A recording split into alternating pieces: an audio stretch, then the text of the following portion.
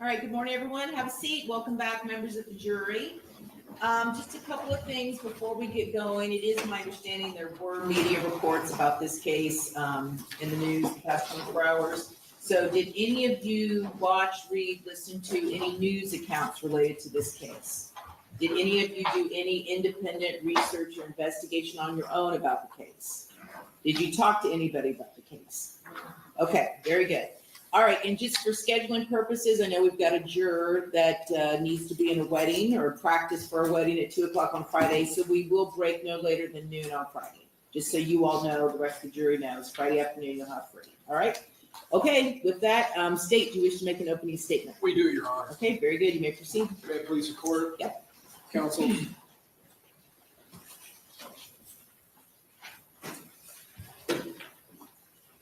He didn't know, because there was no way he could know that his time here was limited, very limited, that he was in fact breathing his last breaths here on earth, living the last moments of his just barely 27 years of life here on this planet. He didn't know, as he was out with friends celebrating his birthday, that he was being watched, that he was being followed. He was being stalked. Stalked and observed while he was celebrating. Stalked and observed by a group of killers, a group of conspirators who were now executing a very premeditated plot that had been hatched and birthed days before. A plot that had been hatched between them with every single one of their collective evil intentions directed into one common purpose, one common goal: the premeditated murder of Charles Jones. This group's collective hatred and animosity, which drove the conspiracy that existed between them, this evil and despicably wicked conspiracy. He didn't know that now all of their planning, all of their surveillance, all of their advanced coordination was now coming to fruition. Coming into fruition in such a precise way that he only saw his killers for mere seconds as they rapidly closed in on him, dressed from head to toe in all black, like ninjas coming out of the dark. Disguises that included balaclavas and ski masks. Disguises that these conspirators had decided well before this moment that they were going to wear, to use to hide their identities from the ever-present and ubiquitous cameras that permeate our culture. As Charles Jones sat there in the front passenger seat of his Dodge Charger, their plan came perfectly together. He was now the perfect target, caught completely, entirely off guard, completely blindsided. As these gunmen appeared, seemingly, you will see in this evidence, out of nowhere, a perfectly planned ambush, and there's no other way to say it. The evidence will show you clearly this was an ambush, a designed ambush, one that they had carefully planned and now were orchestrating. Unable to run, unable to dive or even duck, basically caged in the front seat of his car. He was basically a sitting duck. And these killers, they didn't hesitate, not for 1 second and not for one moment. They moved rapidly into their pre-planned positions, into their firing locations, And then they immediately unleashed a hellish onslaught, affecting a precisely coordinated violence of action, sending a barrage, a wall of hot lead, crashing into the only barriers between Charles Jones living and Charles Jones dying. Those barriers, the automotive glass, the sheet metal of the front of his Dodge Charger, which were absolutely no match for the high-powered 5.56 and 300 blackout caliber rifle rounds, which were now traveling at him, directed at him at thousands of feet per second, each one of them carrying over 1,200 foot-pounds of energy, directed specifically at Charles Jones. A Glock 9mm handgun was being utilized by one of these conspirators, a handgun that wasn't just a semi-automatic handgun. It had been converted to a fully automatic hand cannon. And now it was running wide open, dumping all 30 rounds of its magazine through the front end and the windshield of that Dodge Charger. All of that gunfire filling the dark early morning hours with booming concussions and bright flashing muzzle flashes as these high-pressured and high-powered rounds flooded the atmosphere in front of that Dodge Charger.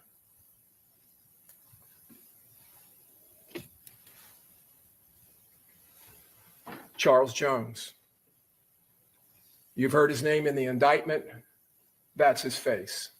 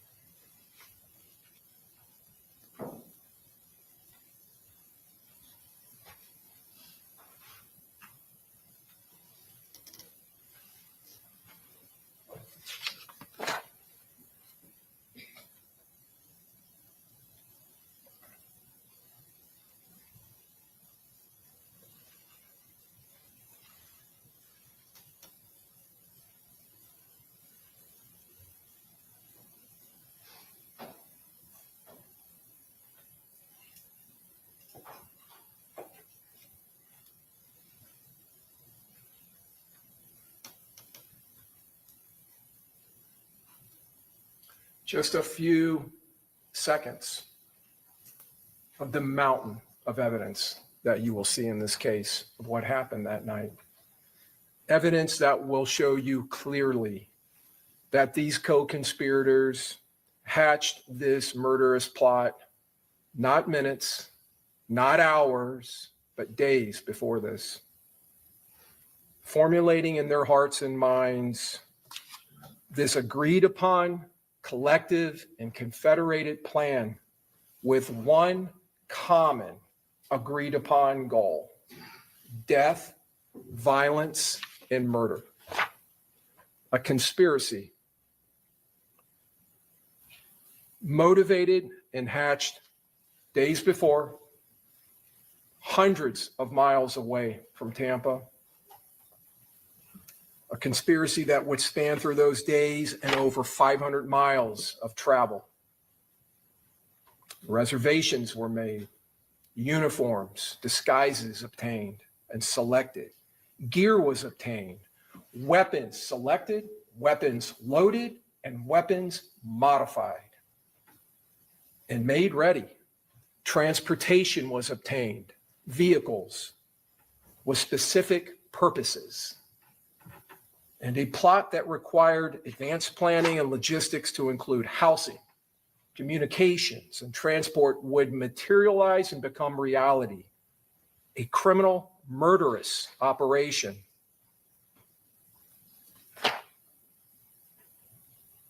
These co-conspirators leaving their homes in the northeast corner of this state, traveling here, traveling to their target. Conspiring to murder Charles Jones, not in his home, not in Jacksonville, not on his home territory, not at his residence, but here in Tampa, while he was on a birthday trip, while his guard was down.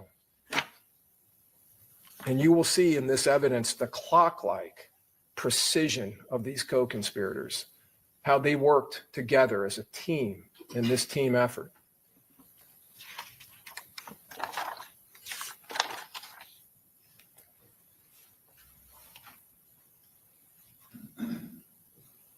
Principles. This is a law that you heard a little bit about. You'll be instructed on it at the end of this case after the evidence is given to you by the Honorable Judge Cisco. She will instruct you on the law of principles as well as the law on murder and all the other laws that you will need to render your verdict in this case. The law of principles, if a defendant helps another person to commit or attempt to commit a crime, that defendant is a principal and must be treated as if they had done all the things that the other person or persons did, if we prove this beyond a reasonable doubt, that they first intended that the crime occur and did some act or said something, anything that was intended to and that did incite their co-defendants to commit this murder, cause them to, simply encourage them to, assist them, or advise other persons to actually commit that crime. Now, incite, cause, encourage, assist, or advise the other person to actually commit the crime. For first-degree premeditated murder, we must prove that this defendant intended that Charles Jones be killed. It is not necessary for the principal to know every detail of how a first-degree murder will be committed as long as they intend that it occur. And they did some act or said something that was intended to help or did help the murder to occur. But almost more importantly, the principal, the defendant, does not have to be present when the crime is committed or attempted to be committed. But in this case, folks, you will hear that this defendant, Alicia Andrews, was right there, driving right next to that Dodge Charger in the seconds before this murder happened.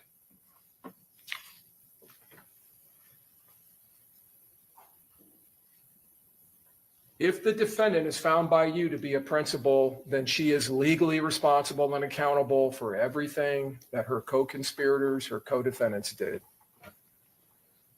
Alicia Andrews, these are her co-conspirators. I don't know if this laser is going to work. If you can see in the upper left-hand corner, that's Rashad Murphy. Lower left, Davion Murphy. Sean Gaithright is in the upper right. And in the lower right is her boyfriend at the time, Isaiah Chance. These were the 5 conspirators. This was the assault team that took out Charles Jones, that took his life, that snatched it from him in the early morning hours of June 23rd. Isaiah Chance, Sean Gaithright, Rashad Murphy, Davion Murphy. To understand the murderous intent that existed amongst them and to understand this conspiracy that dwelled in all of their minds and hearts, we have to go back and look at the lives and associations of Charles Jones and these defendants. What did Charles Jones do to these defendants that was so bad that would cause them to confederate, to conspire, engage in this coordinated planned attack? Charles Jones belonged to and was affiliated with a group known as 6 Block. He was a member of that organization. It exists in Jacksonville. It's known as 6 Block, and it is a street gang. It consists of several members. 2 other gangs in Jacksonville, ATK and 1200, were affiliated gangs. They despise 6 Block. They detest them. They abhor them. And the level of hate between these groups is a mutual hatred. The evidence will show that these gangs have been at war for several years. And when I say war, the evidence will show you this is a war going on in the streets of Jacksonville. The hatred and the dripping animosity of these defendants towards Charles Jones, it ran deep. And the evidence will show you that. In fact, you will hear that in October of 2023, just 9 months before this, before the murder of Charles Jones, he had left his residence in Jacksonville in that same black Charger about 6 o'clock in the morning. He came to a stop sign in his neighborhood, just a few blocks from his house, when a shooter with a high-powered rifle opened fire on his car, striking his car several times and striking him in his lower leg, spraying bullets all over that neighborhood. Mr. Jones at that time was able to drive himself to a local hospital, receive treatment, and be released. That bullet or fragment of bullet remained in his leg until it was removed by the medical examiner who conducted the autopsy on his body here in Tampa after his murder.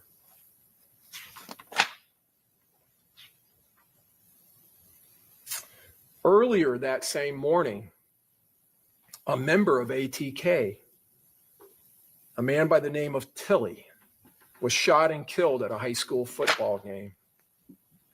This shooting of Charles Jones was clearly retaliation, but Charles Jones was not the shooter of Tilly. But that didn't matter. So why was he targeted? You won't hear any evidence to suggest that he had anything to do with that shooting. He was affiliated with 6 Block. And you're going to hear in the evidence that he wasn't just a member of 6 Block, he was a notorious member of 6 Block. Probably the most well-known member of that gang. In fact, he was the public face of 6 Block. The spokesperson, basically. He posted on social media, but most notoriously and notably, he wasn't just a spokesperson for 6 Block. He was a certified celebrity. Charles Jones had millions of followers on social media, if not tens of millions of followers, because he engaged in an activity that you heard a little bit about yesterday from one of your fellow jurors, and he was spot on. That's exactly what the evidence is going to show you in this case. This long-standing pattern of what is called drill rap. And it is an activity that Charles Jones embraced and that he engaged in under the name Julio, which was in fact his street name, Foolio. Julio. In this type of rap music, it's not just rap, it's disrespect. It's making fun of and disparaging not only ATK and 1200, the opposing gangs, but disparaging their members by name. Disparaging, and probably most incendiary you will find in the evidence, bragging about the death or deaths of other ATK 1200 members who have been murdered. As I said earlier, make no doubt about it, this is a gang war. Mr. Jones, you will see in the evidence, not only produced this music, he produced music videos, videos where he would travel to the gravesides of these individuals or a graveside that was used in lieu of their graveside and do things during the video like lay on their graves and sing around their graves and use sarcastic lyrics in his songs, pour champagne on their graves, rubbing it in the faces of ATK and 1200. And ATK and 1200 were no better. They did the same thing. You're going to see videos from members of that gang. One young man in particular, Kenyatta Bullard, known on the streets as Young and Ace, who produced not only songs about 6 Block members who had been murdered, in the days after the murder of Charles Jones, he produced a song just within almost 48 hours and put it up, talking about the murder of Charles Jones, the specific facts of it.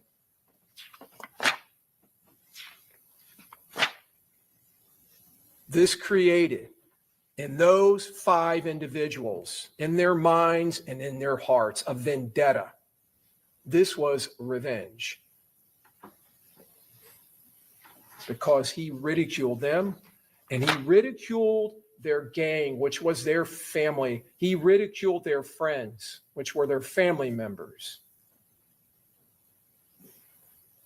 They were close, deep running bonds of loyalty in this organization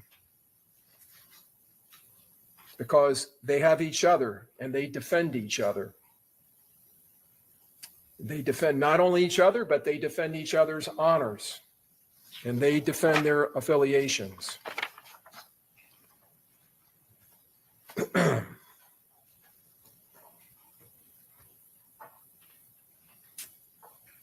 This is the murder scene. Let me see if this will work. Home to Suites, McKinley, Fowler, USF is directly across the street. The USF campus lays literally feet away from this hotel complex. Over here, you can see it's a Holiday Inn. This is the portico right here where the shooting happens. What you will see in this evidence is that these shooters arrive here and they come in and they go around the north side of that complex as Mr. Jones is sitting here at the portico with 2 other cars full of his friends and party goers, people celebrating. His girlfriend was in the other car. He was a passenger. His friend Xavier Edwards was driving. His longtime friend Gino Norris was in the back seat. They pull in. The shooters come in this way. They go around. They come down here, and they park in this area here. And then they act on foot, and they come around here, surprising Mr. Jones. You saw Mr. Jones' car try to evade the shooting and go this direction. He goes straight up here. There is no road here, but they make a road in their desperate efforts to get away. They go right past this dumpster, and the Charger ends up here.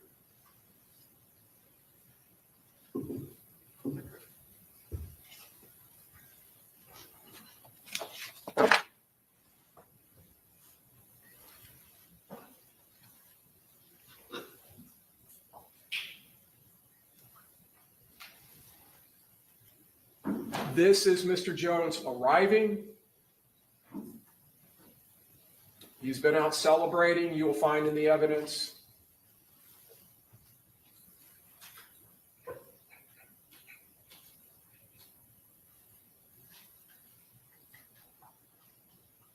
That is Mr. Jones with that open passenger door.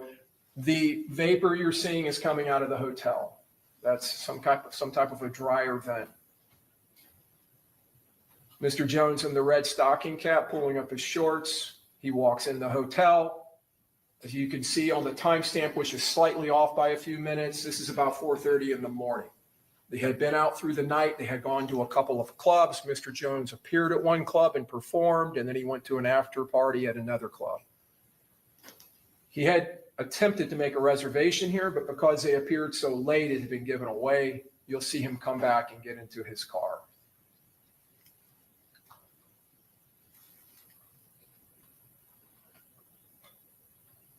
Video slightly sped up here.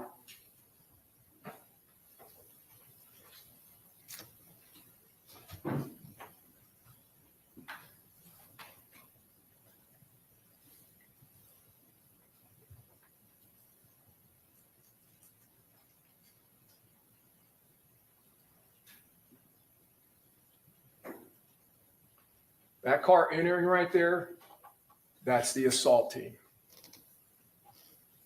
And as I said, they go northbound around the north side. They avoid driving near this entourage, Mr. Jones and his friends.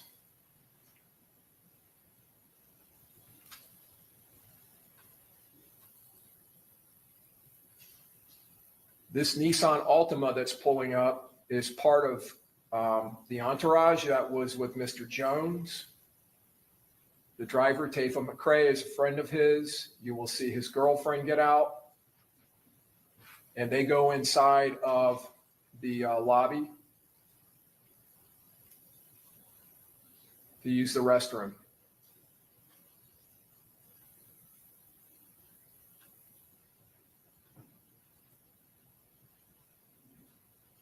So Tafa and his girlfriend, Aaliyah Albritton, they walk in to the lobby, and they're actually inside there in the bathroom when the shooting happens. Now, you probably didn't see it, but when Tafa got out of the driver's seat of that Nissan Altima, Camilla Bentley slid right in behind him. That's another friend of Mr. Jones and friends with these folks. She's sitting in that car at the time of the shooting. She takes her round through the arm.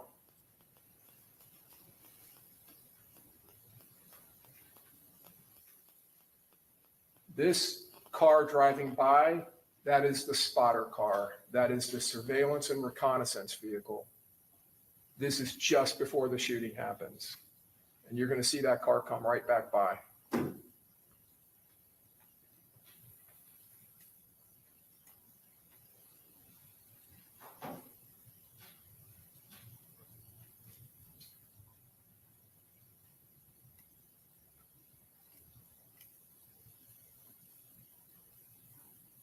It goes down, does a 3-point U-turn, and comes back. And now we're mere seconds away from the attack on the Charger, on the attack on Mr. Jones. You'll see the Chevy Cruze go southbound on McKinley.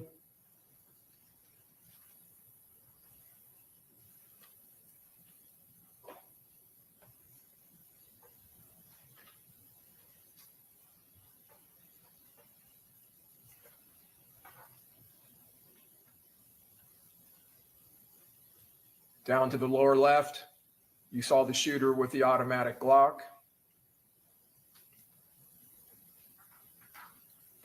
That's him in the lower part of the photo.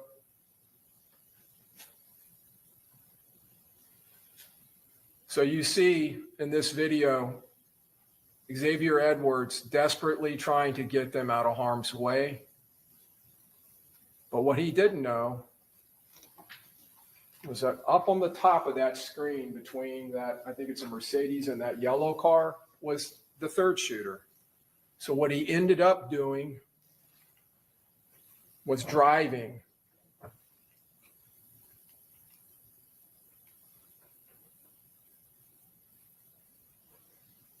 and you'll see it come to fruition here, directly into a vortex of high-powered rifle fire.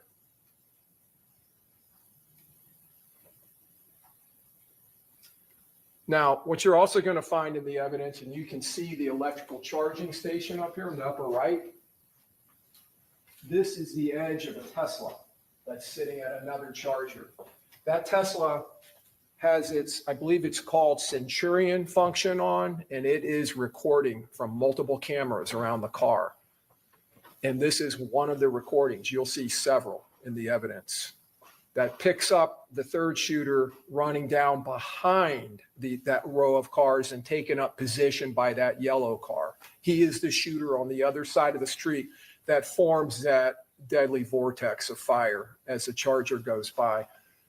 And as the Charger, you will see in the evidence, runs down the side trying to escape down the side of the hotel, this shooter comes running up to this position by the charging station and is opening up fire down the west side facing north of the home to suites.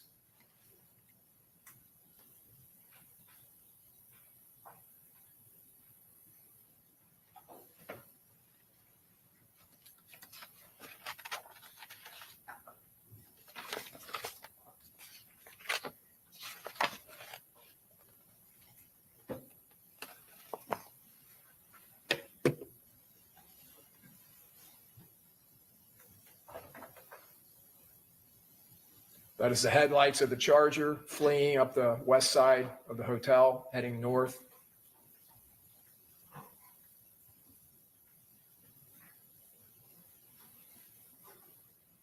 The third shooter.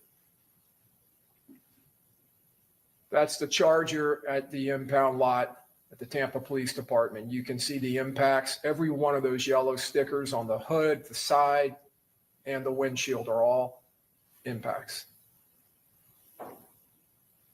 That's the Altima that Camille Bentley was sitting in. It took 2 rounds to the back window. This is Xavier Edwards, who was the driver of the Charger. That's him at the hospital. Gino Norris, Mr. Jones' friend, who was in the back seat. He was shot in the upper right arm. And Camille Bentley, who was shot in the upper arm. These were the other party goers. Armani Turner is Mr. Jones' girlfriend at the time. Ms. Randolph, her friend. Robert Howard is an associate friend of Mr. Jones, who was in the car behind the Charger, which was a Hyundai. Tafa McCrae and Aaliyah were the ones in the Altima.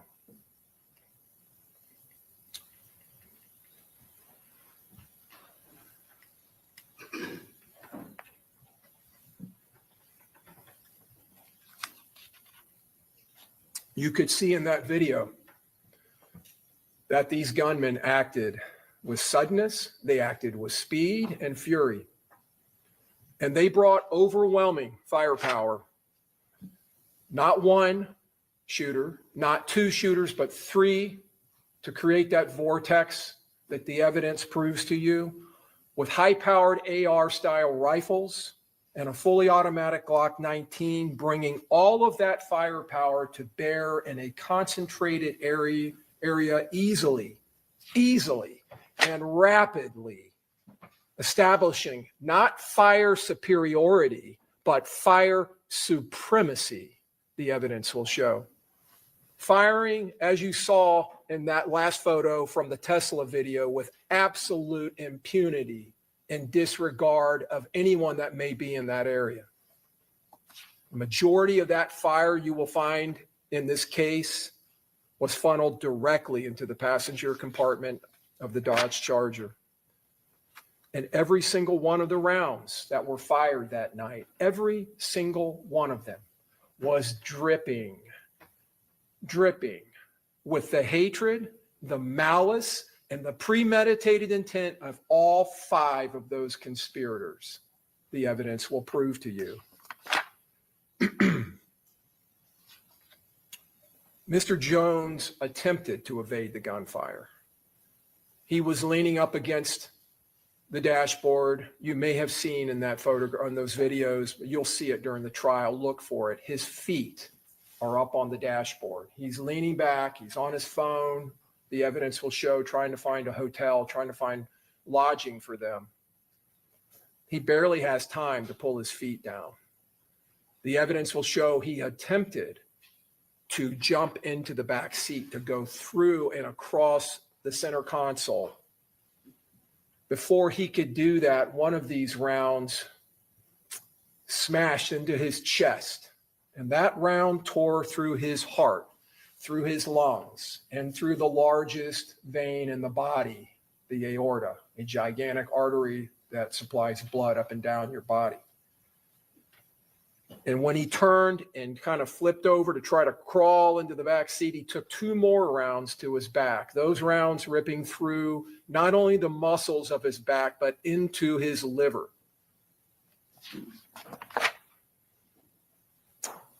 These shooters, as you've just seen, leveraged surprise. They leveraged it in this attack to make sure that Mr. Jones didn't stand a chance, to make sure he couldn't evade this attack. Not this time. This time he was going to be killed. They took full advantage of this ambush that they had planned.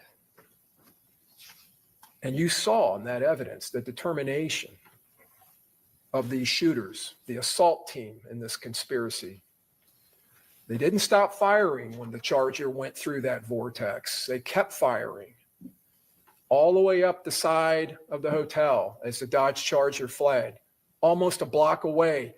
That last shooter you saw in the Tesla video, opening up fire, rapid fire. And as I said, firing with impunity. This was a perfect ambush spot because Mr. Jones' car was stuck. He couldn't go backwards because his girlfriend's Hyundai was behind him. To the left was a parked car next to the beams of the portico. On the other side was the hotel. A hotel. And on the other side of the wall in the glass of that hotel was high density humanity. That didn't stop these killers. That didn't give them any pause for concern. You're going to see in the evidence impacts around that portico, numerous windows that are blown out in the front of that hotel. And not only in the lobby and in the front of the hotel, up and down the west side of that hotel, impacts through windows that coursed through hotel rooms where people were sleeping, families. That hotel was packed with people, parents there with their student children that were there for orientation at USF, people were there with their small children here in Tampa sightseeing.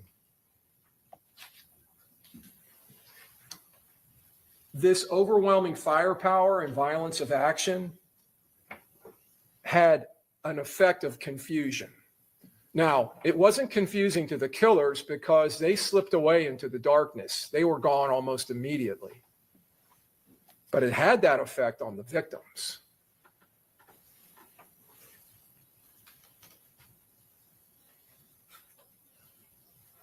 Gino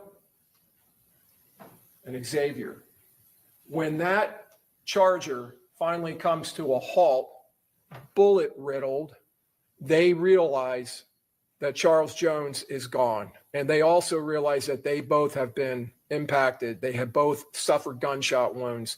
They flee out of that Charger and they flee immediately to the west into the Holiday Inn because now they don't know where these killers are. They don't know if they're there or not. So they flee and they run into the hotel. And you're going to see in the evidence, their flight leaves a thick blood trail. And a very obvious blood trail. They run in, they get on an elevator, they go to the 3rd floor. When law enforcement respond, and I'll talk to you a little bit about that, the confusion was caused, they go to the area where the Charger is. They see the blood trail. They don't know if that's victims. They don't know if that's shooters. They go into the hotel thinking that they're going to be coming face to face with shooters. They go up the elevator and they go onto the 3rd floor and they find Mr. Edwards and Mr. Norris laying on the ground, bleeding. Camilla Bentley, you saw in the panic between her car or the car she was driving, the Altima, and Miss Turner's Hyundai. One's backing up and one's going forward and they collide going out onto McKinley. Camilla Bentley drives off. But then she turns around shortly thereafter and comes back and picks up Tafa and Aaliyah, who are inside of the hotel lobby. They then drive nearby to Advent Health, where Camilla is treated for her gunshot wound. Meanwhile, Armani Turner, the victim's girlfriend in the Hyundai, she ends up somehow on Fowler going eastbound and comes across a traffic stop being conducted by the University of South Florida Police Department, just a traffic stop. She pulls up and her and Mr. Howard get out, and they make contact with the police, who are having a hard time understanding them because they were so frantic and so upset. So they follow them. They try to follow them. They actually lose sight of them because she's traveling so fast. Meanwhile, Tampa Police Department are responding to multiple 911 calls of shooting at the hotel. An officer responding sees Miss Turner driving. She drives through the intersection of Fowler. McKinley goes right over the landscaping and into the parking lot. He follows her, not knowing who she is or what her part of this is. And they end up making contact with her.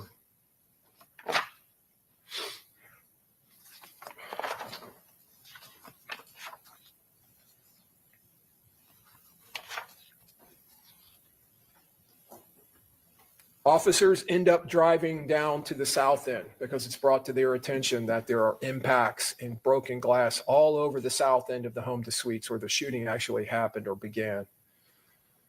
And the first officer who gets there comes into the scene and he notices all of these 9mm pistol casings laying in the scene. And he's looking at the impacts and he's already seen the Charger. And he's wondering, where are the rifle casings? Where are they? Well, you're going to hear in this evidence there were no rifle casings, even though 2 rifles were firing at a high cyclical rate in this attack. They weren't there because these conspirators modified their rifles. They put what are called brass catchers on the rifles to catch the brass, the shell casings being ejected from these AR-style rifles. They modified them. Just like they modified that Glock pistol, made it fully automatic. That was confusing. That was beguiling to law enforcement, at least in the beginning, until they started obtaining the video that you've just seen.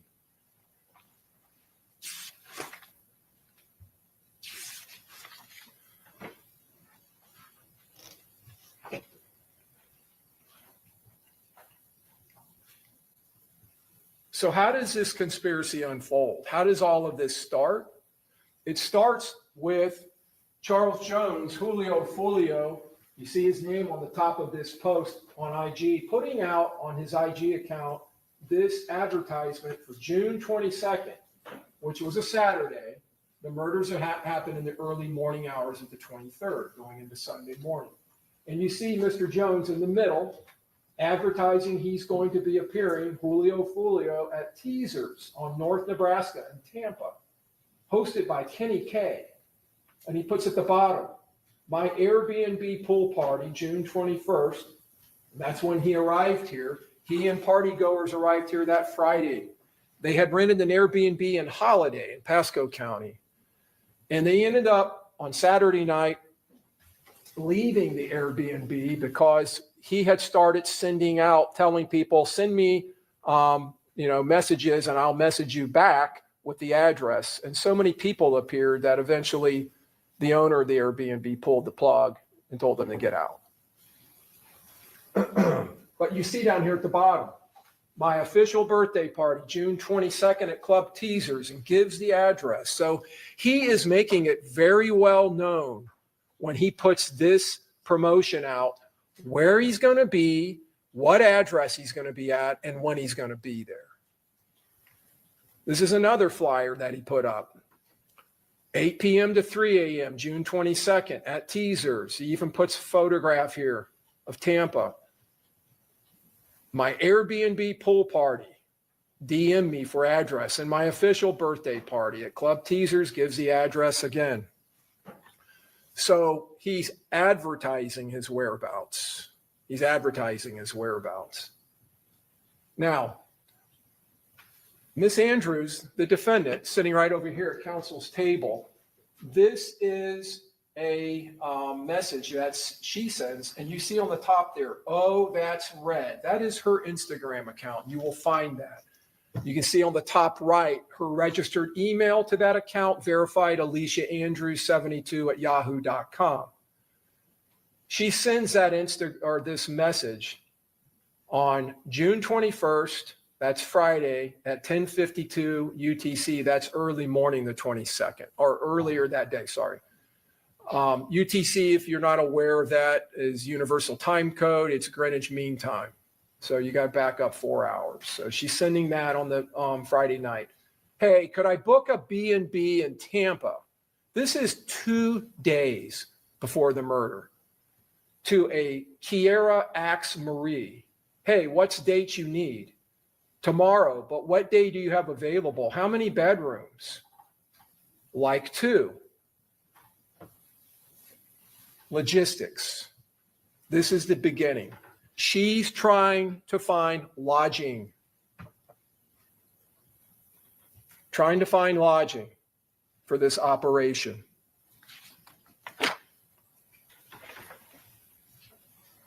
Now, a few moments later, a screenshot of an Airbnb message is documented. The message is addressed to Rashad Murphy, confirms his reservation at Lagoon Oasis 9703 Gazebo Pond in Tampa, June 22nd to June 24. And in the message of that message there from the owner of the Airbnb, our HOA requires for security purposes that all guests booking with us provide a valid ID, which he obliges and sends his valid ID.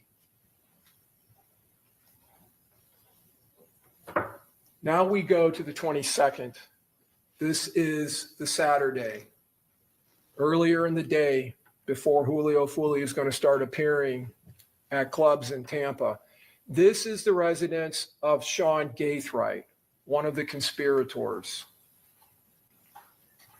That is Mr. Gaithright walking out with a large duffel bag. And Isaiah Chance walking out with bags. And you'll see they start loading that black car, which is a Chevy Impala. That is the car that goes north in the hotel complex. That is the car transporting the assault team. And they load the bags into the trunk. That BMW on the top of the video there is being driven by Mr. Chance. And you see him bringing out another large bag. They're kitting up and they're getting their gear into their transports. You'll see in the evidence that Mr. Chance ends up leaving in that Beamer. He drives and picks up his girlfriend, this defendant, Alicia Andrews, and brings her back to this residence. And then the three of them, Miss Andrews, Mr. Chance, and Mr. Gaithright, get into that Impala, and they drive here to Tampa, and they drive to the Airbnb. And there will be zero doubt about all of that, because that Impala, while it's en route, is being picked up on license plate readers. You will see in the evidence their cell phones are tracking, hitting cell towers as they travel in unison all the way down to I-75, coming across from Jacksonville and heading directly into Tampa.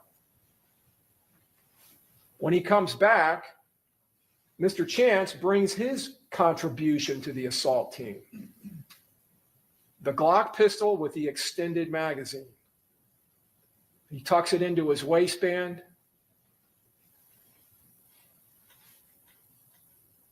You can see the extended magazine sticking out in the trigger bar and the slide and the dust cover of the pistol. Just a more close-up photo of it. And you can see it bulging out of the right side of his warm-up pants he's wearing. So these three, Chance, Gaithright, and the defendant, get in that Impala. And they drive. You'll find in the evidence that Gaithright in the middle and Chance, the defendant's boyfriend, are very tight. They were close friends. Mr. Chance calls Mr. Gaithright his little brother. And you'll see in the video when they are loading up, you'll see more video during this trial of Mr. Chance putting in the codes on the front door of the house that Mr. Gaithright lives at. Now, the second car, the one that I pointed out to you, the surveillance vehicle, this is a Chevy Cruze. This car is also picked up on license plate readers after law enforcement determined its involvement in this case. They go back and they find it. And if you can see in the lower left-hand corner, 7:46 p.m., June 22nd, it's on Bruce B. Downs at Tampa Palms, getting real close to where their Airbnb is. And by the way, the Airbnb they book is 1.3 miles from the murder scene. You will see in the evidence that the LPR, the license plate recognition systems that are picking up these two vehicles, show them traveling in unison, hitting on the same license plate readers at the same time, at the same locations as they travel from Jacksonville. That car was obtained by Rashad Murphy outside of the circle of ATK 1200. It was specifically located and utilized in this case as a car that would not be recognized. Now, this is the LPRs for that car, the Chevy Cruze. You can see it hitting where it hits Dolphin Drive. That's the day before in Jacksonville. On the 22nd at 6:01, Highway 441. At 1809 Highway 326, it's traveling through Gainesville. And then at 1947, 7:47 p.m., Bruce B. Downs, Tampa Palms Road, excuse me. And then at 0342 Hillsborough. And then we get into the surveillance and the time before the murder. The ones at the bottom are the return. That's when they're returning to Jacksonville. This is showing you in these license plate readers, the Cruze on the top, the Impala on the bottom, hitting simultaneously on the same dates, 1809, 1947, 1945, 0341, 0342 at the same exact locations. These cars are traveling in unison because they are part of a team. This is the Airbnb that they stayed at on the night of the 22nd, going into the morning of the 23rd. They didn't stay at a hotel that has a lobby with security cameras. They stayed at an Airbnb with one single Ring camera. Now, that's the front door on the right, or on the left, excuse me. You can see the Ring camera. You also can see that that lock has, like most Airbnbs, has a combination lock on it. That's the defendant when they arrive. And that day, she's the only one seen going through that door. You're going to hear in the evidence when she walks in, this is from a video, someone inside saying, "My bad." So they're already inside, but she's the only one that goes through the door that day. The other ones, the evidence will show this is back the back side of that same building and down the back. And there's the back door. Must have entered, the evidence will show, through that entrance. Later that night at about 1:40, this is going now into June 23rd, 3 hours before the murder of Charles Jones, and less than an hour before they begin to hunt and stalk him at Teasers, where he's appearing. Her phone leaves the Airbnb and starts tracking by hitting off cell towers to a nearby McDonald's at 22nd and Fletcher, 2205 East Fletcher. You can see in the upper right-hand corner, if you've never seen these before, that's the cell tower. This is the area of the cell tower, or the part of the antenna that's being utilized, and it falls within that area. And you can see there, Fletcher, Advent Health.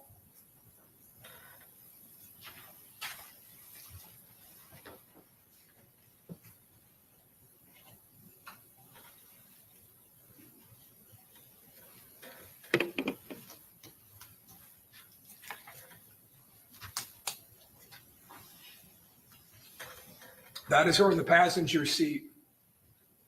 And there's not going to be any doubt about that in this case, because when she's later interviewed by police, she identifies herself. because you're not really going to be able to see her face, but she says, "Yeah, I'm in that car. That's me."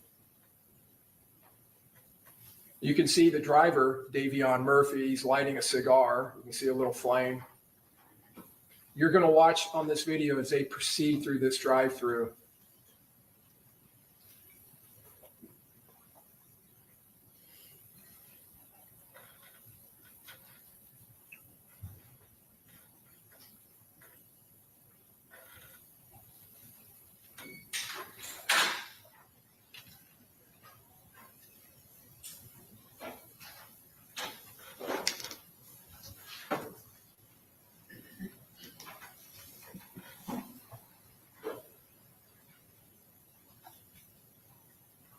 You just saw her turn to her left.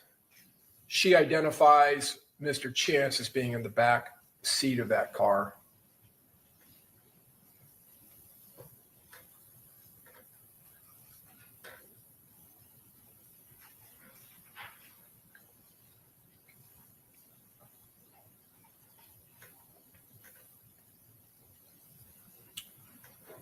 That's Davion Murphy in the driver's seat. They eventually drive off, but what you're going to find in the evidence is they buy a lot of food. This is not food for one person. It's a lot of food. And that's significant because later she tells the police that they went there because she was hungry and wanted something to eat. She also tells them she doesn't know who the driver is. You can't give an explanation for how he even came to be in that car or how she came to be in that car. Now, this is outside of teasers. As you saw, Teasers is a club that is on Nebraska here in the city of Tampa. So as you saw in the evidence of the shooting, the success of this conspiracy, this plot to murder, this attack hinged on the element of surprise. It absolutely hinged on that. And they leveraged the surprise that they had catching Mr. Jones off guard. And to have that type of surprise, they had to act with a coordinated knowledge, and they needed intelligence. They needed intel. They needed real-time information. Where is he? What's his route? They needed to know exactly where he was. They needed to know his positioning, his routes of travel. And like any good operation, the key to success is intelligence, critical intel. Now, to obtain intelligence like that and to do so surreptitiously, secretly, the surveillance has to be done.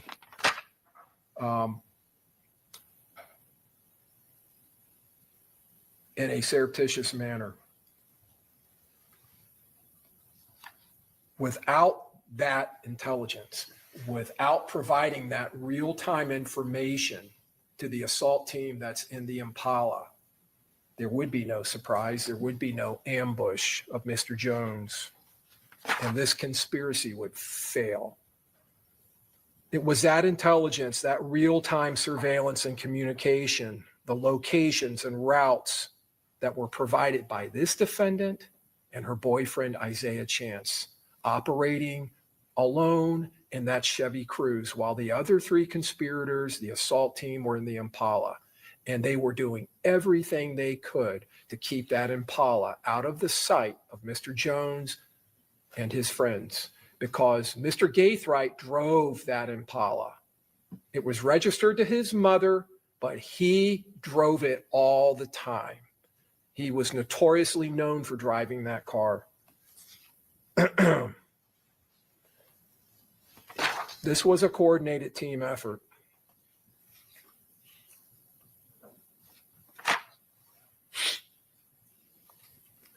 In order to remain secretive and to not alert the target that they were conducting surveillance, they utilized several different techniques. Number one, they parked away from the club, and they utilized disguises that you heard some about yesterday in jury selection, about COVID masks.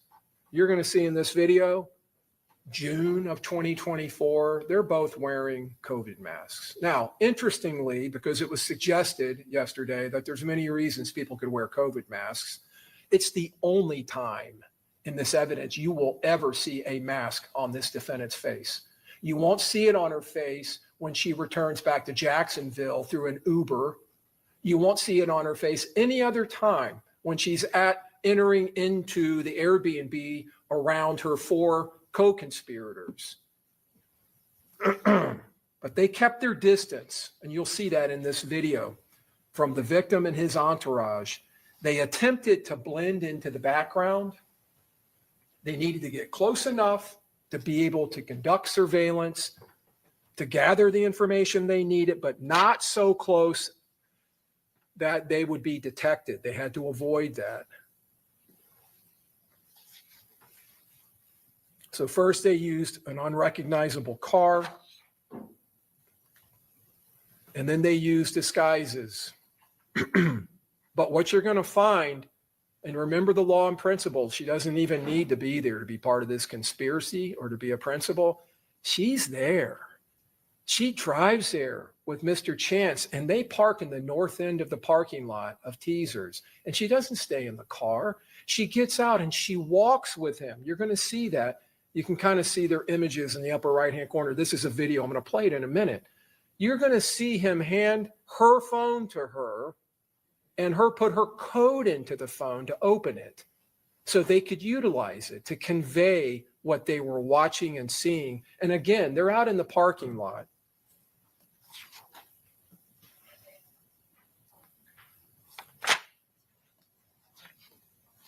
She was there with them in the field, shoulder to shoulder, in the thick of it, on the ground, in the action. So they're wearing these masks, and it's not just like some costume mask. Obviously, a COVID mask is not going to necessarily draw that much attention, but it is going to hide their identities. Mr. Chance has a hoodie up on his head, along with the COVID mask. They are clearly trying to disguise themselves. But again, she didn't stay in the car, she got out. And there was a reason for that. Because instead of allowing Mr. Chance to walk around in this dark parking lot with a hood on and a mask on by himself, Objection, Your Honor. Argument. walking. Go ahead. Again, this is opening statement, members of the jury. It's just a chance for the lawyers to tell you what evidence they believe will be admitted in this case. But again, it is not the actual evidence, all right? Go ahead. But instead of allowing him to walk around in that parking lot by himself, a single man with a disguise on, she went with him because now they would be a couple. They would fit in. They would be non-threatening. So she acted not only helping in conducting the Objection, Your Honor. reconnaissance, Argument. Overruled. she acted as camouflage. She acted as a disguise in and of herself. Now they're a couple. Now it's not just a single person who may be seen as threatening or may draw attention. This is just a couple walking around in the parking lot in a club where a lot of people are milling about in groups.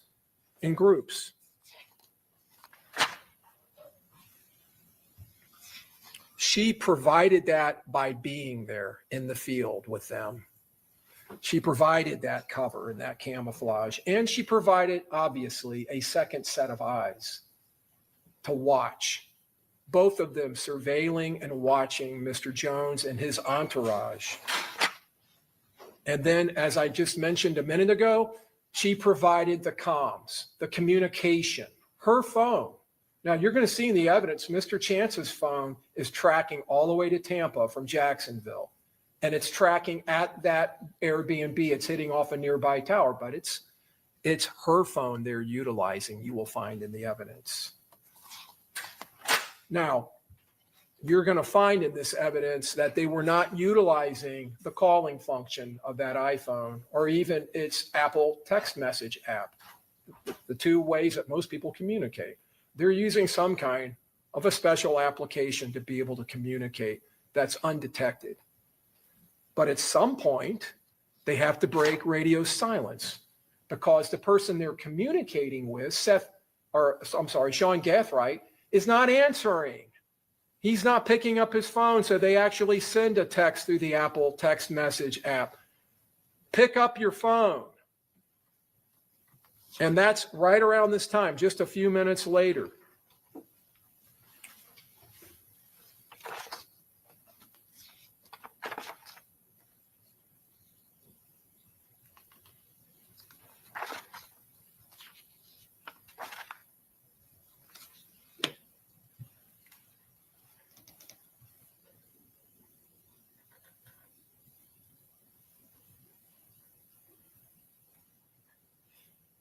You see the defendant opening the phone for Mr. Chance, and you can see their COVID masks. One is wearing the blue COVID mask that was so prevalent in 2020, 2021, and she's wearing a black one.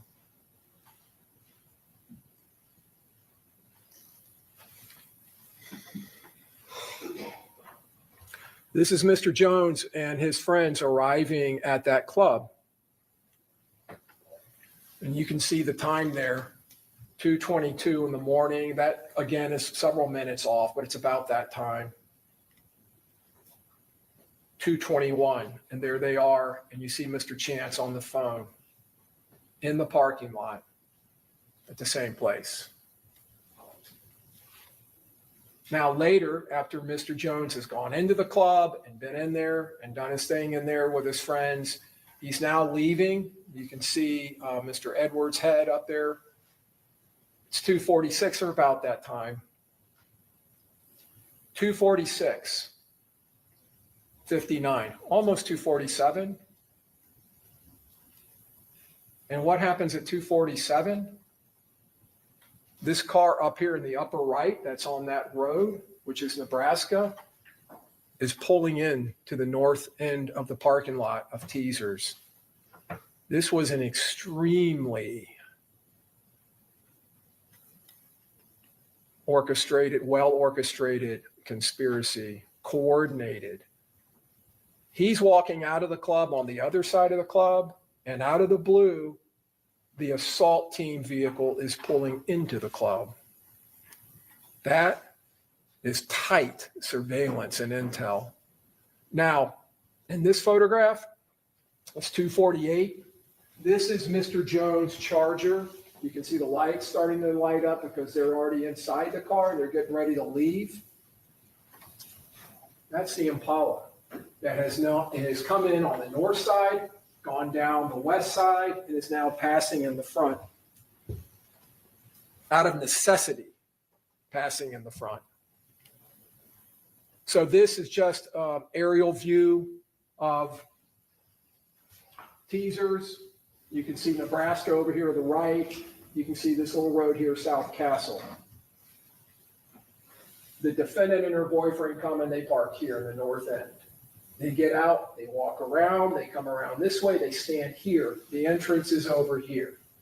So they're way down here. You kind of saw that in that photograph, which would put them down there to the west. They conduct surveillance, they walk back up here, they get back into the car, and then they drive out onto East Castle. The assault team comes in the red arrows, comes in on the north end. We just watched it. They come down this way and they go down Castle. And as you can see, before I move on, a lot of folks standing around out there. A lot of people, potential witnesses. Now, from there, when Mr. Jones leaves with his friends in the three cars, they travel to another club, an after party. This is Truth 18 on Bush. The Dodge Charger, the Hyundai, and you'll see the Altima come up.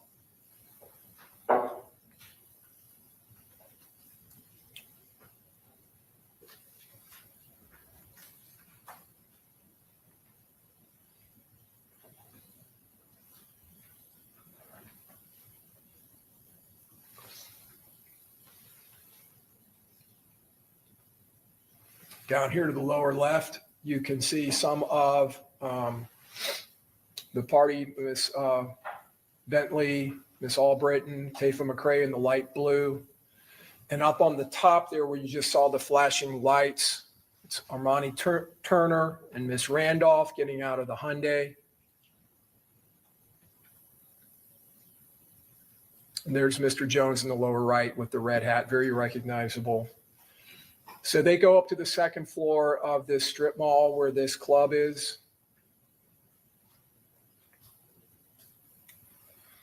That's Gino Norris in front walking up, his friend.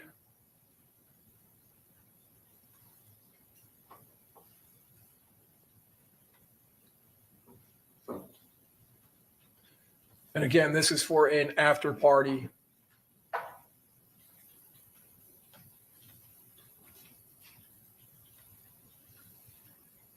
And you'll see Mr. Jones will start live streaming with his phone.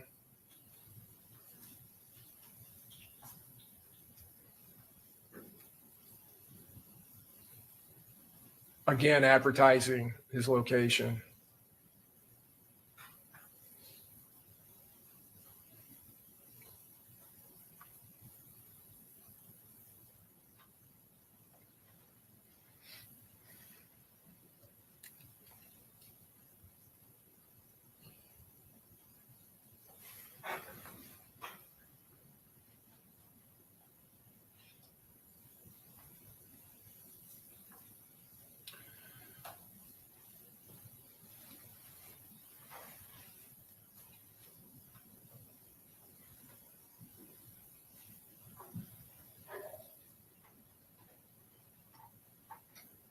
This is from another location, and you can see the Chevy Cruze up in the top part of the screen.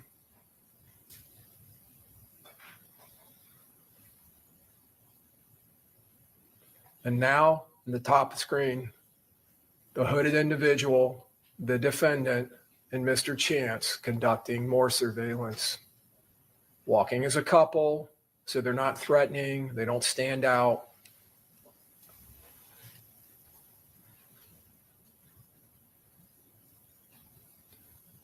With her phone to his ear.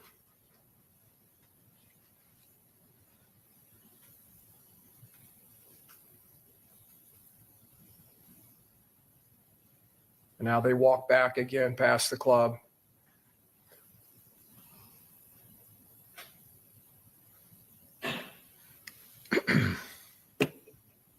Mr. Jones and his friends leaving.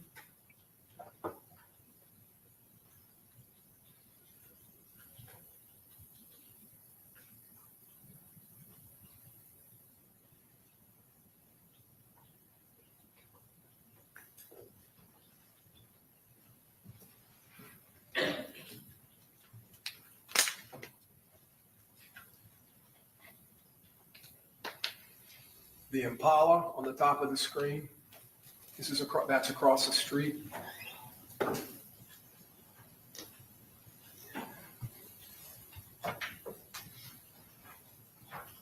You'll find in the evidence that the victim and his entourage go down the parking lot. They do a U-turn. They come back out. They end up heading east and then doing a U-turn and going back west.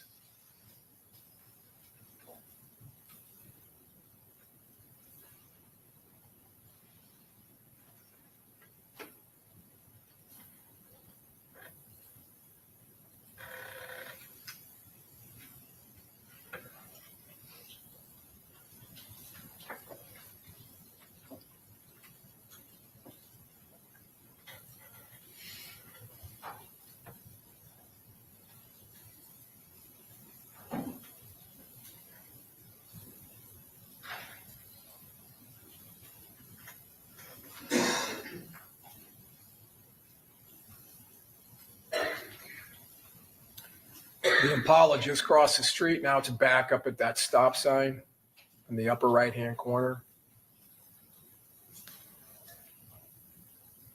And you'll see it'll just sit there for a while.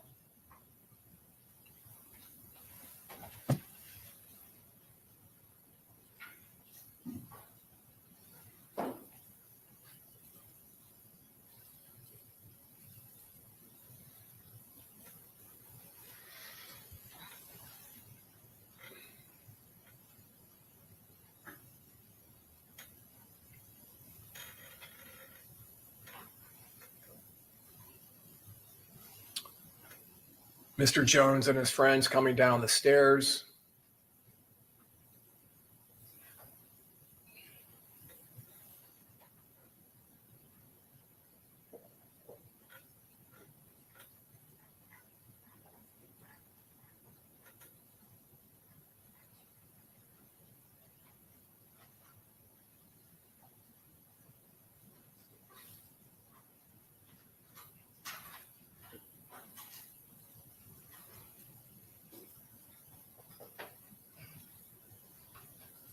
A lot of people milling about, a lot of cars.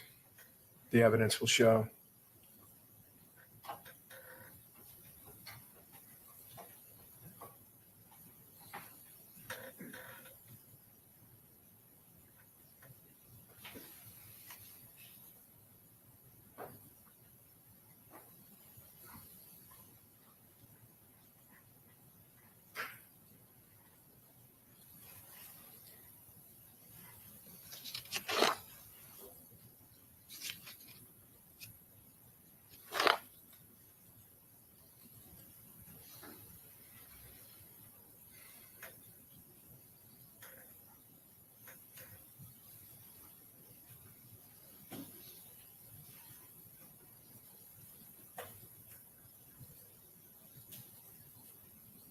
And then finally, they leave or start to leave.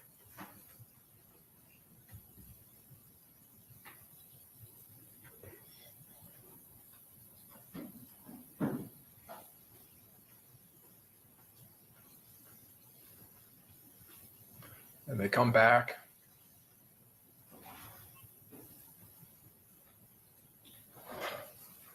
Charger followed by the Hyundai. Followed by the Altima.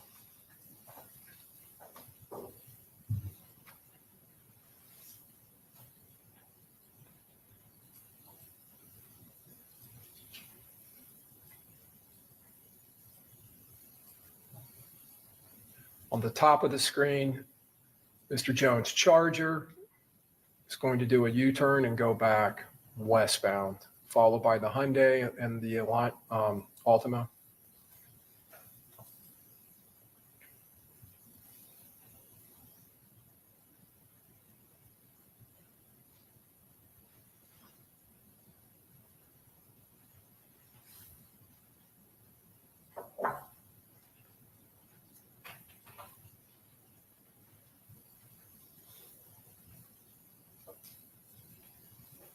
There goes the Cruise, heading the same direction. Now, this is the intersection of McKinley.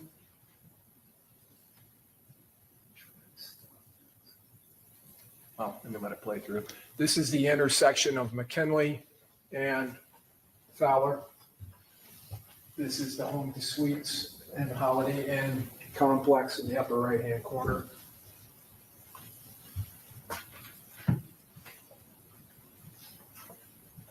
Directly across the street is USF. There's an Embassy Suites there.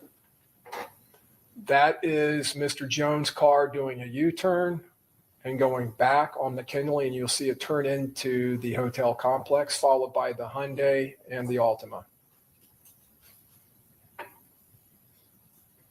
And as you can see, there is no car visible except for those oncoming lights now coming up the northbound side.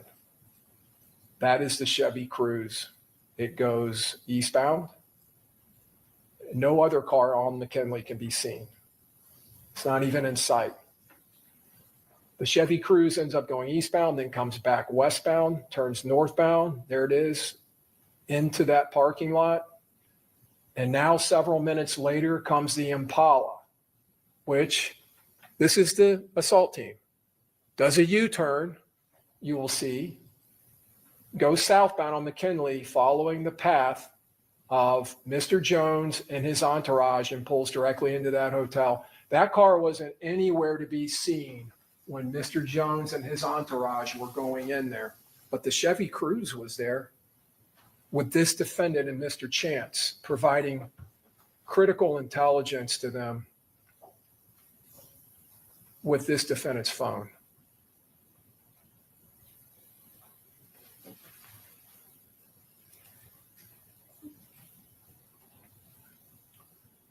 Once it pulls in, you'll start seeing cameras from different locations within the complex mounted on the home to suites surveillance system that'll pick up the Impala's path as it travels. So the Chevy Cruze at one point after the Impala goes in, blows through a red light on Fowler to get over there and turn in to the hotel. By that point, the Impala is all the way around on the west side, you will find in the evidence of the hotel, and setting up for the attack. But now the Cruze has to come, the evidence will show, to drive by and confirm where is Mr. Jones.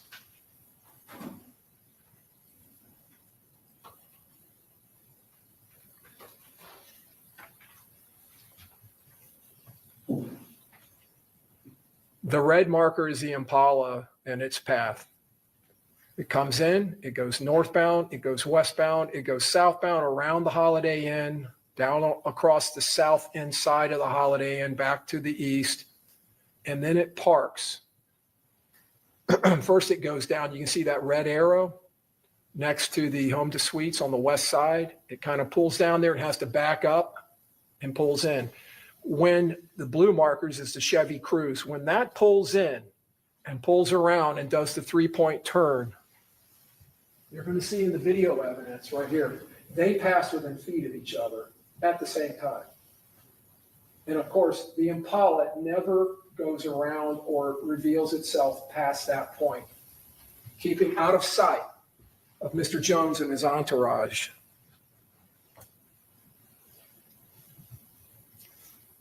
This is a camera mounted on the east side of the home to suites, pointing to the southeast, and it is picking up the Impala now, pulling into the complex and going northbound on the east side of the hotel. This is going to go to a camera facing north-northeast, showing it passing, still going northbound.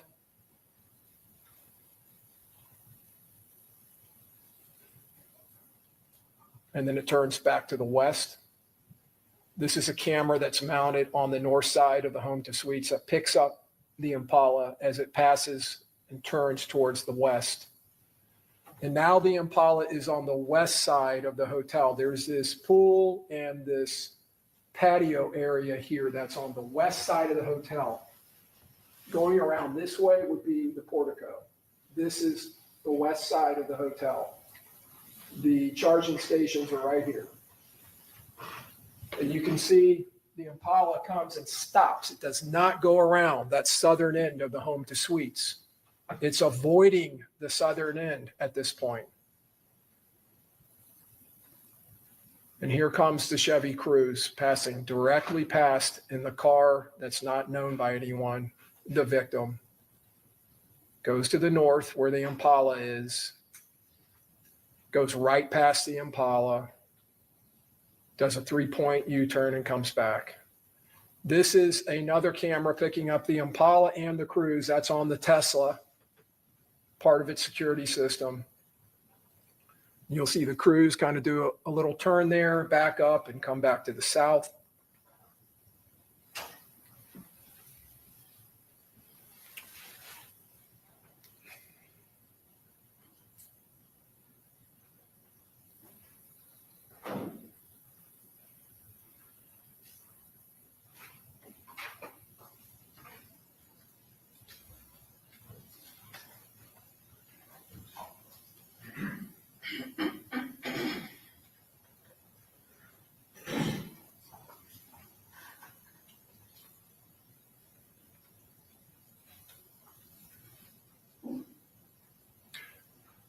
I don't know if you saw that or not, the Cruze is turning around, but the Impala is pulling into a spot over here at the same time as it passes back by.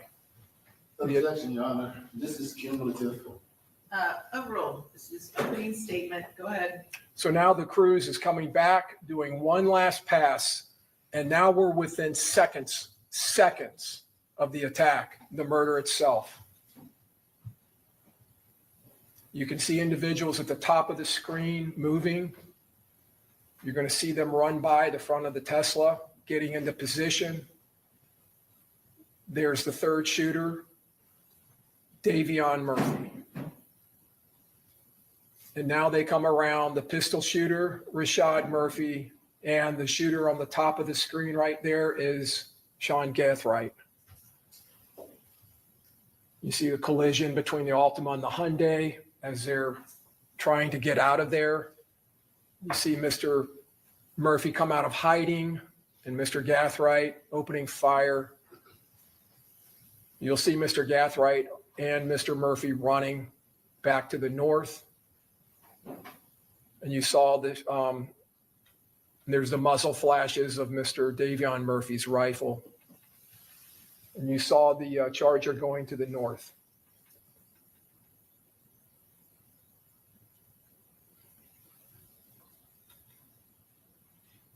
That's the Charger picked up by the Tesla cameras heading north. There goes Mr. Rashad Murphy. There goes Gathright. And there's Davion Murphy. And you can kind of see the blocky image of the brass catcher on the side of that rifle. Another view from the Tesla of Davion Murphy running back to the Impala.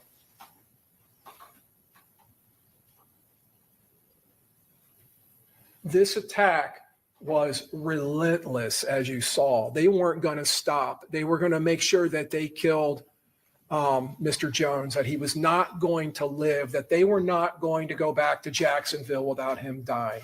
And you saw that relentless attitude of these defendants as they were shooting. This is the Airbnb. That's a photograph of, well, actually, this is a video. So this is the night they get there. This is Saturday, the 22nd. The defendant entering. There's no volume on this, but when she walks in, someone says, "My bad." Mr. Chance having maybe a celebratory drink. This is the next day around 2:30, 3. You can see he has to keep knocking. The person getting in that silver car is an Uber driver who they have called. That is how they returned to Jacksonville. The defendant, Mr. Chance, and Mr. Murphy this time returned to Jacksonville. Now they're unloading, bringing out all of their kit and their gear, their weapons. There's Mr. Davion Murphy. Now they're getting sloppy because it's the next day and all of the conspirators are visible. There's Mr. Murphy trying to go back in. Mr. Gathright walking out with gear. They don't come the way they don't leave the way they came. They flee from this murder separately and in a different format. That's Mr. Gathright. He leaves independent of the others in the Impala. Objection, Your Honor. Counsel is narrating the evidence, stuff that's not even been introduced, Your Honor. Well, because it's opening statement. He's just telling the jury what he believes the evidence will show. So I'm going to overrule the objection.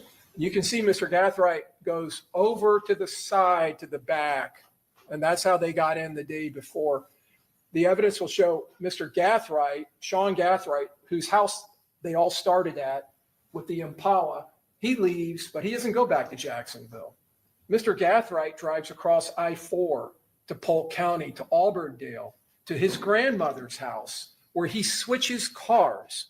He leaves his Impala at his grandmother's house, and he takes her Toyota 4Runner, and he drives that to Orlando, where he goes out that night to a club, and he posts a photograph of him drinking Don Julio tequila, which is a diss to Charles Jones. Charles Jones, Julio Foolio, was known in all of his social media to drink Don Julio. That's where the name came from. He was notorious for that. This Mr. Gathright drives over, switches cars, goes to Orlando, then he ends up in Jacksonville. That's Mr. Gathright being picked up on a flock license plate reader system.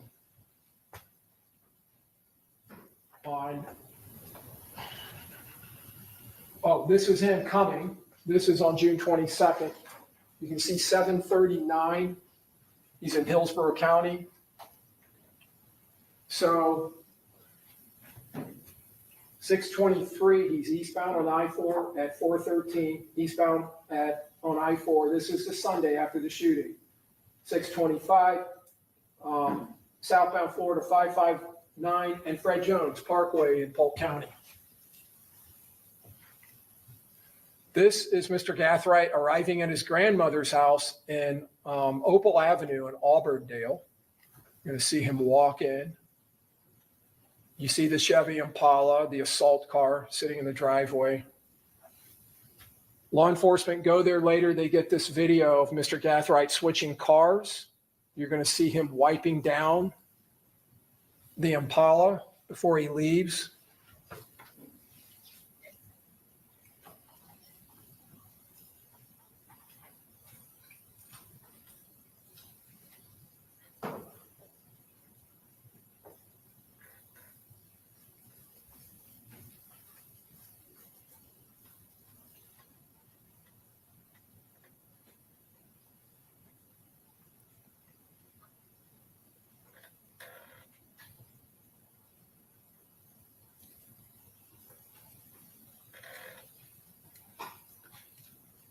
And there he is leaving in the 4Runner,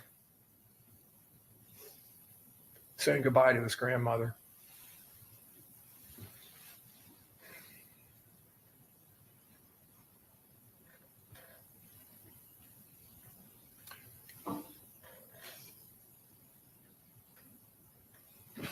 That 626 date in the upper right-hand corner is wrong, 623. The defendant and her boyfriend, Mr. Chance, and Mr. Rashad Murphy, who had come there in the Chevy Cruze with his cousin, Davion Murphy. Now, Rashad Murphy traveled with them in that Uber. There's the Uber receipt, $187, 3 hours, 25 minutes, 208 miles from Gazebo Pond to Chipperfield Lane in Jacksonville. You see the route on the left, they go up 75 and they cut through I-10, heading up to Jacksonville. The Uber driver in this case will testify to you that he picked up 3 people at an Airbnb in Tampa and dropped them off at Sean Gaithright's house in Jacksonville. That this defendant and Mr. Chance sat in the back seat, and the whole way they're on their phones and they're not wearing a mask. This is them arriving at Sean Gaithright's house. He's in Orlando or in Auburndale at his grandmother's house. Again, Miss Andrews is not wearing a mask.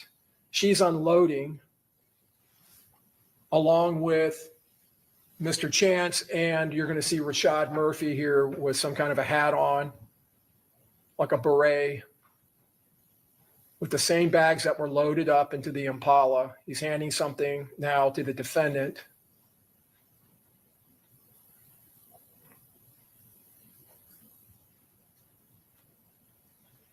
And down on the right through that crepe myrtle plant, you can see Chance in the driver's seat of the car.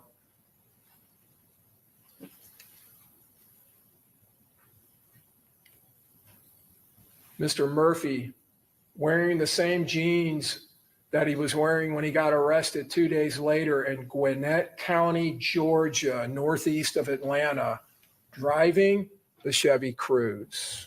He was with his girlfriend, Charmaine Steiger. They had picked up a hotel that morning, early in the morning. Law enforcement pick up the tag on flock cameras in Norcross, Georgia, and Gwinnett County. In Gwinnett County PD, you will hear from 2 officers from that agency who will tell you, the first officer being the one who arrests Mr. Murphy, that he came into contact in the hotel parking lot, pulls in behind the car, the Chevy Cruze. Mr. Murphy pops out of the driver's seat. He's yelling at him at gunpoint, "Show me your hands, show me your hands." Mr. Murphy doesn't hesitate. He takes off running. The officer chases him and tases him and knocks him down, where other officers stick guns to his head, and then they cuff him, wearing the same torn up jeans or type of jeans that he's wearing in the photograph from Jacksonville 2 days earlier. That's a photograph of Mr. Rashad Murphy in a Walmart on June 21st that you will see in the evidence in Jacksonville, where he bought a burner phone, and he's wearing the same clothes or clothes that are consistent in appearance to the Glock shooter, the person with the Glock switch shooter. You can see he's carrying it. You can see the similarities in the belt. You can see the similarities in the shoes. And you can see he's carrying it in his left hand, which is confirmed through investigation. He is left-handed.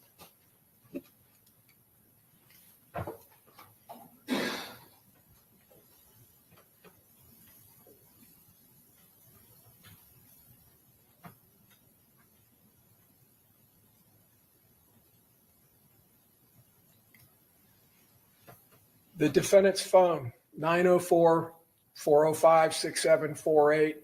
This is a tower hit at 4:40 at the murder scene. She identifies herself as being in that Chevy Cruze, but you don't even need her own words. You can see it in this evidence. She's in that Chevy Cruze, providing the critical last minute, last second intelligence to the shooters, to the assault team as they drive out of the parking lot. Those shooters, when they came around the corner, and the evidence will show, directed their fire directly at the passenger side of that Charger. They knew exactly where Charles Jones was. Now, this is 7/6. This is a couple weeks later. This would be what? 13 days later. This is the defendant, and she's messaging from that Ooh, That's Red Instagram account with Tarnisha. He keep telling me to wait a week. That's why I've been sitting. She's talking about Mr. Chance, and she's sitting at his house. The person she's messaging, just have them bring you tomorrow. Okay, why wait a week? Down at the bottom, to make sure no police sitting around before I go there. Did you get your phone? No, the lady said, the detective said we have to wait, but if until his charge dropped, but that's weird. It was only resisting arrest. So Mr. Chance had been arrested for resisting arrest, and they had obtained during a search warrant of that house, they had obtained the defendant's phone, and this is about her getting her phone back. Ms. Tarnisha responds, oh, July 6th, well, let them keep that phone. And Ooh, That's Red, this defendant texts back or messages back, yes, that's what I said, laughing my ass off, LMAO. It was a whole different one. Oh, well. Okay, now this is later, July 9th. Police here looking for you. The defendant messages back. Where are they at now? Waiting outside. Oh, okay. Oh, never mind. She texts back, WYM. I don't see them no more. And then the defendant, not text, messages back. They somewhere waiting, probably. So what is that all about?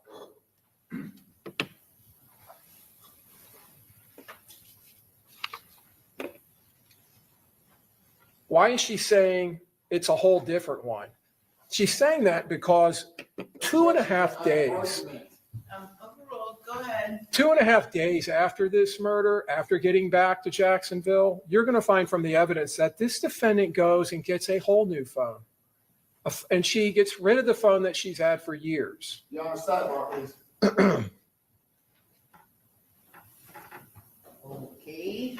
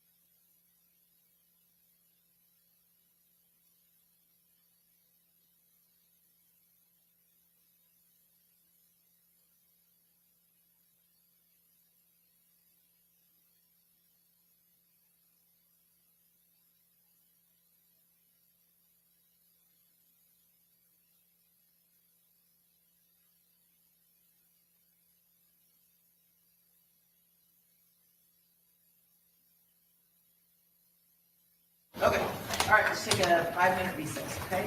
All right. Leave your notes. Yeah,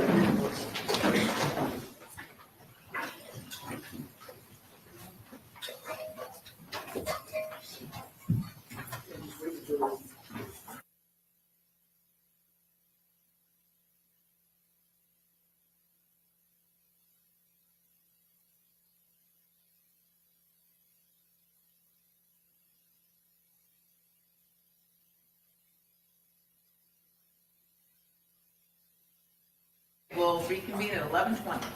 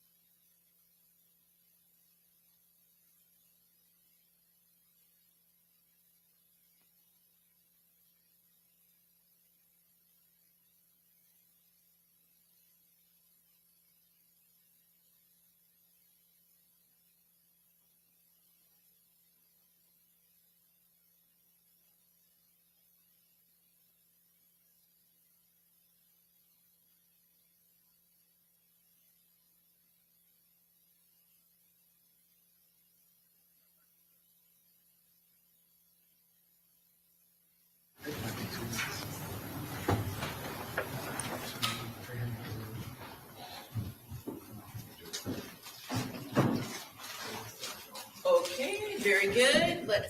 Everyone's present, so let's go ahead and bring the jury back in, all right?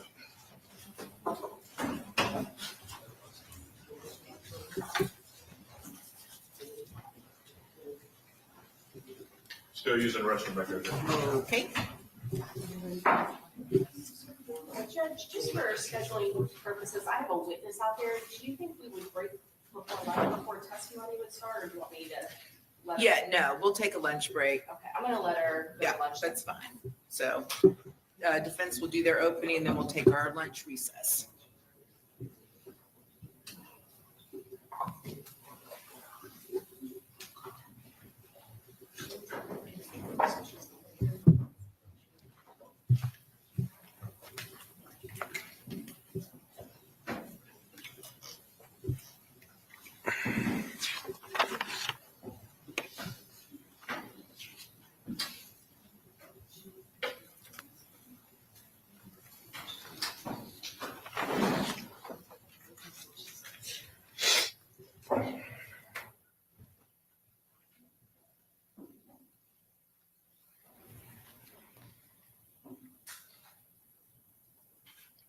Okay, I can't remember what's that.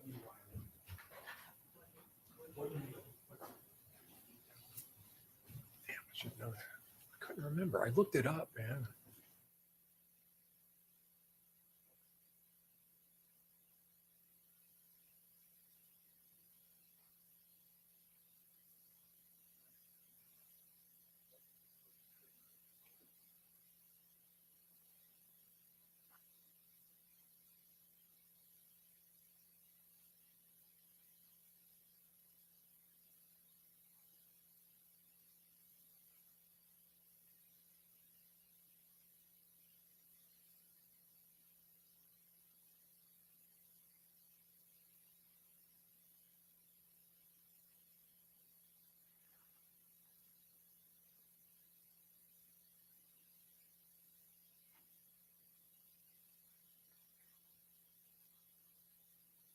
All right.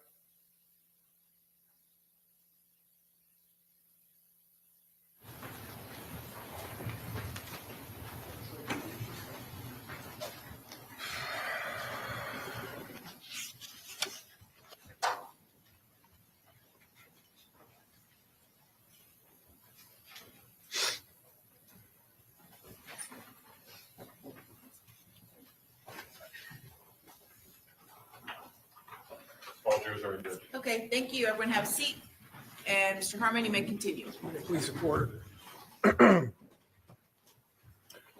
So the defendant disposes of her phone that she has had for years, the same phone that she and Isaiah Chance were utilizing to convey intelligence and information on the whereabouts of Charles Jones to the assault team, a phone that to this day has never been found or located. You will hear in this evidence that this defendant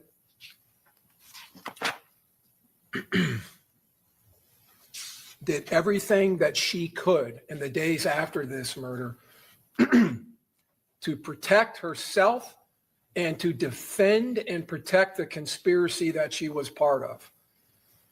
On July 9th of 24, two detectives, homicide detectives, Aaron Campbell and Juan Ramos, the lead detective in this case from the Tampa Police Department's homicide unit, travel to Jacksonville and they meet with this defendant at the Jacksonville Sheriff's Office. You'll see a video recording of their interview of her. The first thing they do is read her rights and they ensure that she understands her rights, and she says she does. And then they start interviewing her and she immediately starts lying to the police. Lying to them. Argument, Your Honor. Again, Mr. Harmon, just, you need to phrase it that you believe the evidence will show. Okay. Okay, overruled. And the facts in this case and the evidence, that video will demonstrate to you. Sure, we'll move, strike the word lying. Okay. Rephrase, Mr. Harmon. Yes, Your Honor. The evidence will show that she makes statements to the police that are false, multiple statements. The evidence will show she lies to them. over and over and over in this interview. She lies about her knowledge of these gangs. She lies about her knowledge of who Julio Foolio is. And you're going to see in the evidence that not only does she know who he is, she's known who he is for years. She has animosity towards him. You'll see that in the evidence. But she lies about simple facts that are easily rebutted. Namely, she lies about knowing this guy, Sean Gathright, the individual whose house she left from to come to Tampa, the individual who was driving the Chevy Impala that she was sitting in for almost 3.5 hours driving to Tampa on the 22nd, the individual who was best friends with her boyfriend, Isaiah Chance. She's shown that photograph. I don't know who that is. I don't know who that is.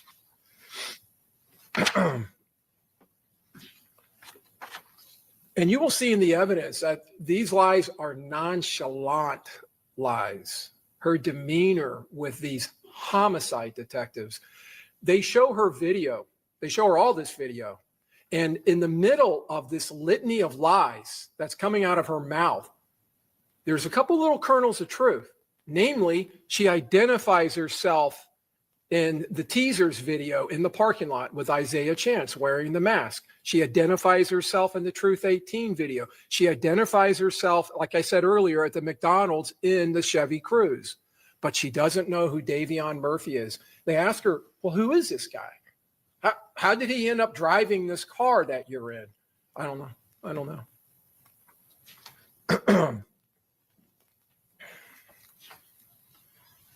Now, on the 26th of June, this is in Jacksonville. This is Jacksonville Sheriff's Office. They pull that 4Runner over, Sean Gathright driving, and they pull him over for a traffic infraction. They get him out of the car, and they end up searching that 4Runner. And inside of the 4Runner, they find several items. Glock magazines, a Glock extended magazine, components for AR-15 rifles, including a brace, magazine holders, ammunition, and a box full of empty .223 and 5.56 shell casings. Now, you're going to hear in the evidence, if you're not already aware of this, that a 5.56 rifle, an AR rifle, can shoot .223 ammunition. They're almost interchangeable. And there's multiple empty casings in this box. They also find these two boxes, each containing 50 rounds of 9mm ammunition. Max Tech. On the top of the cartridge casings, on the head stamp, where the primer is MXT for Max Tech. That is the exact same ammunition as the 9mm shell casings found in the crime scene. All of those shell casings found, and there was 31 of them found outside of the home to suites. They're all Max Tech, all the same ammunition, the same as these is ammunition found in Mr. Gathwright's vehicle. And I'll come back to that. These shell casings, 223 5.56, those shell casings are later provided to the Florida Department of Law Enforcement, which is a statewide agency here in the state of Florida that maintains crime laboratories throughout the state. We have one right here, a regional laboratory here in Tampa, and there's one in Jacksonville, and they're both involved in this case. And they are submitted to the firearms section, to firearms analysts who analyze those shell casings, comparing them to the shell casings from the October 7th attack on Charles Jones, where he was shot in the leg. And they are fired from the same weapon. The analyst will tell you they were fired from the same weapon. She will tell you that was shell casings. She examines them microscopically and compares them and looks at markings that are left on the shell casings, markings that are left by the breech face of the gun, by the extractor ejectors inside the firearms, and by primer shear, as it's called, when the primer goes off. And by primer, talking about this little dot here in the middle of the gun where the firing pin hits, causing a very teeny explosion that then ignites the gunpowder inside the shell casing, the gunpowder that sits behind the bullet and pushes it out. She examines all of those areas and she came to the conclusion those were fired from the same gun that was used to attack Charles Jones on October 7th in Jacksonville.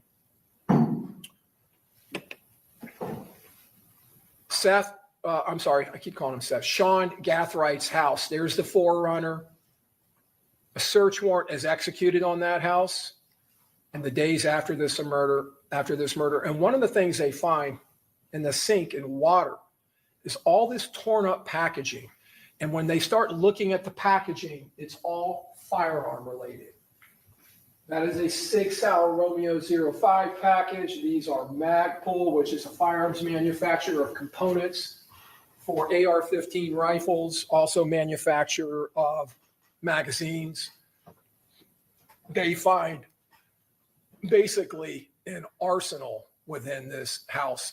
And what they determined from their search is that Sean Gathwright, was the weapons man on this team. He is the man that provided the AR-15 5.56 caliber rifle and the AR-15 300 blackout rifle in this attack. There are ammo boxes full of 300 blackout and 5.56 ammunition.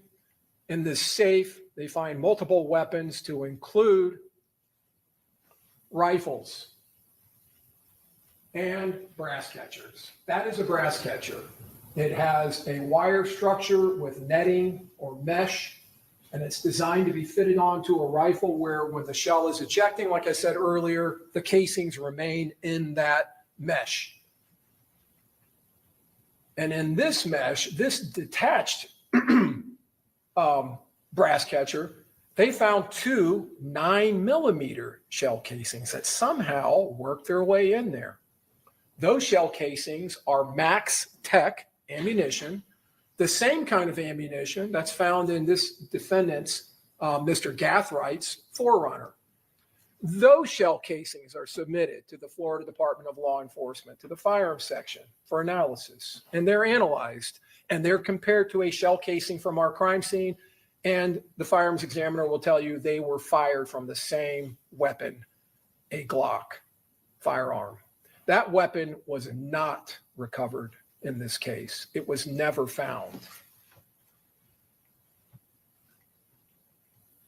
They find this rifle, 300 blackout, with the brass catcher attached. And when I say brass, brass, if you don't already know, and you'll hear in the evidence, is a common term for shell casings. Once they're fired and they come out of the gun, it's called brass. It's just a common way of referring to those. And so the brass catcher is still attached to this firearm. And you see it on the opposite side. This firearm is also located, this 5.56, and that brass catcher, as I said, had been detached already. There are multiple magazines located and loaded magazines. Those are loaded with 300 blackout 30 caliber rounds. Ammo boxes, this is back at the sheriff's office in Jacksonville, where this ammunition was inventoried after collection from Mr. Gathwright's house. And you can see all of the different type of ammunition he had. Now, July 27th, that individual sitting in the rain, kneeling there at gunpoint is Isaiah Chance. Officers arrived at that residence, his residence, and placed him under arrest for the murder in this case. And there is the defendant being brought out of the same house where she was with Mr. Chance.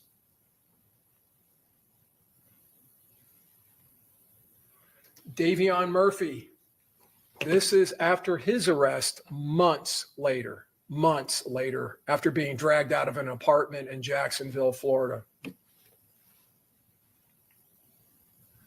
Now, why am I showing you this photograph of the defendant? This is the defendant. This is Miss Andrews.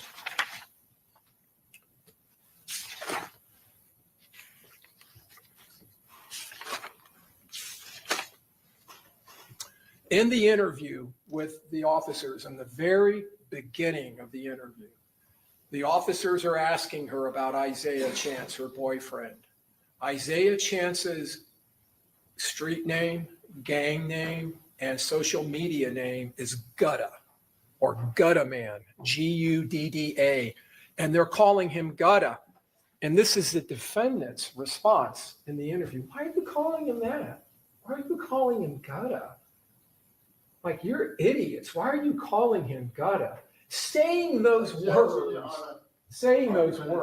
Okay, again, Mr. Harmon, just keep your statements That's as the far as. misstatement of the evidence, Your Honor. Pardon me? That's the misstatement of the evidence. Okay, well, when the jury, again, ladies and gentlemen of the jury, as I told you, what the attorneys say in the opening statement is not the evidence, and you're not to consider it as such. They're just telling you what they believe the evidence will be. You will be the ultimate decision makers regarding the evidence and any weight that it carries, okay?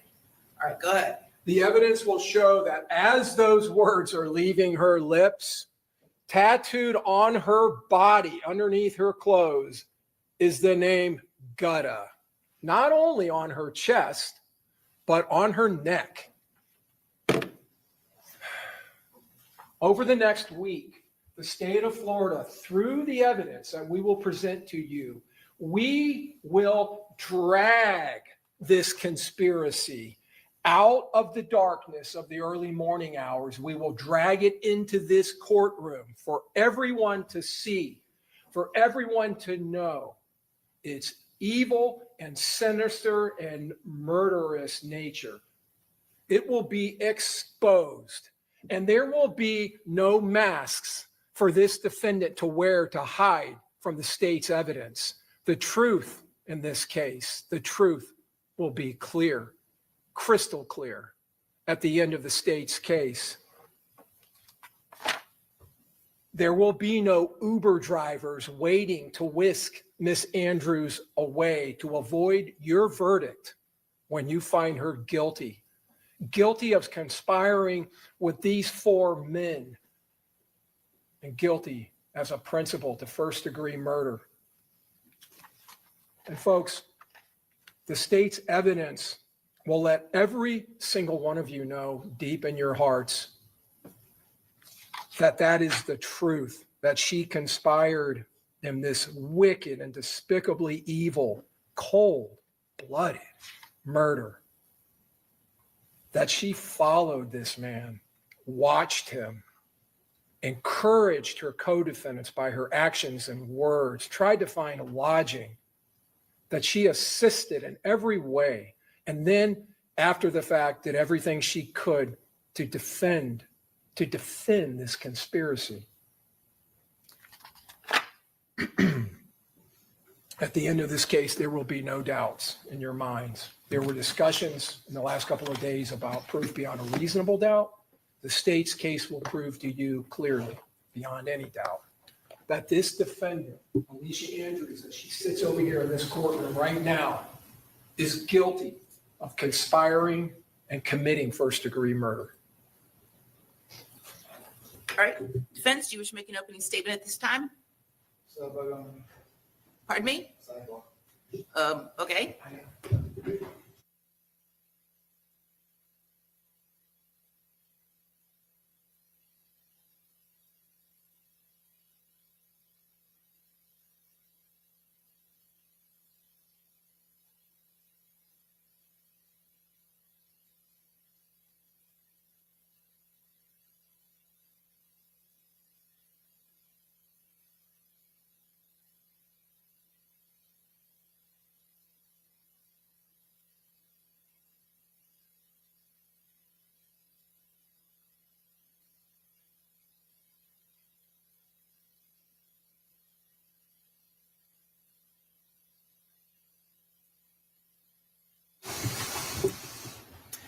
Okay, ladies and gentlemen of the jury, it's 11:40, and the defense is to be given the same amount of time as the state in their opening statement if they wish. So because of that, as opposed to making you all wait to go eat lunch, we're going to go ahead and take an early lunch. And then when we come back at 12:40, there's going to be 1 hour lunch recess. then we will pick up with the defendant's opening statement, okay? All right, so just remember my previous instructions, not to discuss the case amongst yourselves or with anybody. Don't read, watch, listen to any news or social media. Don't do any independent investigation on your own about the case, and we will reconvene at 12:40. All right, thank you. All rise.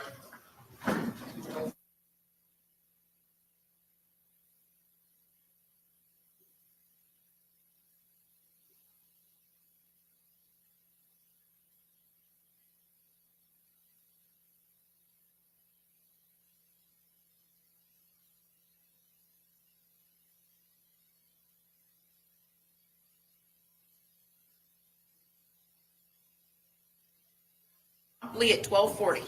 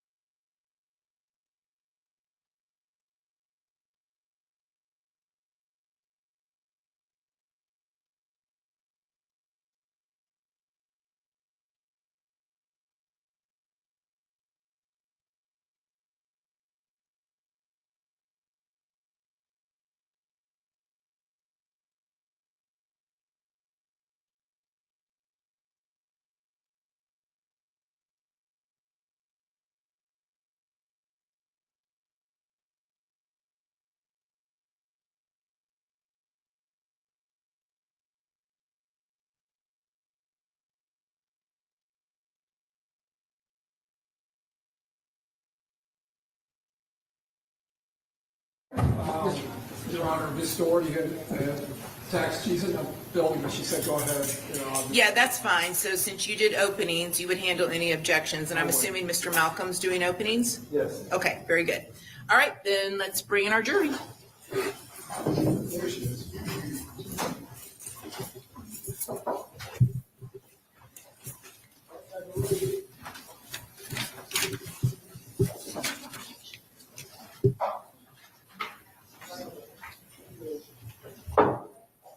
All rise.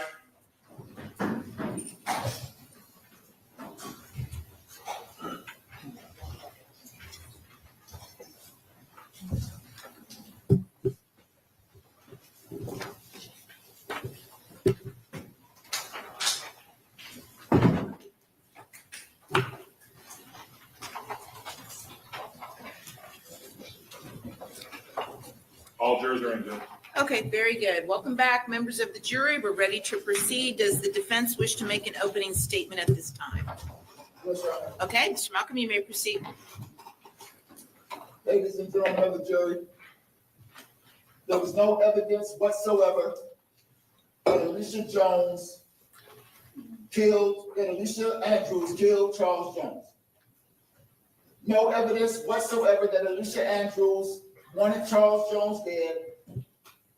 No evidence whatsoever that Alicia Andrews did anything to help that group of men kill Charles Jones.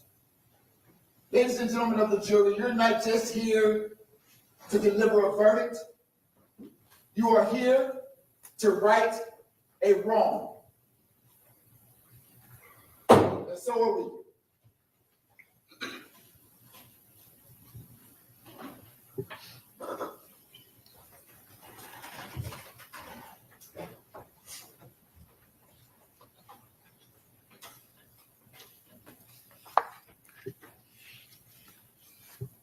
There are a few things that you should keep in mind throughout this trial.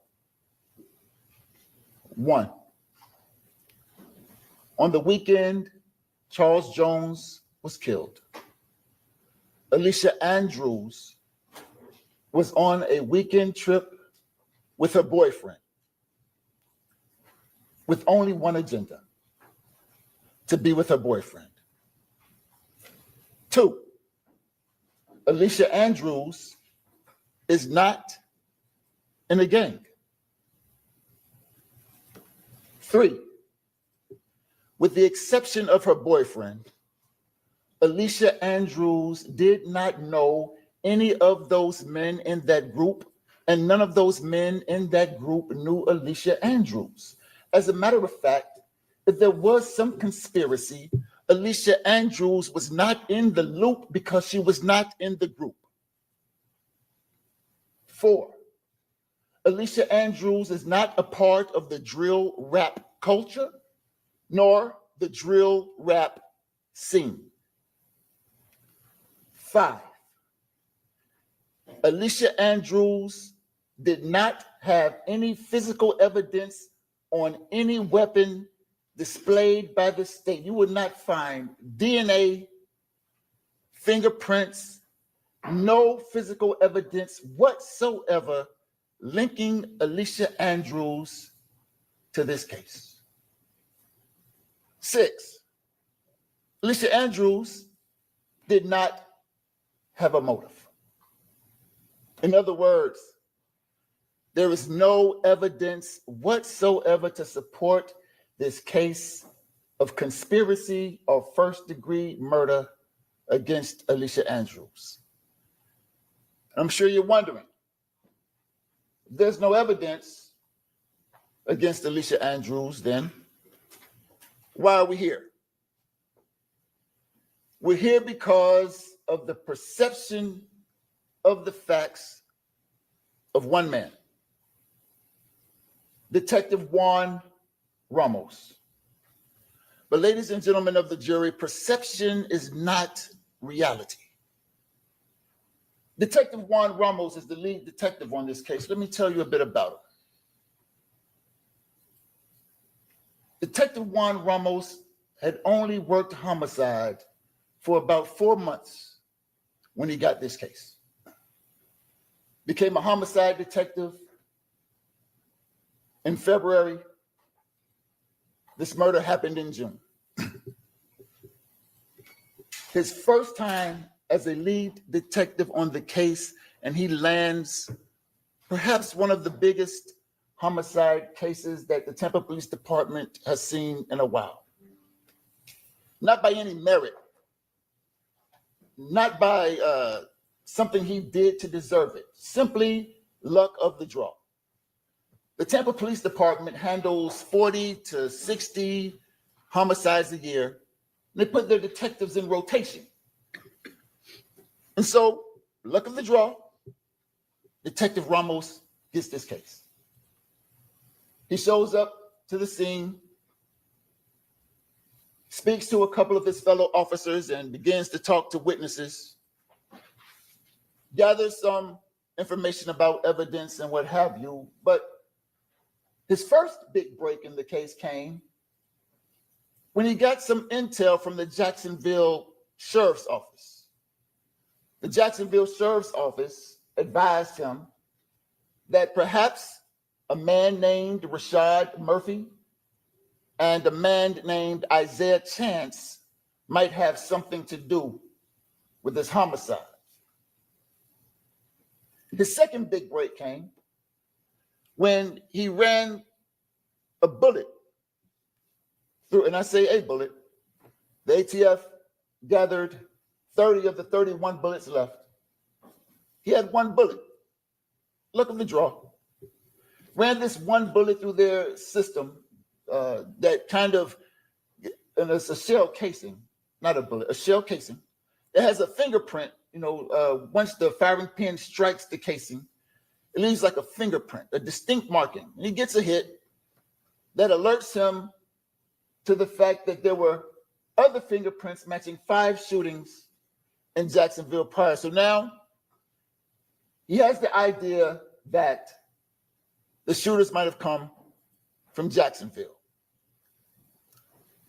After that, he proceeds to gather intel like information from license plate readers. Then he starts looking at cell phone data records. Then he uses that information to piece some other things together that leads him to a few spots in town. An Airbnb, a McDonald's, a strip club called Teasers, and a club called Truth 18. And you saw some of the video footage. When Detective Ramos first gets this Airbnb video, he sees Alicia Andrews at the front door and surmises that because he sees no one else go in, Alicia Andrews must have let them in the back door. But perception is not reality. He sees Alicia Andrews at the McDonald's with no mask, and then sees her at the club, in the parking lot of the club Teasers with the mask, and surmises that she must have had the mask on to cover her face at Teasers because she didn't have a mask on at McDonald's. But perception is not reality. Again, he sees Alicia Andrews with her boyfriend at Club Truth 18 walking with the mask on, surmising once again because she didn't have a mask on at McDonald's, but did have a mask on as she walked towards the club. She attempted to conceal her identity with that mask at Truth 18. Ladies and gentlemen, perception is not reality. It's just some human decision. Reality, however, is immovable. And we're going to talk about Alicia's reality in just a moment when I tell you what really happened. But with all of this intelligence, all of this assumption, all of this surmise, Detective Juan Ramos goes and gets Alicia Andrews and brings her into an interrogation room. And he begins to present to her what he calls evidence and tell her what his perception of the evidence is, as if it is reality. Well, it's simply not. What really happened in this case is Alicia Andrews was on a weekend trip with her boyfriend, ex-boyfriend. But before we talk about the trip, let me tell you a little bit about Alicia. Alicia, high school graduate, did really well in school, well enough to apply to college and get accepted at Bethune-Cookman University. Judge, can we approach? Yes, come on up.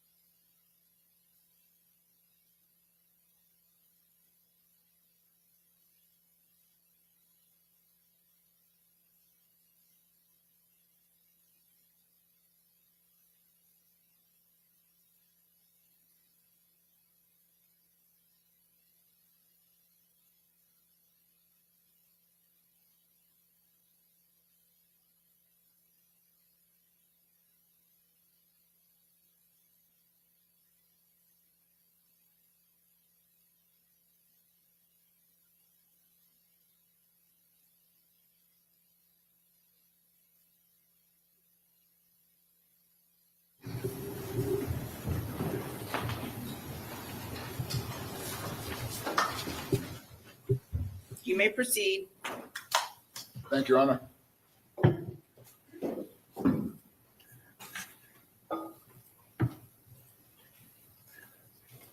Alicia's reality. High school graduate, good student. Applied to and was accepted to Bethune-Cookman University, right there in Daytona, not too far from home. But chose not to go, to stay close to home, and instead went to tech school, become an esthetician, does hair, not hair, but eyelashes, makeup, nails, skincare, that kind of thing. She was a substitute teacher whom parents trusted with their children, even children who had some special needs and disabilities. This was Alicia. While in school, Alicia Andrews. The state reminded me that I have to use her first and last name. Objection, improper. Yeah, I'm gonna sustain the objection. So that's the general rule in court, last names only, okay, for everybody. All right, thank you, Mr. Malcolm. Thank you, Your Honor. So Alicia Andrews while in school, befriended the sister of Isaiah Chance. They ran in the same social circles in high school, and through that process, Isaiah Chance became familiar with her and she with him. And he reached out to her via direct message, and they developed a boyfriend-girlfriend relationship. And I mean, you know, Isaiah Chance, tall, slender, handsome fella, captivating, charismatic. Alicia liked him. He liked her. So she thought. She would learn through their tumultuous, on again, off again relationship that perception is not always reality. And Isaiah Chance just really wasn't the guy she thought he was. You heard about the tattoos, sure. Young lady liking a boy in high school who, to her, was just a rapper, not a gangster, not some street code name. Gutter was Isaiah's rap name. So Alicia Andrews got her boyfriend's rap name tattooed on her. A tattoo that she wasn't supposed to have, just like the relationship with Isaiah Chance, but it happened. As time moves on, Alicia Andrews learns that not only is Isaiah Chance more than not nice, sometimes he could be threatening, controlling. Sometimes she'd have to suffer serious consequences if she upset him. She learned that in the most serious ways. So, fast forward to 2023, Alicia Andrews and Isaiah Chance on again, off again, on again, off again. Now, could be that Alicia's pregnant. This is during that on again, off again time period. They decide to take this trip.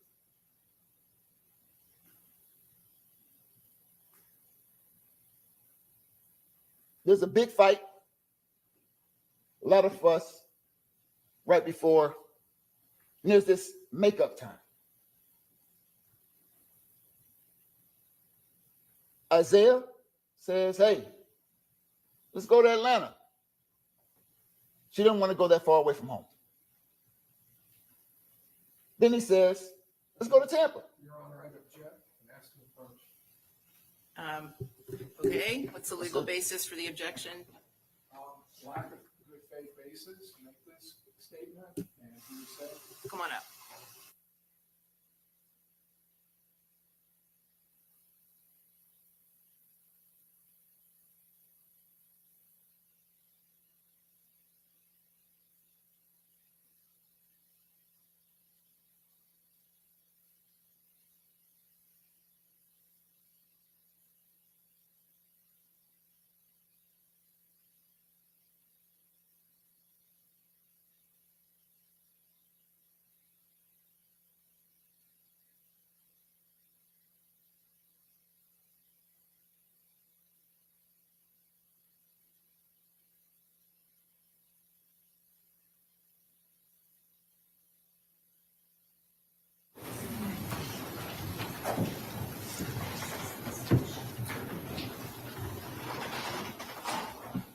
So Tampa it is.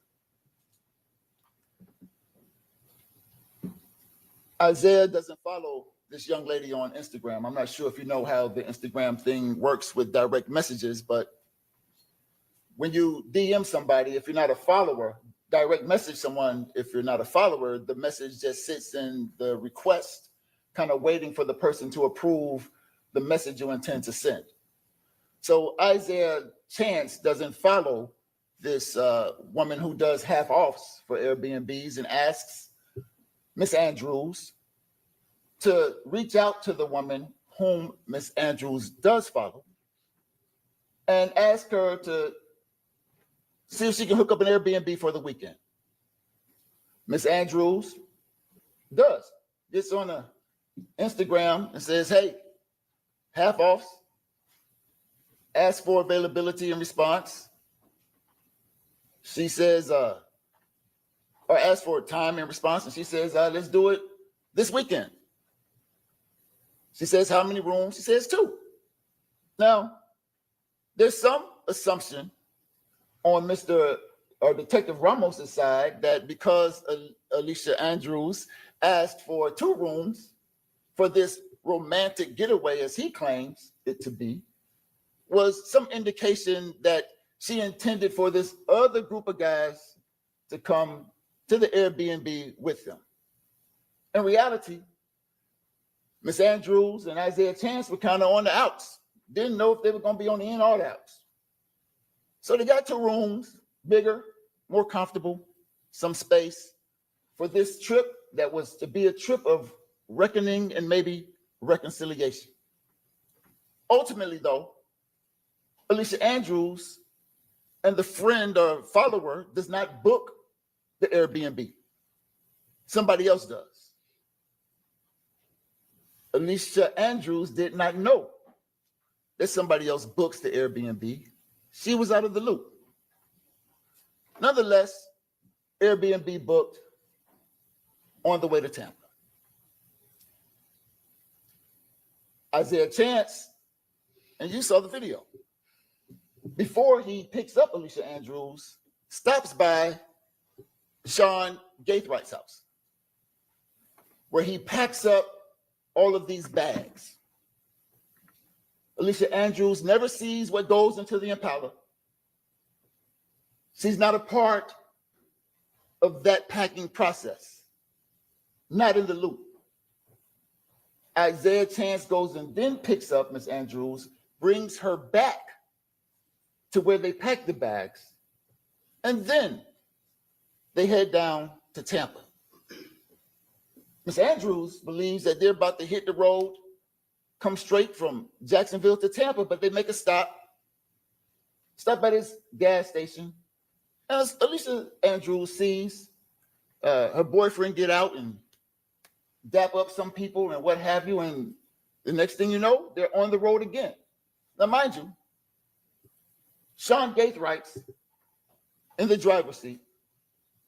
Isaiah Chance is in the front passenger seat, and Alicia Andrews is in the back seat, on her phone, TikToking, FaceTiming, or whatever it is they do on a road trip. Once arriving in Tampa, get to the Airbnb, just her, Isaiah Chance, Sean Gaithwright. While the 2 men in front get out of the car, Miss Andrews is in the back still on her phone. The gentlemen get out of the car, go inside the Airbnb. Miss Andrews then later gets out the car a few minutes after, goes to the front door. You saw it in the video, knocks on the door, and waits for someone to let her in. Now, when Detective Juan Ramos sees the video of Miss Andrews at the door, he perceives that Miss Andrews must have been the one who let the people who let her in the Airbnb because they don't see anybody else go in before her. Not the case. And the evidence will show you that. Alicia Andrews knocked on the door for the first time ever, approaching the Airbnb for the first time ever, let in by someone who was already in the Airbnb. She did not walk in the Airbnb and unlock the back door to let people come in to avoid being captured by the Ring camera. And we'll talk about that a little bit more. Once inside the Airbnb, Miss Andrews goes upstairs, takes the laundry off the bed, the linen off the bed, puts it in the washing machine downstairs, and goes back upstairs. And so she's washing the bed linen and upstairs on her TikTok, on her phone, TikToking or whatever it is, talking to her sister via text message and talking to Mr. Chance's mother about how to operate the washing machine. And so she's upstairs the entire time before they leave to go to McDonald's. Alicia Andrews does not know who's coming in and out downstairs, doesn't know that there's a Rashad Murphy coming by, a Davion Murphy showing up, no clue. When it's time to go to McDonald's, though, she finds out.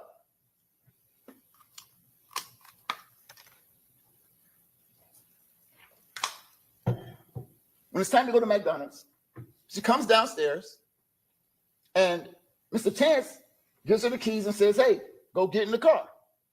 And of course she does. She goes and gets in the passenger seat of the silver Cruise that you saw in the video, expecting that Mr. Chance would join her in the driver's seat and take her to get food. However, that's not what happens. Mr. Davion Murphy, big guy, listed at about 5'9", 215 pounds, burly looking fella, a little gruff, comes outside and makes Mr. Chance get in the back seat, and he hops in the front seat, and he drives the Cruise to the McDonald's. And you see Davion Murphy in the driver's seat, Alicia Andrews in the passenger seat, and Isaiah Chance is in the back. Now, in the interrogation room, Detective Ramos tells Alicia Andrews that she must not be wearing a mask at the clubs to conceal, she must be wearing the masks at the club to conceal her identity because she's not wearing the mask at the McDonald's. But the reality is, Alicia Andrews thought that it was just going to be her and her boyfriend. No reason to wear the health mask, the medical mask. Then she didn't know that Davion Murphy was going to bum rush the ride and take control of the driver's seat, let alone did she expect Isaiah Chance to let him do so. So she's caught without her mask unexpectedly. Davion's in the video, you see him smoking and puffing, and Alicia wants to say something, but she can't because she's afraid to say something to this guy who just bogarted the Cruise, made her man get in the back seat, and took over. She won't say anything. Not because she was trying to hide herself. She didn't say anything because she was scared. Not because she wanted the guy to smoke in her face, because she was scared. They get back to the Airbnb, and a few hours later, they head out again. Go to Club Teasers. Now they're in the Cruise again, and Isaiah Chance is driving. Now the state asserts that because Isaiah Chance is driving and Alicia Andrews is right next to him while Isaiah Chance is on her phone, Alicia must have heard everything Isaiah said. They got that from Juan Ramos, but that's a bad assumption because there's. To that comment, Your Honor, is that proper? Anyway, again, ladies and gentlemen of the jury, this are just the opening statements. The attorneys are telling you what they believe the evidence will be. That's all that it is, their belief. Okay, go ahead, Mr. Malcolm. Thank you, Your Honor. That's a bad assumption because there's no way of knowing. Although the cell phone data shows that that line was open and there was communication between the two phones, there's no way of knowing whether Isaiah Chance was the talker or the listener. And even if Isaiah Chance was the talker, there's no way to know whether he was using explicit language that Alicia Andrews could understand. So when in the interrogation room, Detective Ramos asks Alicia Andrews what Isaiah Chance was saying, and she says, I don't know. It was the truth. She didn't know. And there is no evidence whatsoever to the contrary. When they get to the club and they get out, Detective Ramos assumes that Alicia Andrews allows Isaiah Chance to use her phone. That's not the case. When Isaiah Chance says, give me the phone, she knows it's in her best interest to give him the phone. And so she does. Isaiah Chance uses Miss Andrews' phone all the time, whenever he wants. Nothing new, nothing strange whatsoever to Miss Andrews. Give me your phone, here's the phone. So he asks for the code to unlock the phone, and Miss Andrews gives him the code to unlock the phone. Nothing new, nothing strange, nothing suspicious about this at all. And you see them walking, and conspicuously you'll note that though there's an assertion that all the defendants in this murder conspired together, coordinated together, one stands out. When you see them in the video at Truth 18 and teasers, you see that Isaiah Chance is dressed in all black, face covered with the health mask, hoodie on. You see Alicia Andrews not dressed in all black, mask on, face completely exposed. When you see the video of the shooters at the hotel, all dressed in black, from head to toe, Rashad Murphy and Sean Gaithright. Everybody's coordinated, dressed in black, covered from head to toe. Isaiah Chance, Rashad Murphy, Davion Murphy, Sean Gaithright. All of them except Alicia. She wasn't in the loop. Then they walk up to the club. You see them go out of camera, then go back to the car, and they leave. Now, the state says that everywhere they went, they were following Charles Jones. As a matter of fact, the state even said Alicia was driving. Said that twice. Alicia Andrews doesn't even have a driver's license, doesn't even know how to drive, never drove, was never in control of the situation. She was a passenger in a car. Her boyfriend drove, in her mind, to get some food and to go to a few clubs in Tampa. She had one agenda, to be with her boyfriend. No mission to do anything to Mr. Charles Jones, be with her boyfriend. But the state says, and Detective Ramos said it too, that Alicia Andrews, if she wasn't a part of the conspiracy, should have stayed in the car, could have stayed in the car.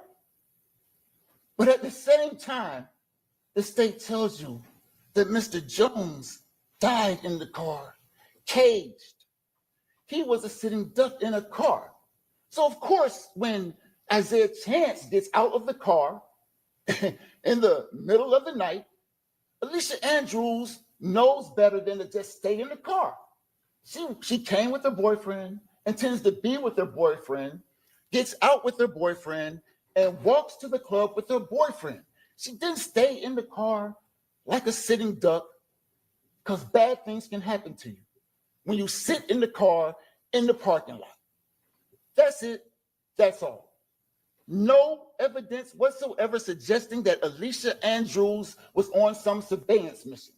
As a matter of fact, There's no indication that Isaiah Chance needed her help to survey anything.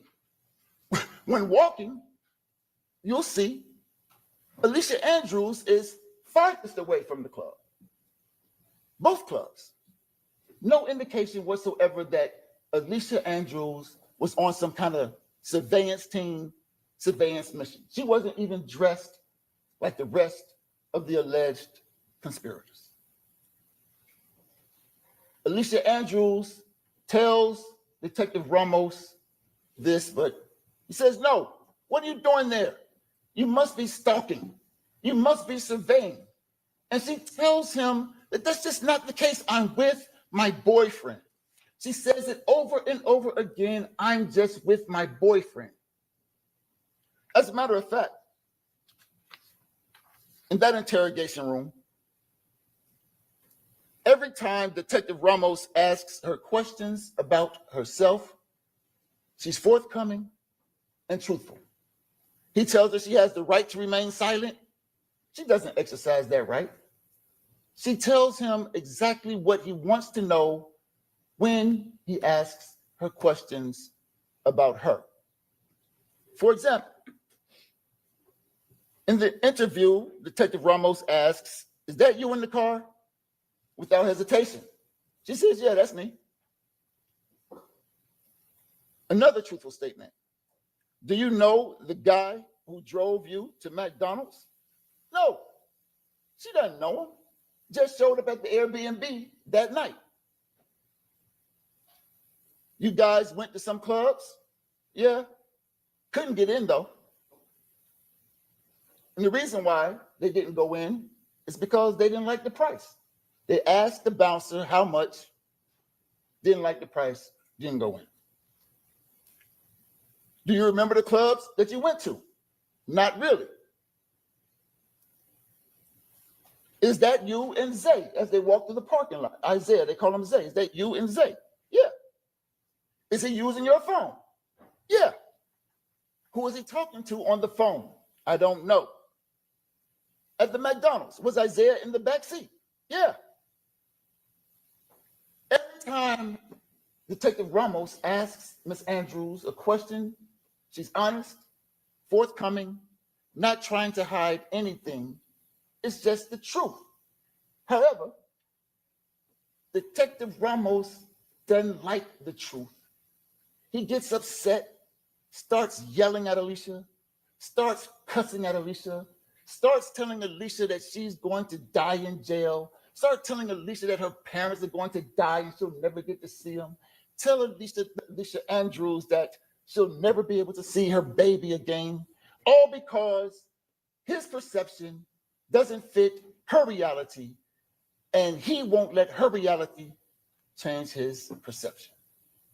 But the reality is Alicia Andrews had one agenda, and this group had an entirely different agenda. You'll see.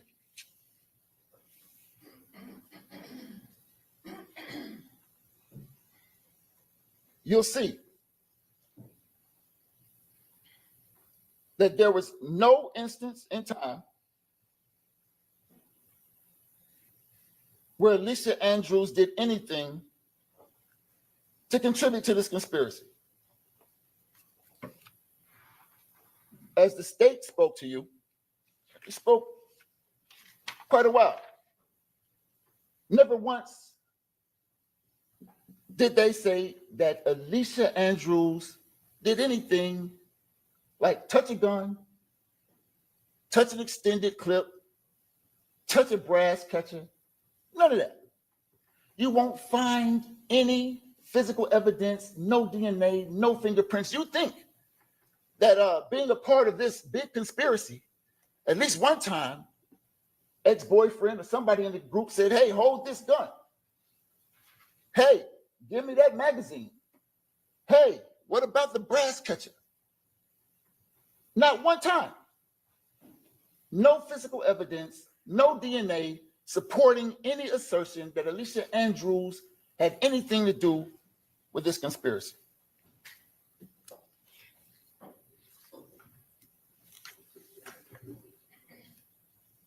It's almost as if Alicia Andrews was not necessary for the trip. Plain as day. It's true. These guys did not need Alicia Andrews to commit murder. No. Alicia Andrews did not know these guys intended to commit murder. No. No evidence whatsoever, except for Alicia Andrews came to Tampa to be with her boyfriend. The group, all of them in the group, made their phones go ghost, except Alicia Andrews. All of them wore all black attire. Not Alicia Andrews. If the state's right, all of them went in the back door of the Airbnb. Not Alicia Andrews. All of them brought guns to the party, except Alicia Andrews.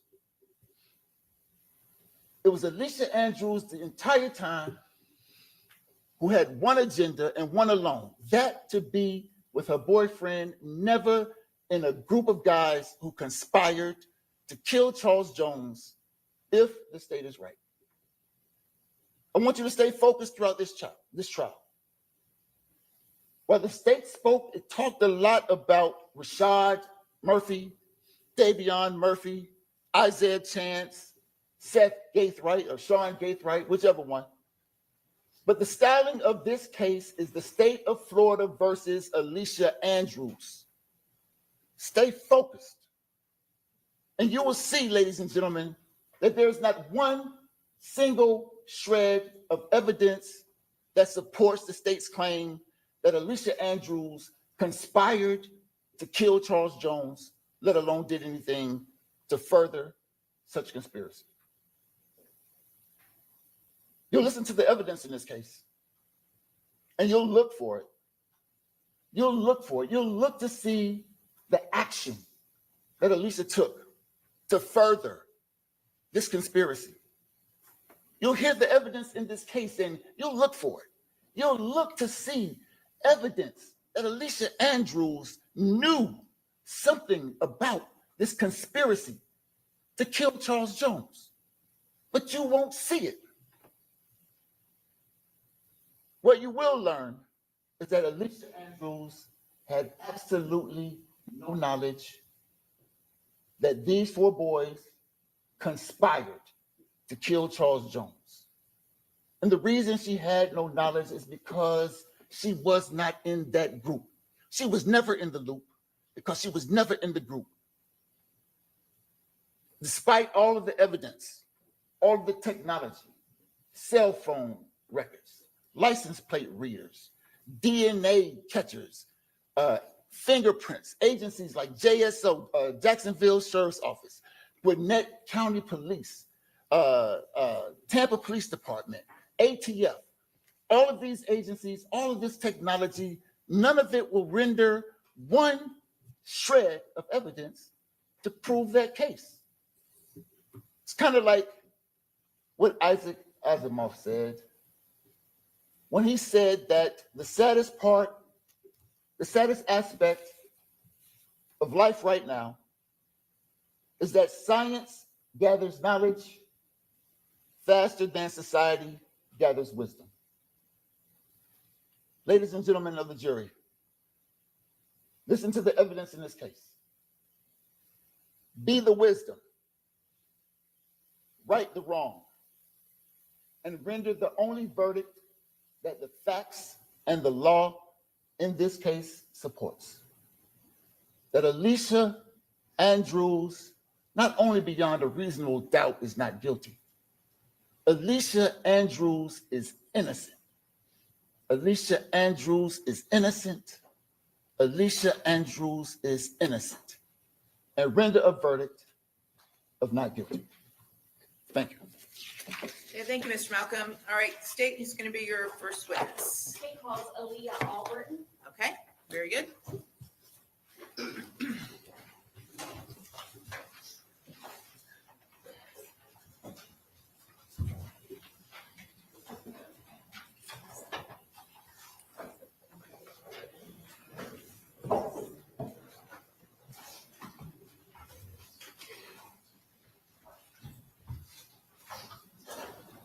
And Ms. Dirty, can you approach real quick with defense counsel?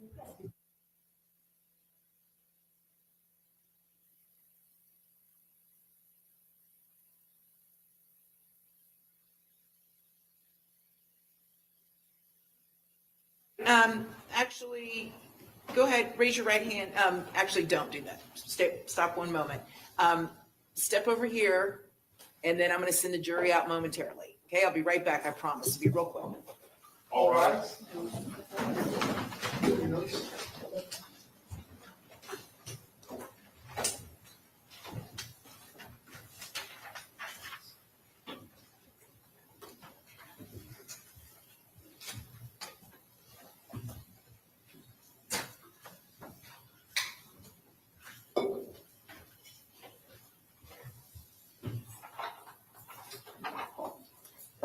Okay, very good. All right, the state has requested there are certain witnesses due to the nature of this case that do not want their identities broadcast over or to be filmed. So this would be one of those witnesses. So I would ask that any of the media in here do not broadcast the witness's identity, including taking still photos of her. Okay? All right, very good. So actually, I'm gonna have the jury come back in and then we'll swear you in and. A couple in the restroom, so maybe. Okay, that's fine. That's fine. Ms. Albright, go ahead and have a seat right here in the witness stand. We'll just wait. And then as soon as the jury comes in, I'll have you sworn in front of the jury. It's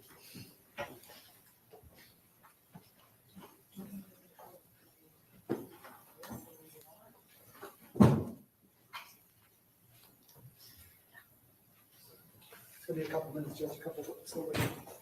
Okay?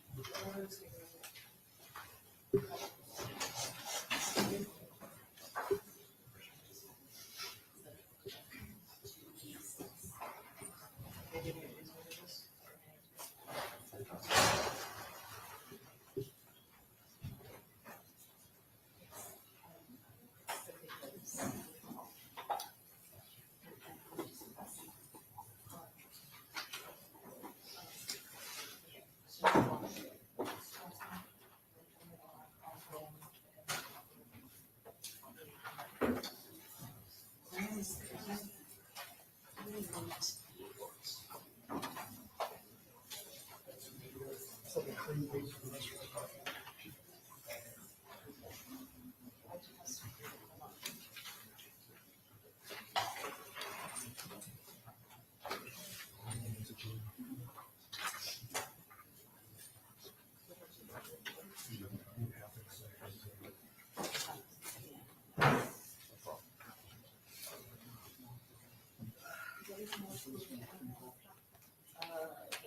He's right here.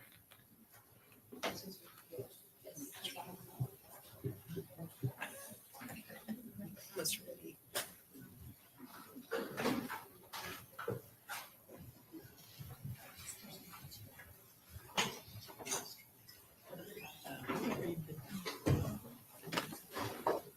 It's fantastic.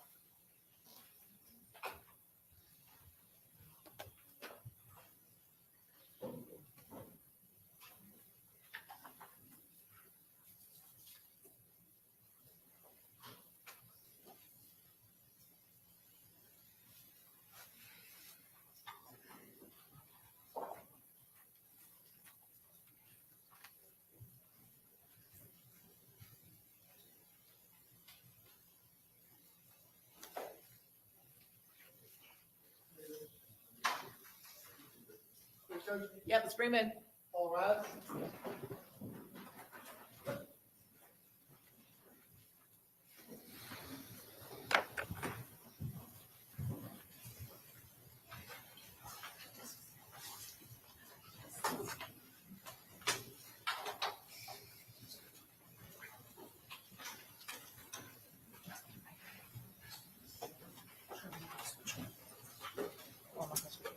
All right, very good. Ms. Albritton, if you would please raise your right hand, and the clerk right here is going to swear you in.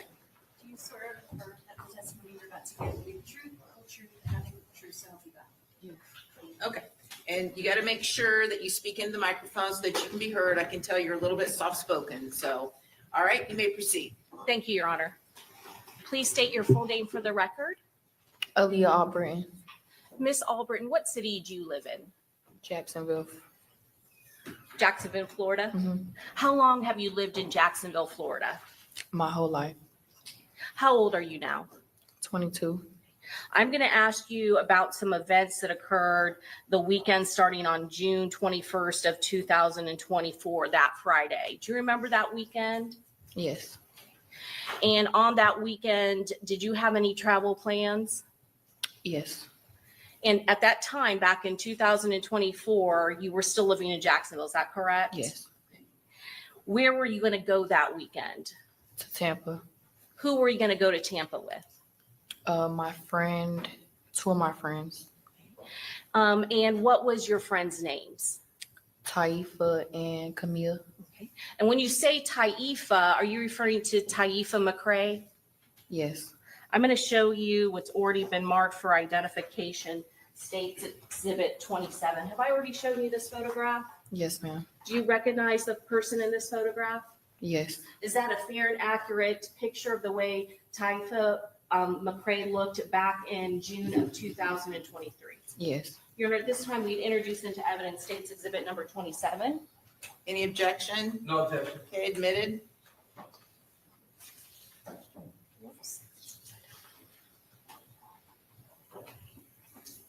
Miss Albritton, is that a photograph of Taifa McCrae? Yes. Do you actually recognize the outfit that he's wearing? And I'm going to scroll this up a little bit so that you can see all of it. Do you recognize that? Yeah. Is that what he was wearing that weekend? Yes.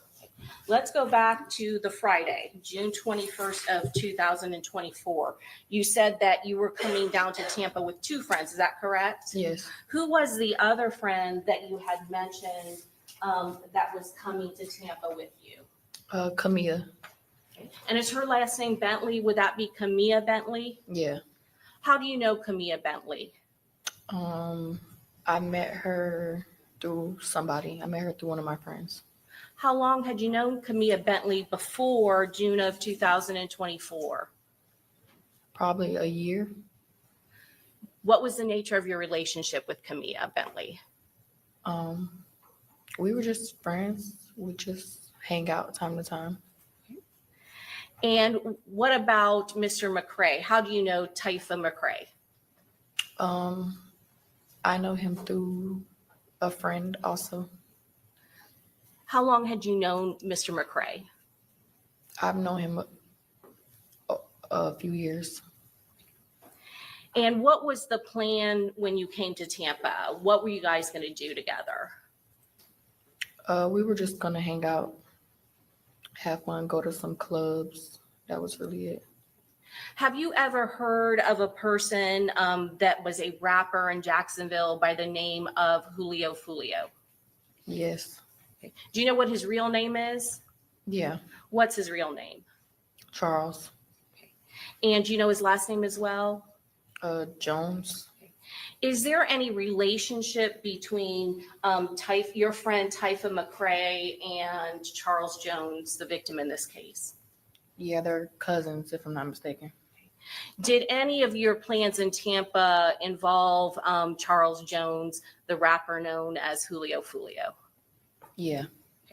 What was going to happen in Tampa that weekend of June 21st of 2024?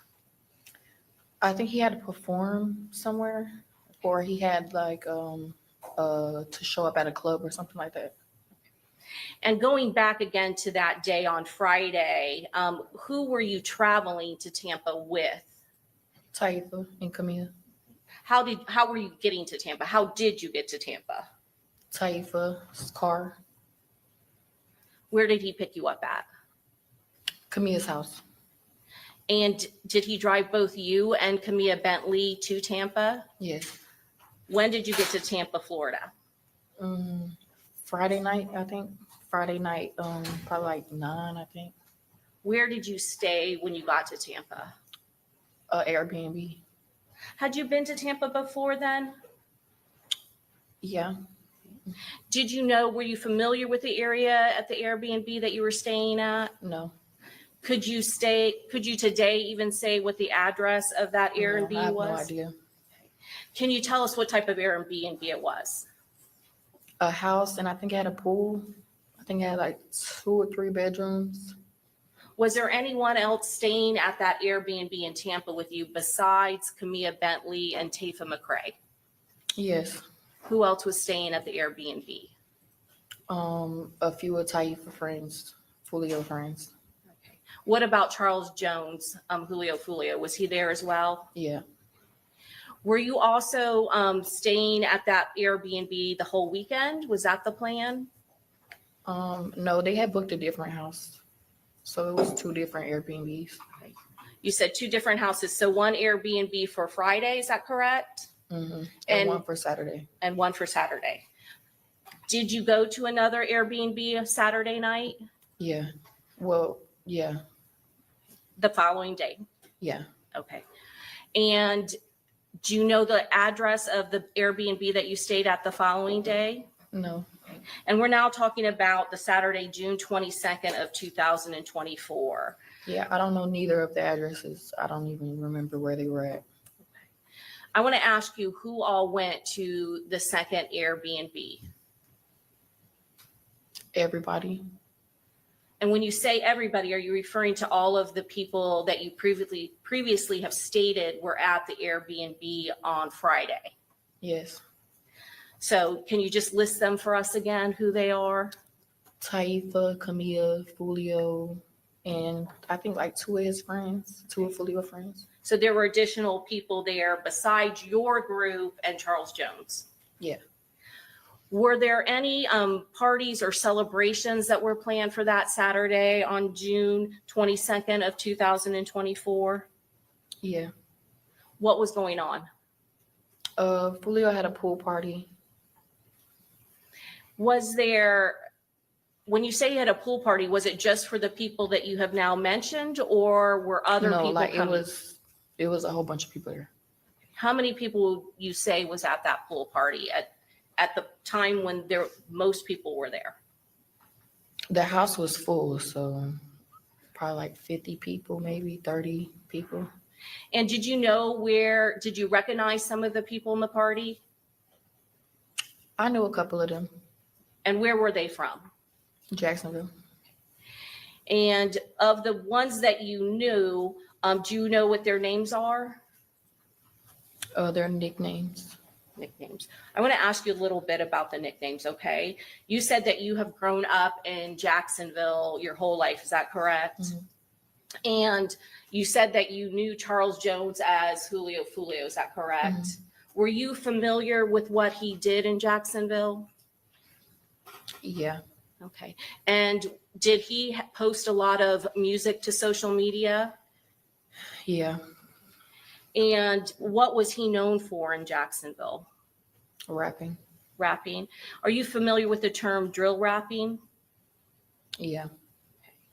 And I want to ask you, were you familiar with what gang that he was associated with or a member of?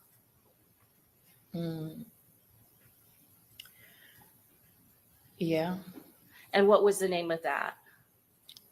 I don't know the name. I just know it goes by like side of towns. The side of town. So there are different areas of the town that gangs are associated with. Okay.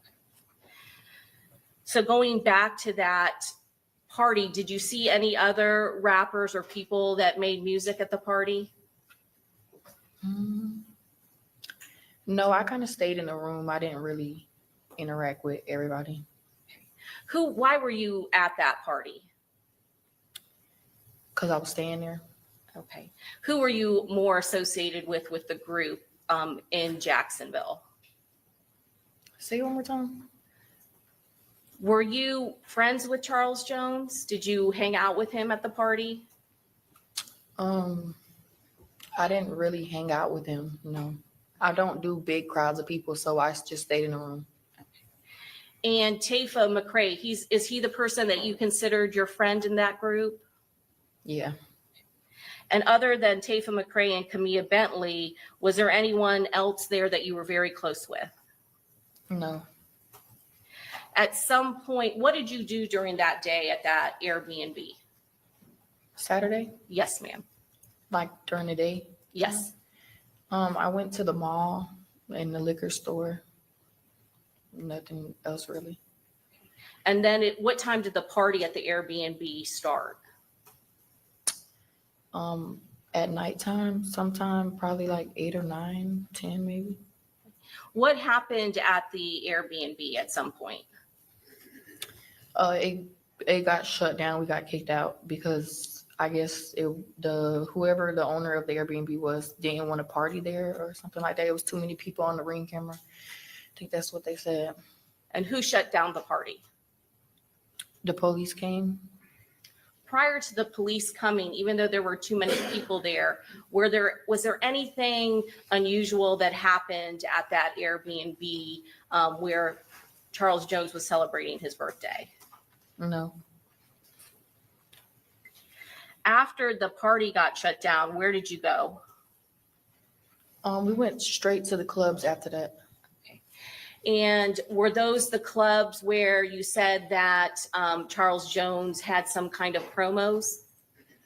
Yeah, I'm not sure. We went to a few clubs, so I'm not exactly sure which one we went to first. I think it was like the second or third one where he had to like come at.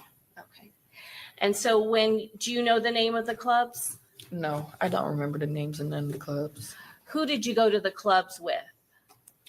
Camilla and Taifa. And what vehicle did you go in? Taifa's. Was there other people in your group from the Airbnb going to the clubs at the same time? I think so, yeah. What about Charles Jones? Was he going to the clubs? Oh, yeah, yeah. Do you know who he was in a car with? Two of his friends, if I'm not mistaken. Okay. And do you remember what kind of car that he was driving? Charger, And what color? black. And then do you remember whether or not Charles Jones had a girlfriend that was at the Airbnb Yeah, she came that night. on Saturday, June 22nd of 2024? Mhm. What was her name? Do you know her name? Monty. I'm not sure if that's her real name or not, But you remember that his girlfriend did show up, is that correct? Mhm. Did she also go in a separate vehicle to the clubs? yeah. Do you remember how many people were in her car? I think she had one of her friends with her. Okay. And did the cars go together to the club or separately? Well, the first club we went separately because I think we left before them because they had to like get all their stuff. But we eventually ended up meeting at the club. Okay. And how long would you say that you were at the first club? I really don't remember. Had you been doing any drinking that night? Yes, I was. How much had you had to drink, would you say, before you went to the clubs while you were at the pool party? A decent amount. And let me ask you this, did you feel like you were intoxicated at all? I was definitely intoxicated. Could you still walk on your own? Oh yeah. Did you still understand what was going on? Yeah. And again, prior to leaving to the clubs, had there been any sort of incidents, fighting, or any kind of thing that would give you concern? No. And you said that the first club, the whole group went, is that correct? Yeah. And there were 3 vehicles. Yeah. Were there other people from Jacksonville that eventually went to that club as well? Yeah. I'm not sure which club they came to, but yeah, it was. And you already said, I think, that you don't know how long you stayed at that Yeah, club. I don't remember. We went to, I think, over 3 clubs. I don't know how long we were at each club. At any club, whether it was the first one, second one, did you have any issue in the clubs? No. Did you see whether or not Charles Jones had any issues with anyone in either of those clubs? No. And at some point, what happened after you guys were done in the clubs? We had to find somewhere to stay. We didn't have nowhere to stay anymore. What happened? Where did you go? A hotel. Do you remember what hotel you went to? Home to be, I think, Holiday. It was too connected to each other. You said home to, could it be home to suites? Does that sound I right? think so. Yeah. And then Holiday Inn, is that correct? Yeah. How many cars went to the hotel? 3. Is it the 3 cars that we've already talked about? Mhm. What happens when you get to the hotels? I had to use the bathroom. I went and used the bathroom, and that's when all that happened outside, I guess. When you said you went to go use the bathroom, had you guys checked in at that point? No, I don't think we were able to get a room there. It was either booked or it was too late to get it or something. And were you still in Typha McCrae's house? I'm sorry, Typha McCrae's vehicle.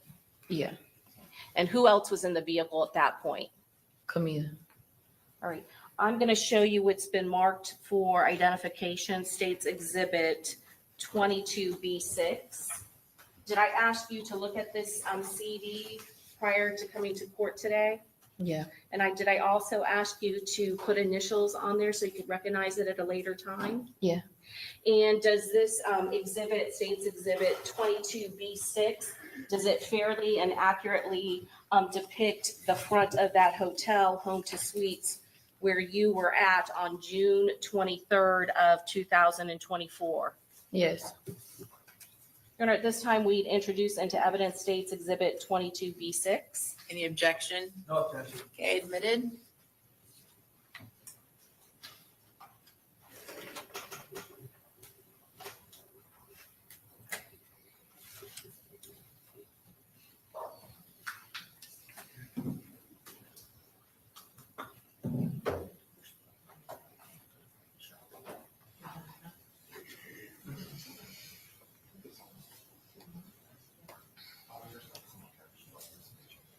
Did I just push it?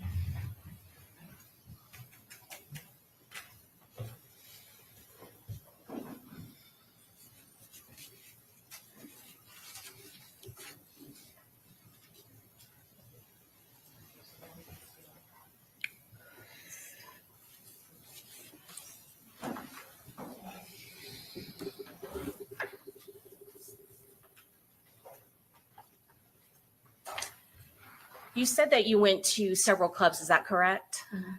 How long would you say it took to get from one club to the next club? I don't remember. And at the second club, do you remember how long you were at that club? No, I don't remember how long I was at none of the clubs. I don't know how far they are from each other. I don't remember none of that. Okay. I'm going to ask you to take a look at the monitor.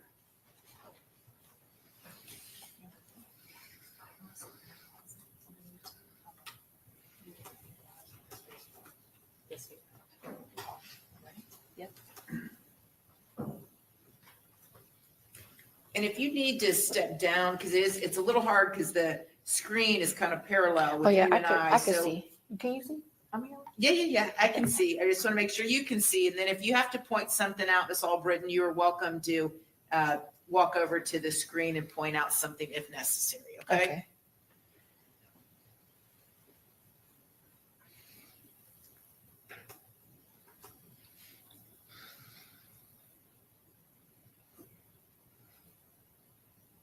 I'm going to pause it right there. Can you tell me, do you recognize the vehicles that are being depicted in this video? Yes. Okay. And I am going to ask you to step down for just 1 second, just so you can point to what vehicles and who are in each vehicle, if you know who's in the vehicle. This is Julio's car, my car, Honda, and this Tyler's car. Okay. And when you say Monty, that's the girlfriend, is that correct? Does Armani Turner, does that sound correct, ma'am? I don't remember. You don't know her name. Okay, we'll call her Monty then. And in the black Charger, that is the vehicle that you said Charles Jones is in, is that correct? And then the very vehicle in the back is the vehicle that you are in with Tifa McCrae. Yeah. Who's driving? Okay. You can go ahead and have a seat. I'm going to play some more and have you watch it.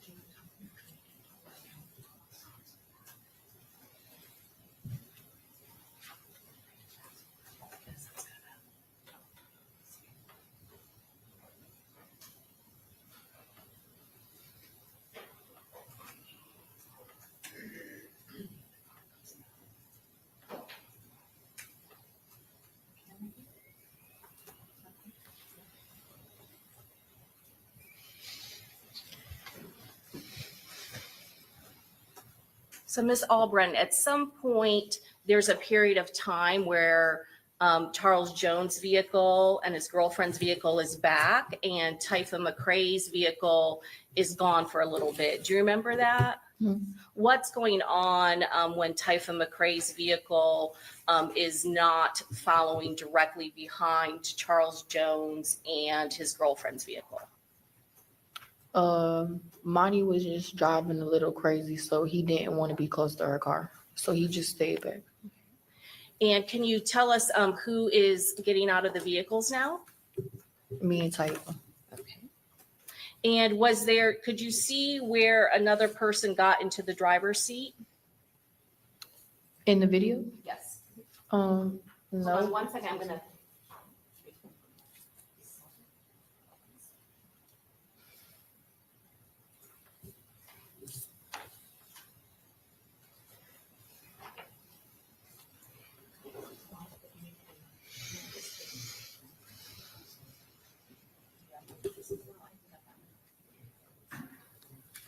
Okay, Ms. Albritton, I'm gonna ask you to take a look at when Mr. McCrae gets out of the vehicle. Do you kind of see somebody get into the driver's seat? Oh yeah. Who is that? Come here. Your friend, Miss Camilla Bentley? Mhm. Okay. And where are you going at this point? To use the restroom. Okay. How long are you in the restroom? A couple minutes. And what happens when you're in the restroom? Nothing. As soon as I walked out the restroom, I just heard stuff outside What did you hear? shooting. And when you heard shooting, what did you do? I had stayed next to the lady at the front desk. And had you seen, when you went to the restroom, where did Mr. McCray, Typha McCray He go? used the restroom too. When you got out of the restroom, did you see him at all? Yeah, like we walked out at like the same time. And you said you started, did you hear shooting while you were in the restroom or when you came out? The restroom was like in a deep hallway, so I didn't really hear it till I got out of the hallway. And when you heard the shooting, what was Typha McCray? Was he already out of the restroom?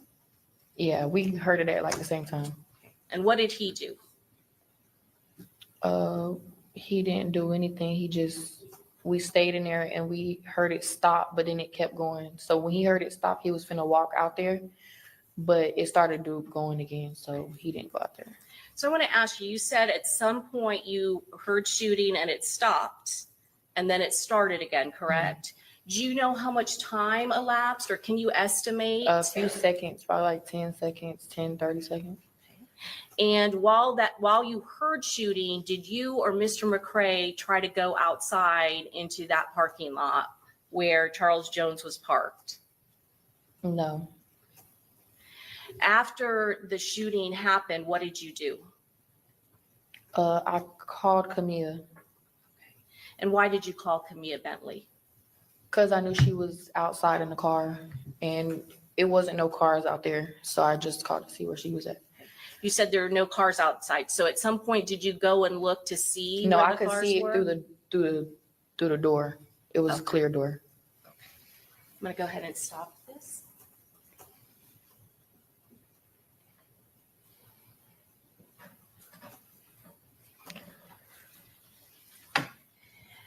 And you said that there was somebody working at the hotel. Is that correct? Yeah, a female. And did she also hear the shooting? Yeah, she had said something about if it was somebody's people outside that they were shooting.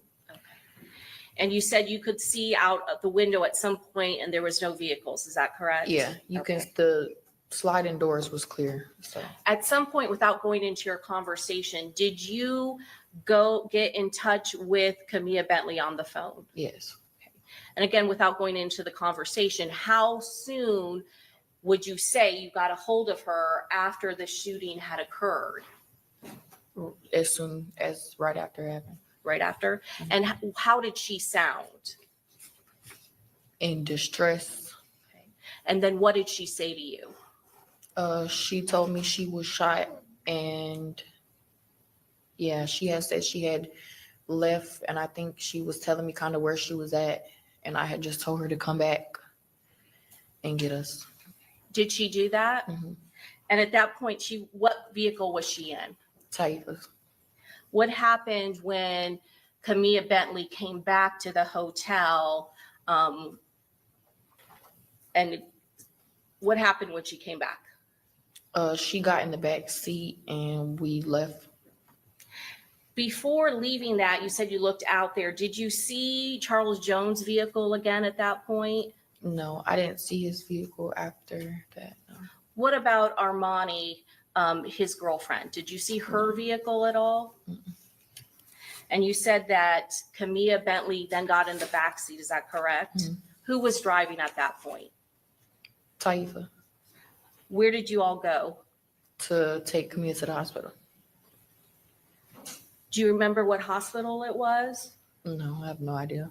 What happened once you got to the hospital with Camilla Bentley? Taifa and Camille went inside. Right. Where did you go?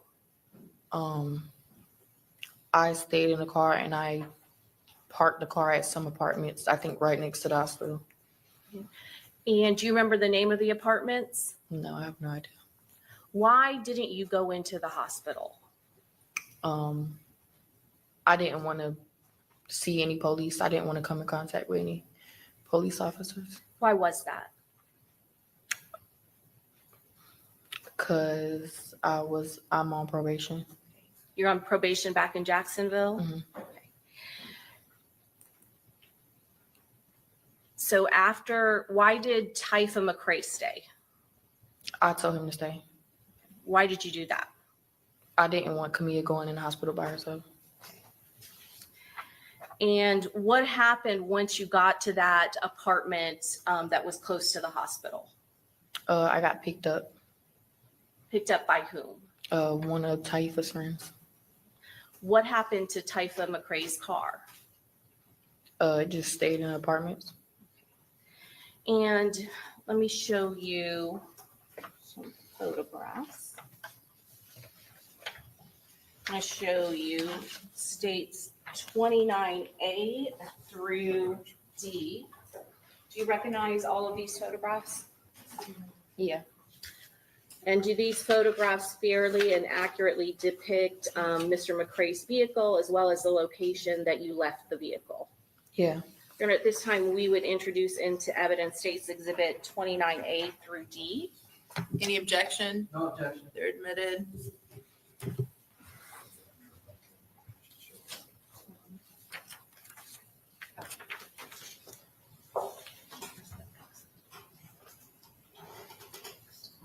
Oh, I see.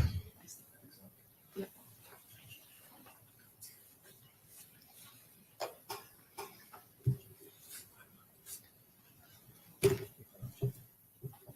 Ms. Alberton, can you tell us what's in 29A? Taifa's car. And which one?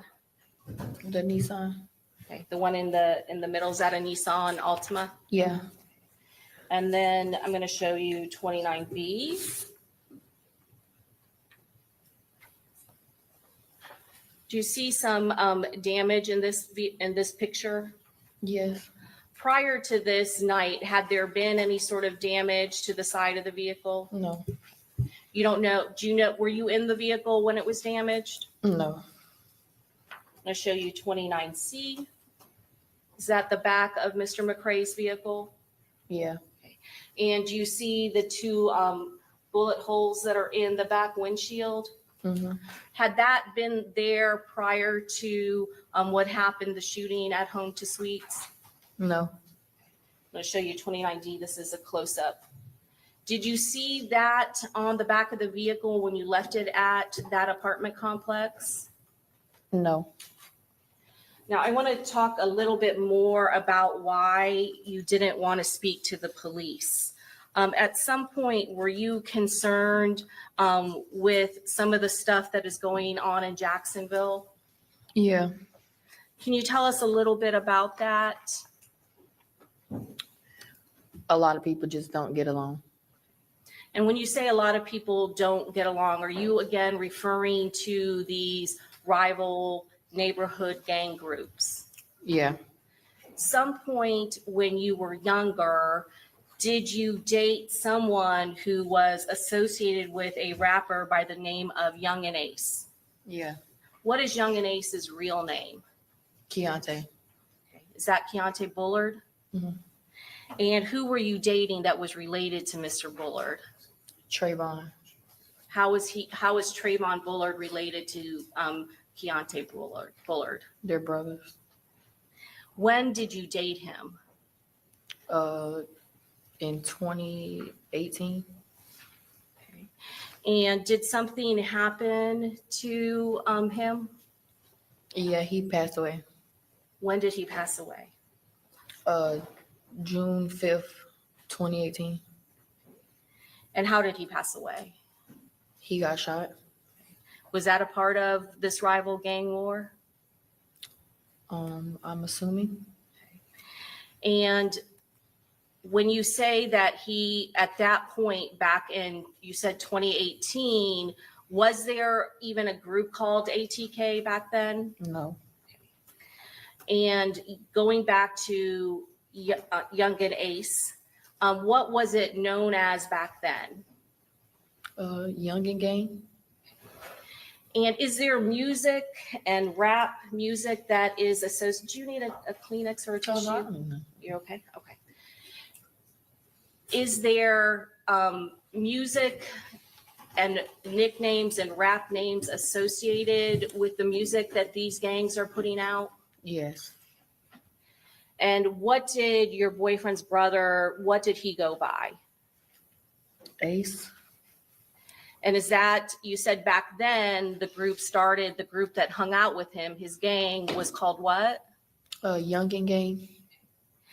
At some point after the death of your boyfriend, did you continue to hang out with his brother and his brother's group? I kept in contact, but I didn't really hang out with them. Were you interested in all of that back and forth that was going on between Youngin crew and the rival neighborhood gang? Overruled, go ahead. No. Thank you. Sure. So she- Oh, I'm sorry.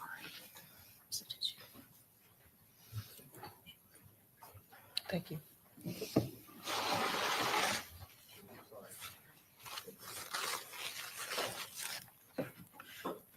And so your boyfriend back then, he was associated with the group that was against Charles Jones' group, is that correct? Yeah. Is that some of the concern that you had with people finding out where you were? Yeah, I just didn't want to be a part of none of the media stuff. Is there a lot of social media that goes on with these two rival groups? Yeah.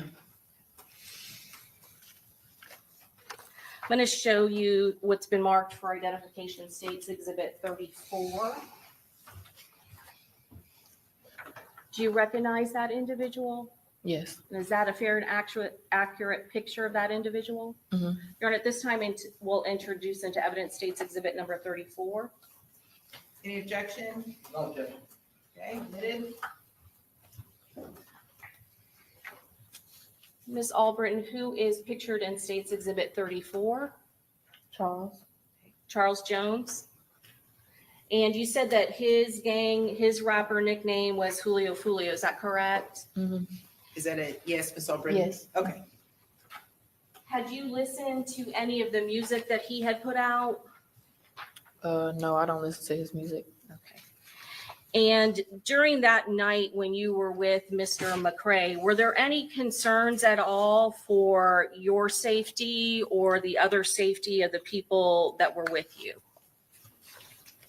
I really didn't think nothing of it because we was out of town. So, and nothing happened the first night. So, I mean, I didn't really think nothing of it. After this happened, did you ever, what did you do after you got picked up by Mr. McCrae's friend? I was just in the car with him, but I ended up going back to the hotel where it was at. And because I guess the boy knows Monty and them, they was talking. Okay. And again, you say, Monty, are you referring to Charles Jones' girlfriend? Yes. Did you at some point know what happened to Charles Jones? Taifa had, yeah, when I talked to Taifa, he told me. So you had additional communication with Taifa McCrae after his friend picked you up? Yeah, I was checking on Camilla, so I called him. When you went back to the home to Sweets, what did you see when you went back there? And what time was it when you went back there? It was daylight now.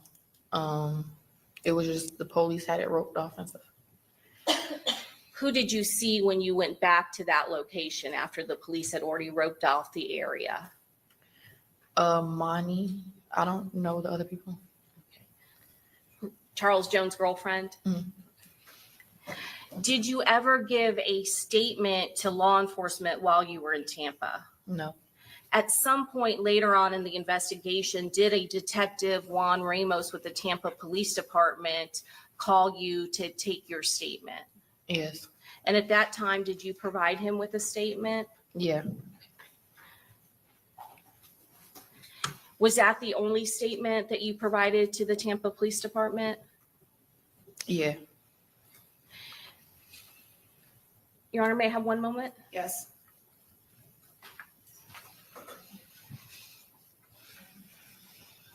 Your Honor, at this time, we pass the witness. Okay, Cross.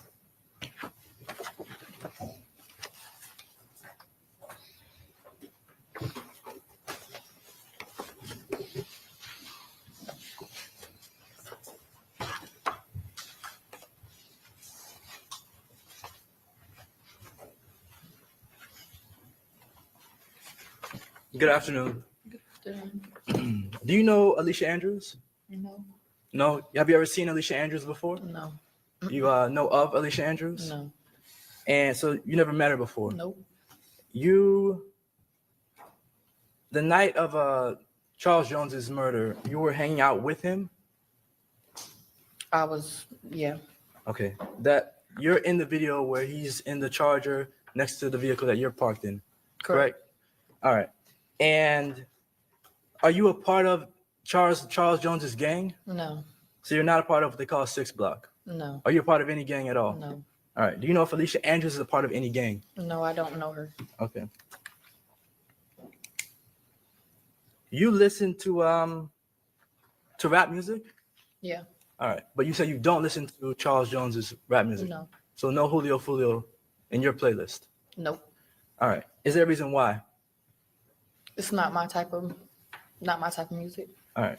But you know the substance of his music. Is that correct? Yeah, I've seen it on social media. All right. And the music that he raps about, they call it drill rap. Correct.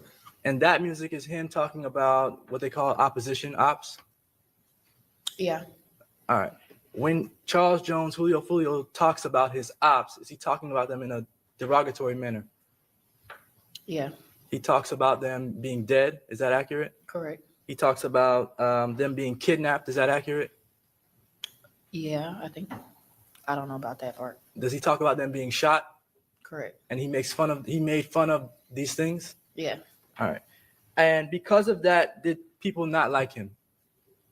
yeah, All right. And these people that did not like Julio Foolio, did they talk about that around Jacksonville? yeah, Did they talk about it on the internet? yeah, All right. It's pretty common. yeah.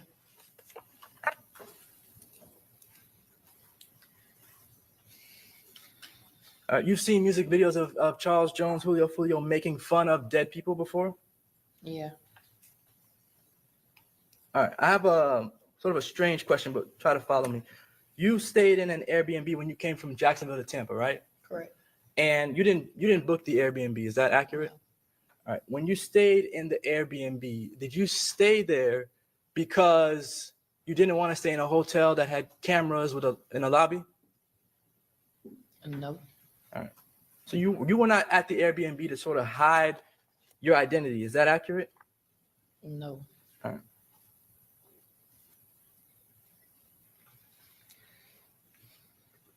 Did you pay or contribute any money to the Airbnb? no. The names of the clubs that you all went to on the night of Charles Jones's murder, you said you do not remember the names, right? None of You them. don't. You don't remember where they were at? Nope. You don't know how far they were from each other? Nope. You believe there were at least 3 though? Yeah, like we went to 4 clubs the first night and the second night. Okay. All right. Is one of the reasons why you don't remember the clubs or where they were at because you're not from Tampa? Yeah, and I was just riding. I didn't really care where we went. I didn't look up no place to go. I didn't pick where we were going either. All right. So you weren't driving the car? No, You were just a passenger. correct. You were just going along for the ride. Mhm. Is that a yes? Just for Yeah. the court reporter. Okay. Do you know anyone in the group of people that you were with called Fat Boy? Called who? Fat Boy? That was supposed to be with us? Yes. No.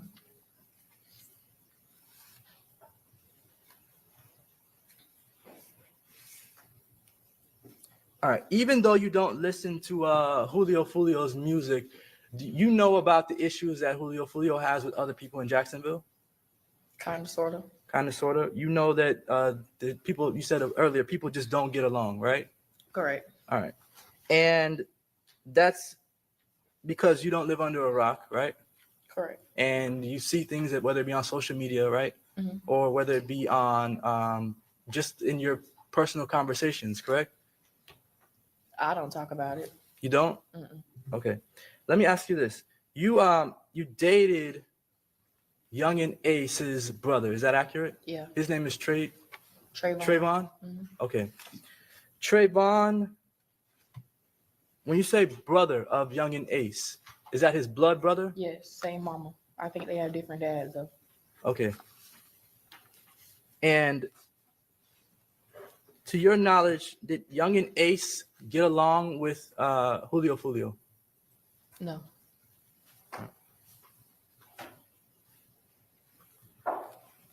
So Trayvon, did he get along with Julio? No. All right. And you're hanging with Julio, who did not get along with Trayvon. Is that correct? Yep.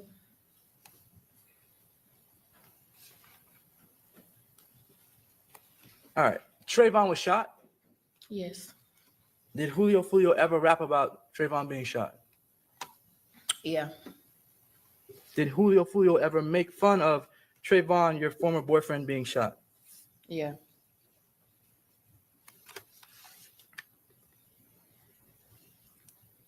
When the vehicle, I guess there's a car. You saw the video that the state played earlier. Is that Yeah. correct? You're. Give me 1 second.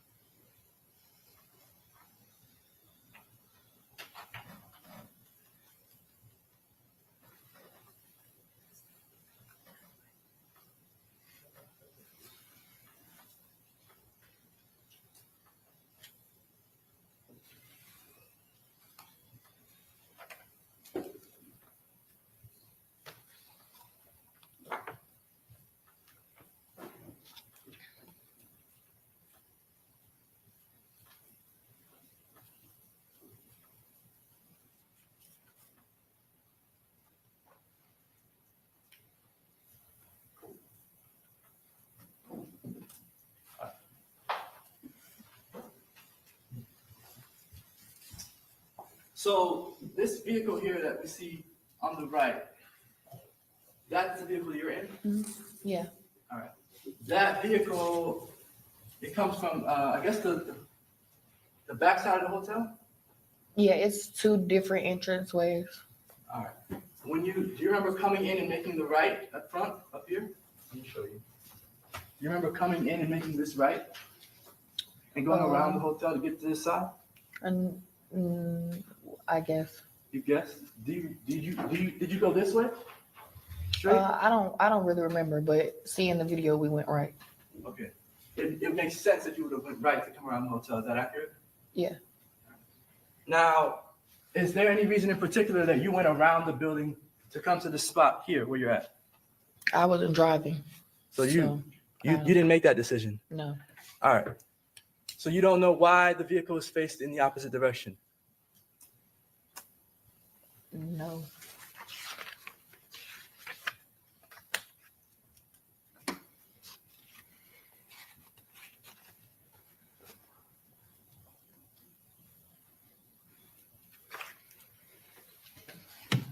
All right.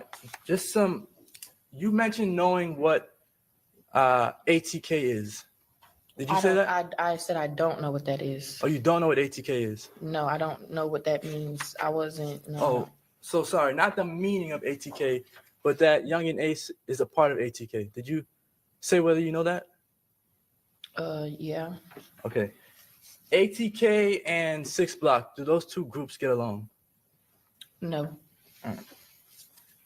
Charles Jones, just for the jury, is a part of 6 Block. Is that correct? Yeah. And Young and Ace is a part of ATK. Is that correct? Yeah. And to your knowledge, Alicia Andrews is not a part of either of those gangs, correct? I don't know. I don't know her. All right. Did you see Alicia Andrews at any of the Airbnbs that you had either Friday or Saturday night? No. All right. Was Alicia Andrews inside of any of the clubs that you went to Friday or Saturday night? No.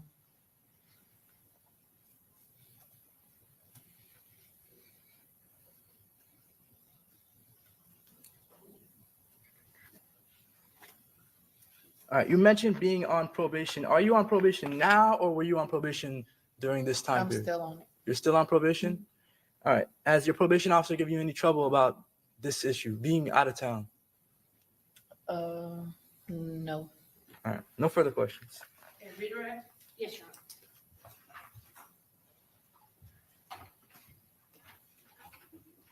Ms. Albritton, going back to these drill rap videos, in particular, the song of Charles Jones about your boyfriend, is that When I See You? Is that the song that you're talking about?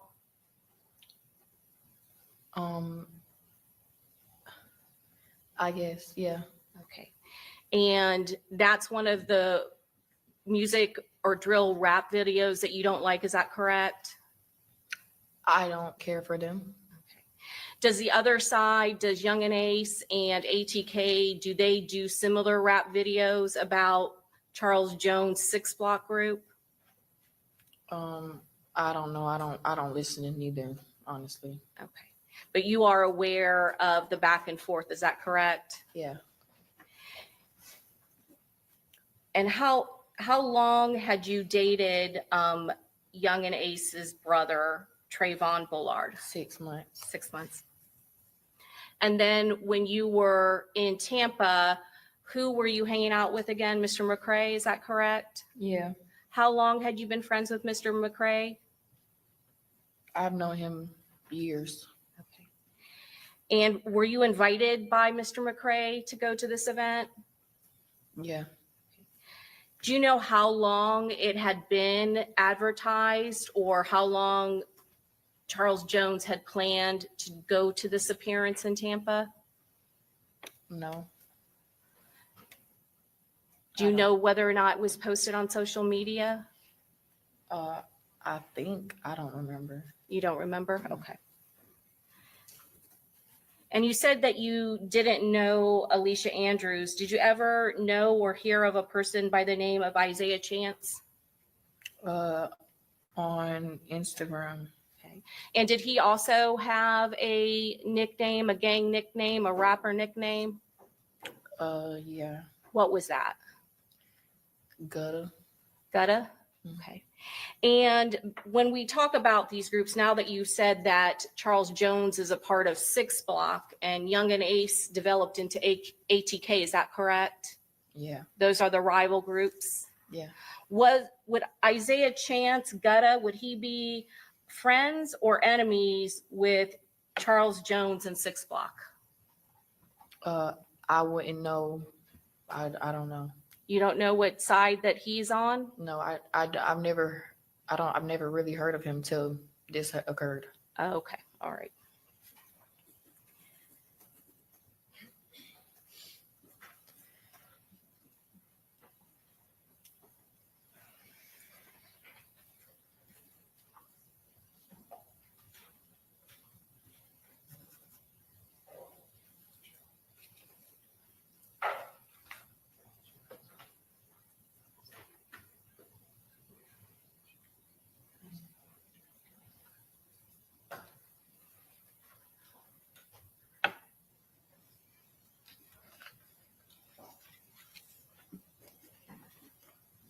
Ms. McCrae, when you were in the bathroom, did you have communications with anyone?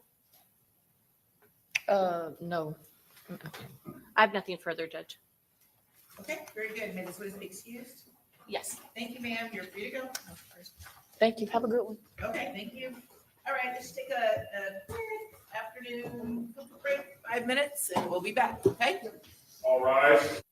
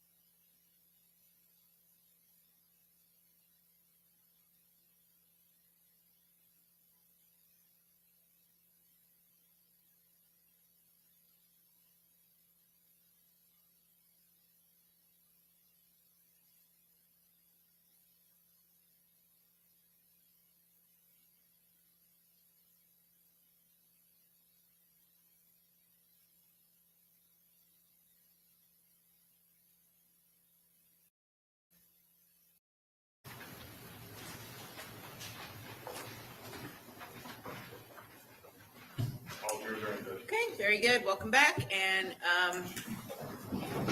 State, call your next witness. We'll call Gina.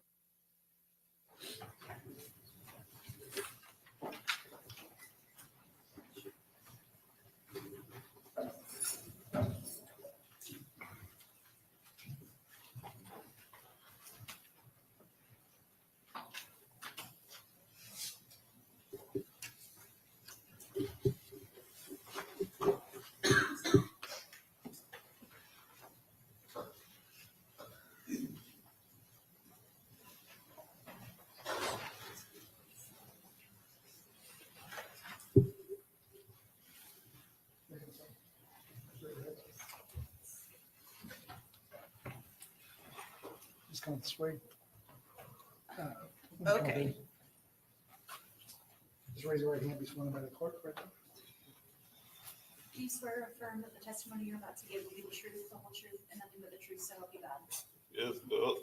Okay. So, Mr. Norris, I can see you're upset.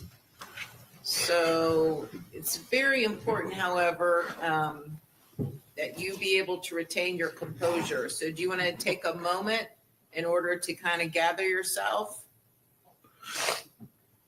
No, I'll be straight. Pardon me? That's why I'll be straight. You'll be straight? Yeah, I'm good. Okay, you're good. Okay, that's fine. All right, thank you. You proceed. Thank you, Your Honor. Mr. Norris, you might want to try to get closer or pull that microphone towards you so you're not having to lean over. There you go. I think, I know you're soft-spoken. I just want to make sure we can hear what you're saying. Okay. Good afternoon. Would you please state your name and spell your last name for the court reporter?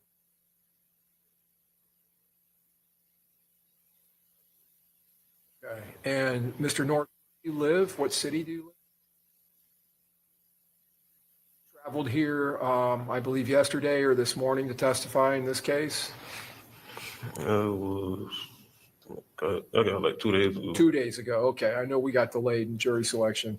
Where can you tell the jurors where you work?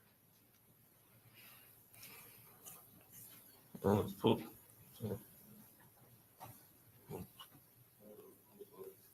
You work at the post office? Yes, Okay. What do you do for the post office? I'm a mail handler. A mail handler? Okay. Mr. Norris, how long have you lived in Jacksonville? My whole life. Okay, so you were born and raised there? Did you go to high school there? Yes, Okay. Now, did you know Charles Jones, the victim in this case? yes. And back in the summer of 2024, how long had you known him?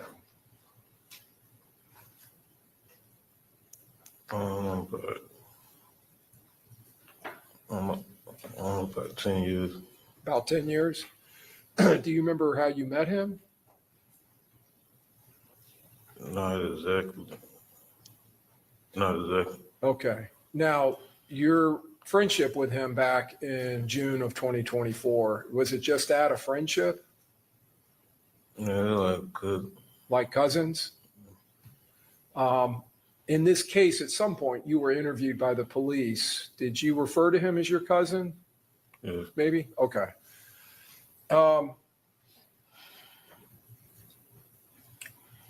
I'm going to call your attention back to that summer of 2024. It would be June of 2024. Do you remember coming here to Tampa from Jacksonville? You talking about before everything happened? Yeah, coming down here for that trip Yeah. when everything happened in this case. Yes. Okay. And did you come down here with Charles? Yes. And did you actually drive with him? Yes. And were you driving in his black Charger, his Dodge Charger? Yes. Do you remember what you all were coming down here for? Celebrate his birthday. Okay. Do you remember how old he was turning? It's 26. 26? Yeah, 26. Was there someone else that traveled in the car with you and Charles? It was Robert. Robert Howard? On the way down here, did Charles Jones and Robert Howard, did they switch off driving? Each of them driving for a part of the trip down? Yeah. Okay. When you all came down here, do you remember coming down on a Friday? Yeah, I think that's the night. I think that's the night we got here. Okay. And did you end up staying at a Airbnb or a house down in St. Petersburg? Yes. Okay. And then the next day would be Saturday. Did you all leave there and go to another Airbnb, another house? Yes. Now, when I came out to talk to you a minute ago, you were sitting next to Miss Randolph out there. Do you remember her being there? They got there that night. That night? The night it happened. They got there that night. That night. Okay. All right. And do you remember a woman named Armani Turner also coming? Yes. They rode together. They got there that night. They rode together. Okay. Now, that Saturday, the house you all are at, do you recall that being in Holiday up in Pasco County? No, I don't know exactly. I don't really know. I don't know the place like that. So I don't know. Yeah, I was going to ask you, do you know Tampa very well, or the Tampa Bay area? It's my third time being here. Okay, so this would be the second time you've been here? Third, because I came here before y'all rescheduled the last trial. That's right. We did. You're right.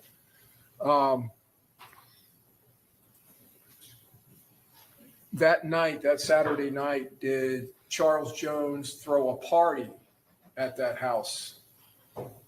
Yes. Okay. And do you remember him inviting people over direct messaging over Instagram? Yes. Okay. And did a lot of people show up? It was about 20-some people. Okay. And at some point, did someone call the police to come out to that house? I think the owners did. And did the party kind of get shut down? Yes. And did you all have to leave the house? Yeah, we was already leaving to go to the club. So You everybody just got all their stuff and left. Okay. So you were already leaving to go, but you just grabbed all of your stuff and left? Was the plan that you were going to go to the club and come back and stay at the house? Was that the original plan? No, we were gonna probably find like a hotel or something to sleep. Oh, okay. Over close to the clubs? Yeah. All right. So let's go to that. So you all leave the Airbnb and you go to some clubs in the city of Tampa. Do you remember that? Mhm. Do you remember one of those being a place called Teasers? Does that sound I think that's the club he had on his flyer. Yeah, okay? that's the first club we went to that night. First club. Yeah. All right. And did Miss Turner and Miss Randolph and some people come in another car? Yes. Mr. Norris, are you okay? Are you cold or want to take a break? I'm good. Okay. Okay. Just let us know if you need to take a break. Okay. So do you also remember another car with a girl named, what's her name? Ilea and Tafa McCrae. Do you know those two people? Taifa, that's my cousin. Tafa's your cousin? Okay. Do you remember them also being there? Yes. Okay. So 3 cars, and you all go to this club. When you get there, do you remember kind of standing there with everyone, and then Charles gets out of the car? What, teasers? At Teasers, yeah. Yes. Okay. Do you remember going in the club? Yes. And when you all went in the club, did Charles Jones at some point do something, make an appearance or perform or something inside the club? Yeah, we went in, but we went in there alone. We went to the other club because it was like the court was like boring, so we went to the other club. Sorry. Yeah, I couldn't hear that either. If you could try to speak up. I said we went in, but like the club was like boring, so we ended up going to the other club. Okay. All right. So you go into that first club, Teasers, and that's a strip club. There are strippers in there or women that are I dancing. think so. Okay. But there's a lot of folks in there. Yeah. Okay. You leave there and then you all drive over to another club? I think Truth 18. Truth 18. Okay. Do you remember that club, the Truth 18 one being up on a second floor and you had to go upstairs? Yes. And did you all end up going into that club too? Yeah. At some point, do you leave Truth 18 and start driving to a hotel? Yes. All right. So let me talk to you first of all about Teasers and Truth 18. When you're in those two clubs, any issues with your group or anyone else? No, there wasn't no issues. That whole week, it was going good till the shooting happened. Okay. So it's going good till the shooting. Okay. So you didn't have any beefs. No one had any beefs with anyone, any fighting, arguing, anything going on in those clubs. No, sir. Okay. When you leave Truth 18, you all end up driving to a hotel. Do you remember pulling up in front of the hotel where the entrance is? Yeah, that's when he went there to see about the rooms, and they came back saying we couldn't get the rooms, so that's why we were sitting there trying to find another hotel. Okay. So that's what Charles Jones was doing. He was looking for a hotel on his phone. Yes. All right. Now, do you remember being in the back seat behind Charles Jones? Yes, I was in the back lying down. Then I was like when he got back, but I fell asleep a little bit after. Okay. So you fell asleep after that, after he came back to the car, or you started dozing? Yes. Okay. Do you remember being woken up at some point or woke up? Yes. When the car hits, I don't remember exactly what it hit, but the car hit something that woke me up. I'm sorry. The car hit something and woke him up. Before the car hit something and that woke you up, did you hear any gunshots? No, I ain't hear any of the gunshots. Okay. And you think you were asleep at that point? Yes. After the car hit something and woke you up, can you just tell the jurors what you saw inside of the car at that point? First thing I saw was Foolio laid up. So I was really thinking like it was a car accident. First thing I looked up, saw the Sorry, I can't understand. Okay. So just try and All talk right. slowly and clearly, okay? I know it's difficult. So what happened when something hit the car? What did you see? You said you saw Foolio laid out. Yeah, first thing I saw was Foolio laid up. I thought it was a car accident until I looked up, saw the bullet holes, and I saw Zay covered in blood yelling. Okay. So you thought it was a car accident, and then you looked up, saw the bullet holes, and you saw Zay. Is that Xavier Edwards? Yes, You saw him covered in blood. yes, All right. So let me talk to you about Xavier Edwards. I don't know if we talked about him yet. So Xavier Edwards was also there at the clubs with you all, yes, and he was driving the Dodge Charger coming from the clubs to the hotel. yes. Okay. And he's covered in blood. Is he saying anything at that point? Yes, he was yelling. What was he yelling? And you can say exactly what he said. If he was like yelling like fuck, like exactly everything. I just remember him yelling fuck. Okay. So yelling fuck. Yes, Okay. Well, did he appear to be upset? yes. Okay. At some point, do you all leave the car and go somewhere? Yeah, he ended up telling me to come on, and that's when we went inside the hotel. You all went inside the hotel. Yes, Okay. Now, at that point, when you're in the car and you get out of the car and start going into the hotel, do you know that you're wounded? no, Okay. Do you know that Xavier's wounded though, because you can see blood, right? yes, And you've seen the bullet holes in the car, so you know that something happened with gunfire. yes. All right. So you all go into the hotel. Do you remember, Mr. Norris, were you all running or walking fast, or how were you going about going We in? were running and trying to get help. Running and trying to get help? Yeah, it happened so fast. I ain't think about my phone or nothing. So we're trying to get help. and nobody came out. So we eventually went to the third floor because we didn't know if they would have came back, tried looking for us. So we went to the third floor. You left your phone in the car? Yes. Okay. So when you get in there, if I understand what you're saying, you all went to the third floor. You got on the elevator? Yeah, we was on the first floor trying to get help first, then we went thinking like, just leave from right here because we don't know if they would have followed us in there or not. So we went to the third floor. Okay. And, So you didn't know if the shooters, whoever did all Yeah, this, would be yeah, following you?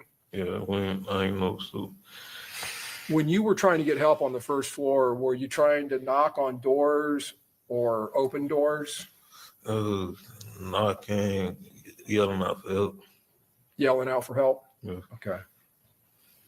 So you all get on the elevator, you go to the third floor. Do you get off the elevator on the third floor? Yeah, we got out the elevator and he didn't like feel like he was gonna pass out and land against the wall. And he told me to check his head, see if he was shot. And that's when I realized I got hit. When I looked down at his head, I saw a hole in my arm. Okay. So he wanted you to look at his head because he thought he had been hit. Xavier Edwards thought he had been hit in the head. Yeah. And then when you tried to do that, you saw this hole in your arm. Yes. Where were you shot? I was shot right on my Okay. close to my shoulder. Do you still have a scar from that gunshot wound? Yes. Your Honor, may I have the witness show the scar to the jury? Yes. Mr. Norris, if you can stand up and just kind of move about, so turn around so that these folks over here can see your arm. Okay. Now, you can go ahead and have a seat again. Thank you, sir.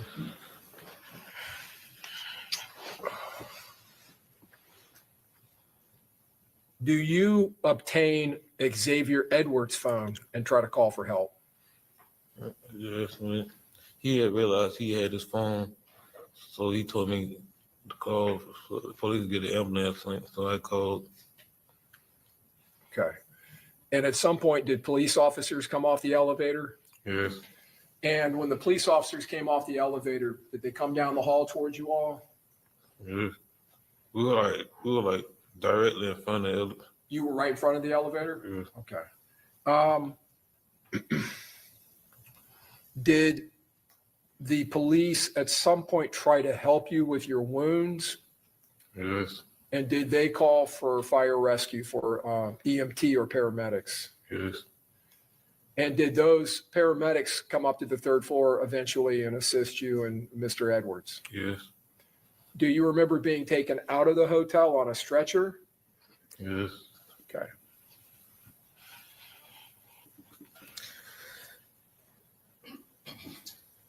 All right, so let me approach first.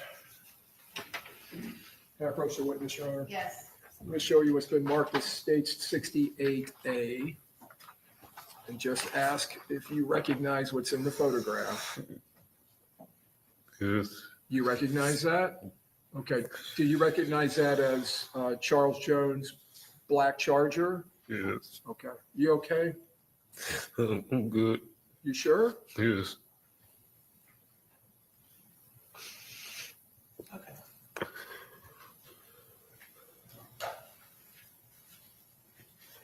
We can take a break. if you need to. I'm good. Okay. All right. And then I'm going to show you these photographs. This is states 25A and 25B and then 25C. Do you recognize the photograph?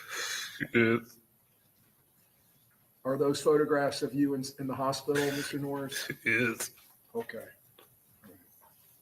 All right. I tell you what, I'm just gonna have the jury step up momentarily.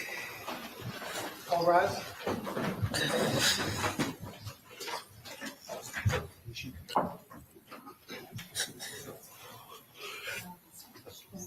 Tissues right there. They're like paper towels.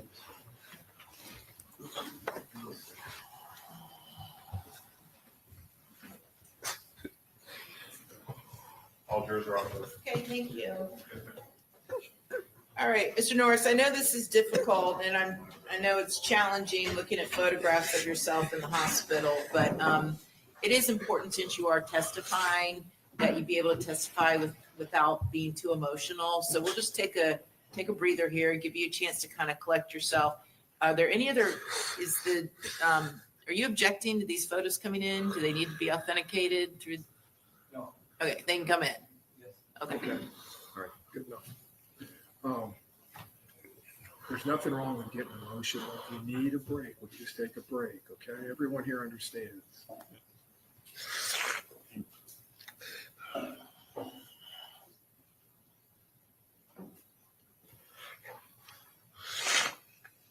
Oh, good.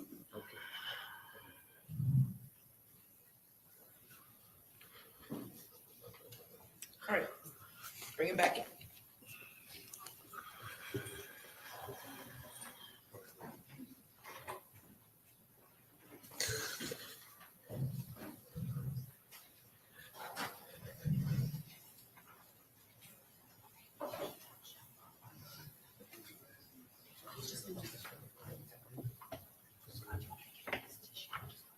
Yeah, that'd be great, thank you. Appreciate it. All rise. Thank you. That's it.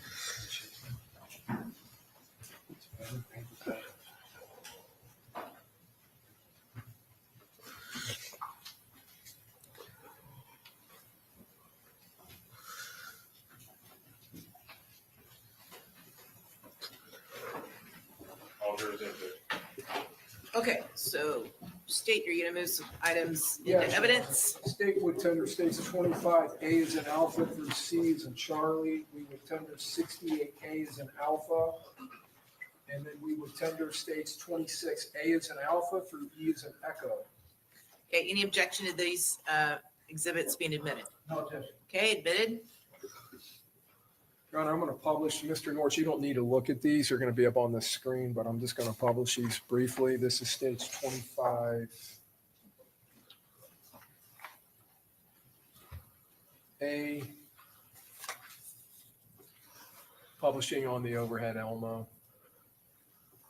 States 25. B. And states 25.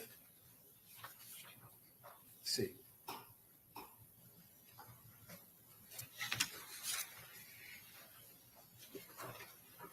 Publishing state 68A.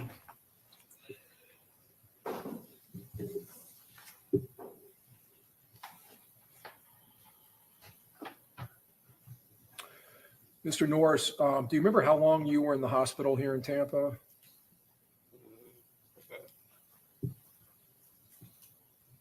I don't know, just a couple hours. They Couple- could patch me up. They said I was okay, but I had to wait on my parents to get him. You had to wait for your parents? Did your parents come down from Jacksonville to pick you up? Yes. When you got back home, were you working at that time? No, I was out of work for about a month or two. Okay. Were you working at Sam's at some point Yes, I was working at Sam's around that time. around that time? Okay. Were you able to go back to work? Yes.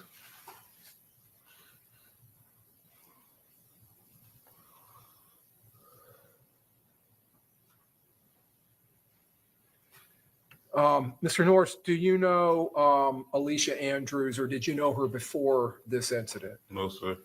Did you know an individual named Isaiah Chance before this happened? I could probably tell on social media. You knew who he was from social media?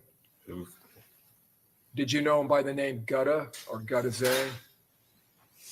yeah, we had followed each other on social media. Followed each other?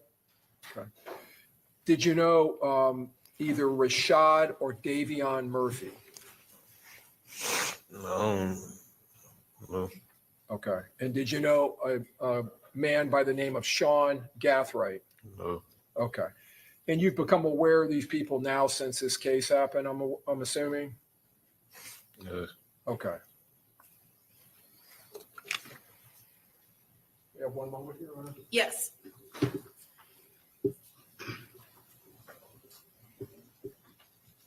No further questions, Your Honor. Okay, cross.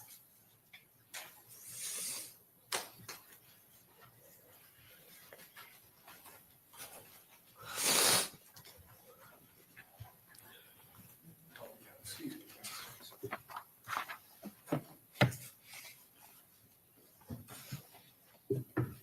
How you doing, Mr. Norris? I'll be quick, all right?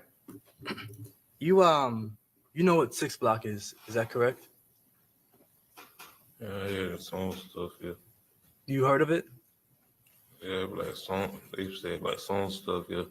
Song stuff? Is that what you said? Yeah, I still out here like songs and stuff. Okay. Was Foolio a part of 6 Block? So you say it in songs. I can't hear what you're saying. I say you used to say it and see like speak on their songs. So Foolio would speak about 6 Block in songs? Yeah. Is it a music group? I think just I think 6 it meant like something to them. I don't know exactly what it was. You don't know exactly what it was? Was it a neighborhood? No, I say like something. It was something that meant for them, but like I never knew exactly like what it was. All right. Do you know, are you involved in anything called 6 Block? I don't get into anything. I couldn't hear you. What'd you say? I said I don't get into anything. You don't get into anything? Is that a no? No, All right. So you're not a part of any rap groups? no, Have you ever been involved in a music video before? no. You've never appeared in any music videos before? Think it got yeah. I think at this repass, I think at the repass, they end up getting me in the background, like recorded. So that's in the music video, but like just being music videos, no. So I can make sure I heard it correctly. Somebody got you in the back of a music video before, you said? Yeah, at the repass, they recording video at the repass. At a repass? Yeah. Which repass? Foolio repass. Okay. So is that the repass was made into a music video? Yes? Yes. Okay. Do you know what ATK is? I hear about that songs. You hear about it in songs? Is that a yes? Yes. All right. You're not a part of any gangs. Is that what you're saying? No. All right. Do you know who Alicia Andrews is? No. Is Alicia Andrews part of any gangs? No, I don't know. I don't know her from Can of Paint. You don't know Alicia Andrews from a can of paint. Is that a no? Yeah, I don't know her. All right. Was she at the Airbnb the night that you were in Tampa? No, I never saw her before. All right. So she wasn't at the clubs either, Teasers or Truth 18. Is that correct? No, I never saw her.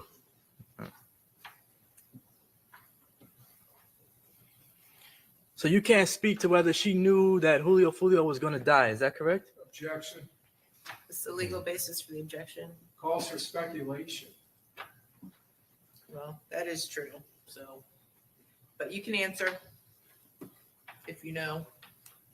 Do you know whether Alicia Andrews knew that someone was planning to kill Charles Jones? No, I don't know that. You said you do know someone named Gadaze? Yes. All right. And you followed that individual on social media? Yeah, it was somewhat cool, like talking stuff. It was no more than that. I didn't hear what you said. I said like we were like somewhat cool, like we'll talk with him, like no more than that. Okay. You said you would talk to Gadaze on social media sometimes. Is that accurate? Yeah. Okay. To your knowledge, did Gadaze have an issue with you? No. You were cool with Gadaze? Like yeah, it was straight. All right.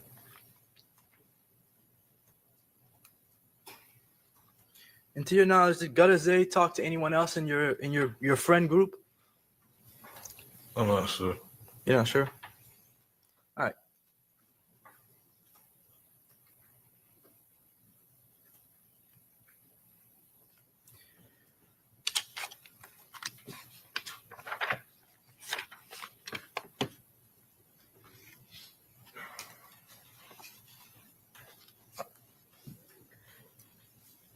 Robert Howard, is he your friend? Yes.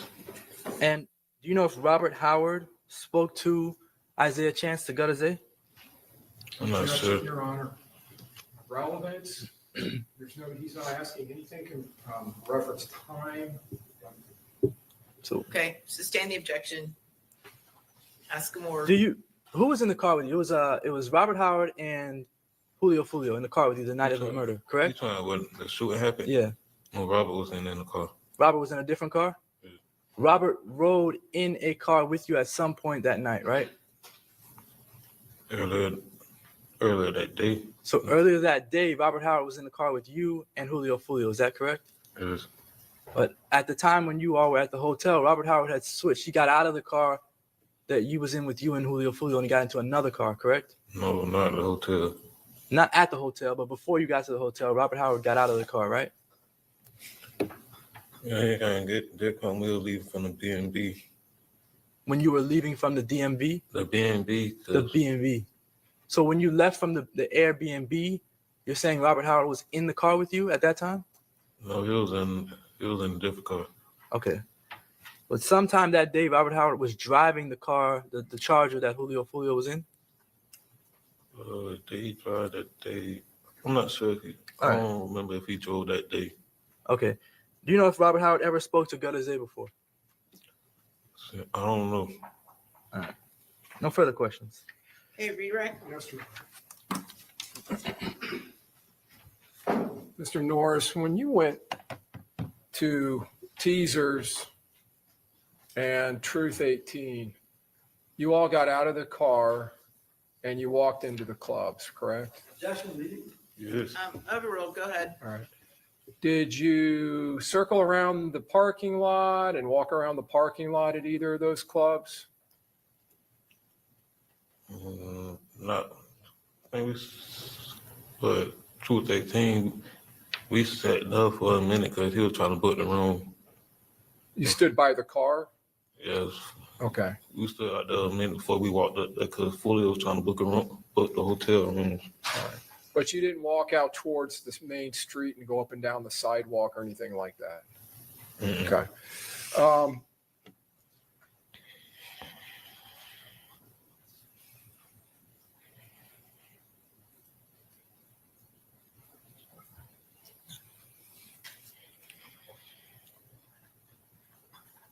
The music video that you said you got caught in the background in, is that what happened?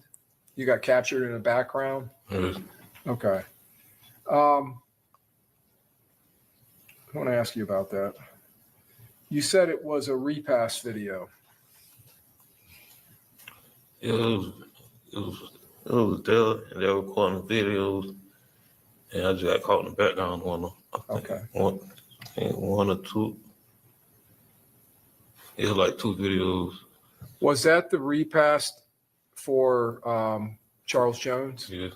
And a repass, so the jurors who don't know what that is that like a celebration of life? Yes. So, a celebration after he had died? Yes.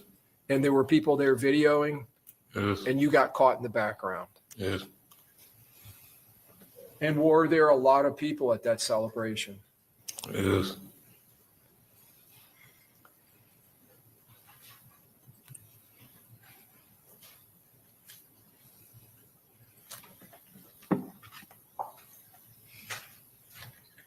Nothing else, Your Honor? Okay, thank you. May this witness be excused? Yes, Your Honor. Okay, thank you, Mr. Norris. You are free to go, okay? Okay, all right, who's gonna be your next witness? Dosha Randolph. Okay.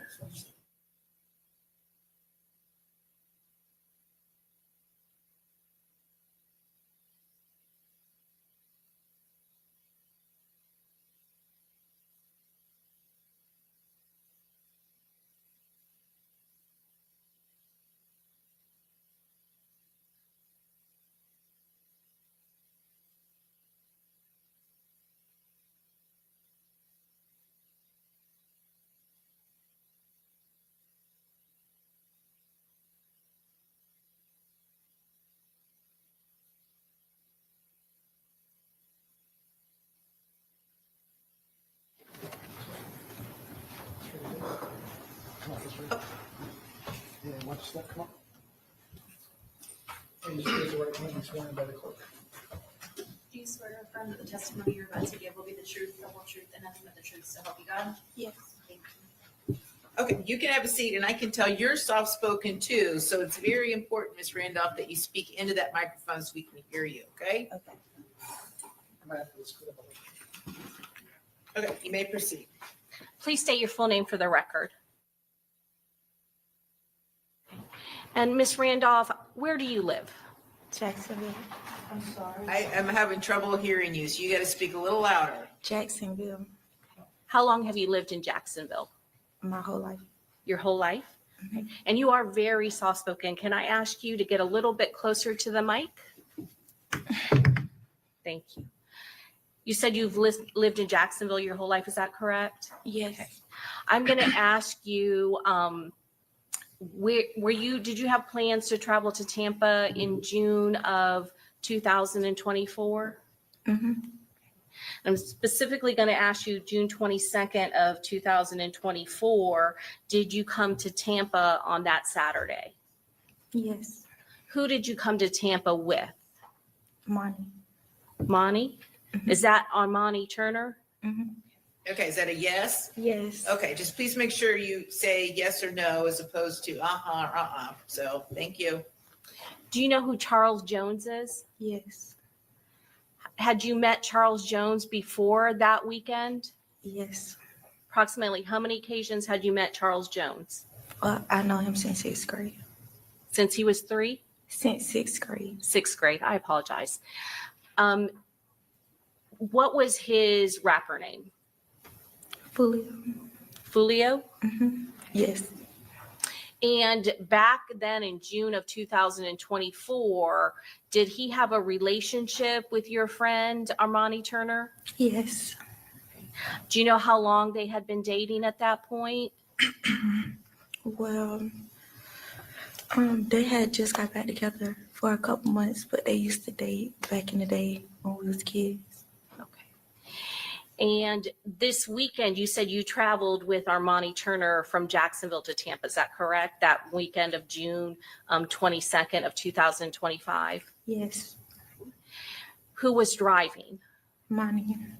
What kind of car did she have? A Hyundai. Was that a gray Hyundai? Yes. Was there anyone else with you and Miss Turner in the gray Hyundai? Yes. Who else was with you? Xavier. Xavier? Yes. And are you referring to Xavier Edwards? Yes. Did all three of you travel down from Jacksonville to Tampa on that Saturday? Yes. Where did you go in Tampa? To the Airbnb. An Airbnb. Okay, I'm not going to ask you the address, but it was an Airbnb, is that correct? Yes. What was going on at the Airbnb? Nothing. Everybody was just chilling.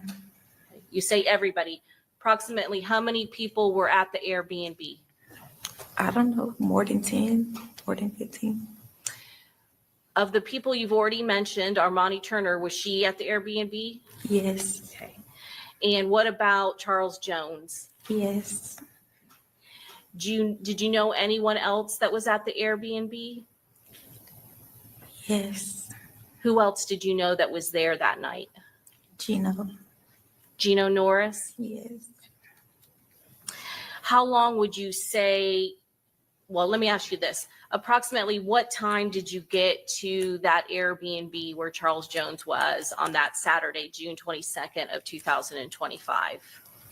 Like 11:45, 11:50 When you say 11:45, are you talking AM or PM? p.m. So at night, it was already dark out? Yes. What happened when you got to that Airbnb in Tampa? Nothing. We just walked in, seen all the people, spoke to the people we knew, and we was just in the kitchen, and we was just posted up in the kitchen. And how long, did anything unusual happen at that Airbnb? No. Were there any fights or any kind of incidents at the Airbnb? No. At some point, did the police show up at the Airbnb? Yes. What happened when the police showed up? Nothing. Me and Monty talked to them and told them we was down here for her boyfriend's birthday, and nothing was going on. They said they got a call about a fight, and we let them know nobody wasn't fighting or anything. And they said, okay, enjoy your night, and they left. And at some point, did you all leave the Airbnb? Yes, Before we talk about that, you said that you were there for Armani's boyfriend's birthday. Is that correct? yes, Was it his birthday? Was it Charles Jones' birthday that weekend? yes. Was he scheduled to appear at some nightclubs that weekend as well? I'm not sure. Do you know whether or not, did you go to nightclubs that weekend? We went to 2 clubs. Do you remember the name of the clubs that you went to? No, What time do you think that you went to the first club? I don't know. Okay, so you got there after 11:45 p.m., is that correct? Yes, Would it have been after midnight going into June 23rd of 2024? yes, So you were at the Airbnb for more than 15 minutes. yes, because we stayed, helped clean up, changed, and everything like that. He waited for us to change, and we helped them pack up, and then we left to go to the first club. I think it was like an hour away or something. Okay. And I want to talk about how everybody gets to the first club. How do you get to the first club? In the car that I came in. Armani Turner's car? Yes, That's the gray Hyundai, correct? yes. Who is in the car with you in the gray Hyundai going to that first club? Me and Monty, I think. Or me, Monty. Armani Turner. Yes. Okay. Is there anyone else in the car with you that you can remember? I think Robert had got in then, or he got in after the first club. I don't know, but I know me and Monty was together the whole night. So. Okay. And you said it may have been Robert, is that correct? Are you referring to Robert Howard? Yes. But did you also say that he may not have gotten in at the first club, but maybe at the second? No, like on the way to the first club. Okay. I don't remember, but I know I was in the car with Monty. But after we left the first club, on the way to the second club, I know he was in the car with us. When we left the second club, I know he was in the car with us. Okay. So you were in a car with Armani Turner when you went from the Airbnb to the first club. Yes. Did other people from the Airbnb also go to the first club, but in other vehicles? Yes, they was already there. They were already there. You met them at that club? Yes, when we left, it was only the car Charles was in and the car me and Monty was in. We followed each other there. And so you're following behind the car that Charles Jones was in. Is that correct? Yes. Do you remember who was in the car with Charles Jones? Everybody else, I think, like him, Gino, Xavier, Robert. Okay. So you believe Gino Norris and Robert Howard and Xavier Edwards were all at that point with Charles Jones in the car? I think so. I don't. And you went to the club? Yes. Any instance or any incident that occurred at the first club? No. And you said you went to another club, is that correct? Yes. Okay. Now let's talk about, are you still in the same vehicle with Armani Turner when you go to the second club? Yes, I never changed vehicles. And at this point, does Robert Howard go from Charles Jones's vehicle into the vehicle with you and Armani Turner? Yes. Do you know whether or not there is another vehicle that Camilla Bentley is in? I don't know who that is. Okay. So were there some people in the group that you didn't know? There's a lot of people I didn't know. But did your vehicle stay with Charles Jones's vehicle? Wherever he went, we went. And at that second club, do you know approximately how long that you were at the second club? No. Was there any issue at the second club? No. What happened after you left the second club? We got in the car to go to the hotel. You're in the same vehicle the entire time? Yes. Who's in the vehicle with you at that point? Me, Monty, and Robert. Okay. And you said that Charles Jones was in the vehicle. Is that correct? In the other vehicle? In his car, yes. Okay. And who was with him at that point when you're leaving the second club to go to the hotel? Gino, Xavier, and his help. Gino Norris and Xavier Edwards? Yes. So when you get to the other club, when you get to the hotel, what happens? He go inside for like 2 minutes. He come out, When you say he, you said he goes inside. Who are you referring to? Charles. Charles Jones? Yes. When he come out, he texts Monty and say, no, he called her, text her one time, forgot. And he was like, they said they gave his reservations away. So we like, okay, we finna look up some hotels. So we all just get on our phone and we start trying to find hotels that's near. And he said one of his other friends told him they went back towards where the Airbnb was because everything in that area was already booked up. So we was just on our phones trying to find a hotel that was close by because it was already late. So what happened at that point? We was in the car on our phones listening to music, and then we heard gunshots. So then we was looking like, Then I cut the radio down, and we heard them some more, and it sounded like they was closer, but we couldn't tell what direction that they was coming from. And we like, oh no, we getting shot at. And Monty put the car in reverse, and he just, Okay. So you said Armani Turner, she put the car in reverse. Is that correct? yes. And did anything happen in the parking lot when she put the car in reverse? Yes, we, I think it was his cousin car. They went in drive, we went in reverse, so we kind of hit each other. And then we just both ended up getting out of the parking lot. And when we got out of the parking lot, we seen a car, which we thought was Charles' car. So we made a U-turn. And when we made a U-turn, we realized it wasn't his car. And we ended up going down this street, and we seen the police, and we hopped out and was trying to tell them like, oh, we just got shot at, but they wasn't listening. So we hopped back in the car and made another U-turn. So they hopped in their car and they chased us, and they called for backup, and we led them to where we found Charles' car at. Okay. So you said that you ran into law enforcement. Is that correct? Yes. And did all of you, Armani Turner and Robert Howard, all get out of the vehicle at that point? We got out. Me and Monty got out when we seen the police, and we was trying to talk to him. He wasn't listening. We hopped back in the car. Okay. Me, Robert, and Monty got out. When we came back to the hotel and all the police was with us, and we didn't see his car, we rode around until we seen it. And when we seen it, everybody hopped out the car. Okay. And what happened when you hopped out of the car? The police had hopped out and told us to stop moving and told us to back up. And from where I was, I could see like in his car because I was on the passenger side. So like, I seen him.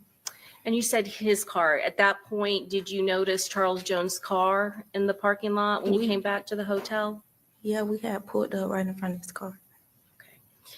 At some point, those police officers that you ran into on the roadway, did they come back and follow you to that location? When we got back in the car and pulled off, they pulled off with us. Okay. And they called for backup. And I guess the other officers met at the hotel, and they told us basically we was running from the police and not do that again. Okay. At some point, did they take your interviews and realize that Miss Turner's boyfriend had been the one that was shot in the other car? Yes. And did you provide an interview to law enforcement? Yes. I'm going to show you what's been marked for identification, States Exhibit 2E. Do you recognize this, Ms. Randolph? Yes. Is that a fair and accurate picture of where Armani Turner's car came to a stop after it came back to the hotel after the shooting? Yes. Your Honor, at this time we'd introduce into evidence States Exhibit 2E. Any objection? No objection. Admitted.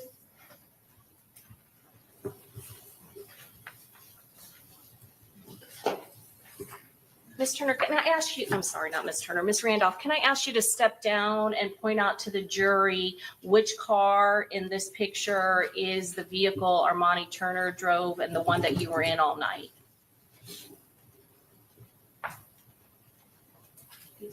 The one to the right with the doors, well, they both have the doors open, but the one to the right of the photograph? Yes. Okay. And there's another vehicle. Is that the vehicle that you saw eventually when you got out of the car and started talking to law enforcement? Yes, And is that the vehicle that you had previously seen Charles Jones in prior to the shooting? yes, And is that the location where it was when you came back to Home to Suites after the shooting? yes, that's what we found him. And prior to coming to court today, did I ask you to look at a video that was from the Instagram feed of Charles Jones on June 22nd of 2023 2024, going into June 23rd of 2024? Yes, And did that accurately depict his Instagram feed on those dates? yes, Your Honor, at this time, I would introduce into evidence State's Exhibit 85C. Any objection? Yes. Yes?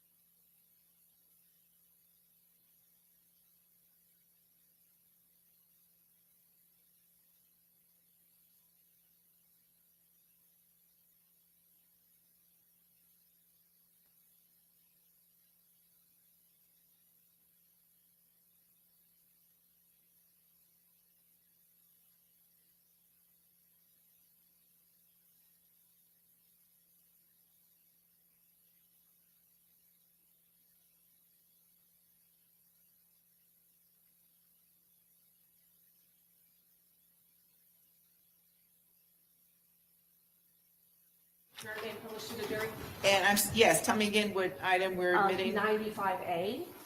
95A. Okay, admitted.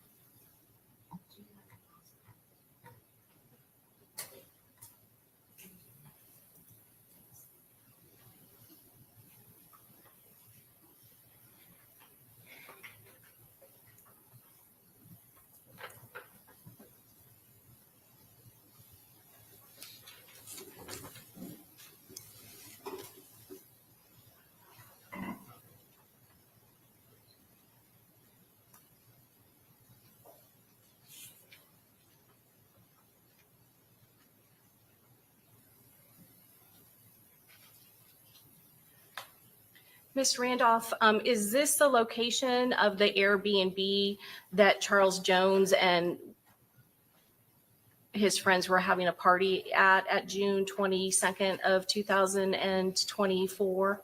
yes, And you recognize that Airbnb and the people that are in that party? yes. Okay. The people that I know and myself. You recognize yourself in there as well, is that correct? Okay.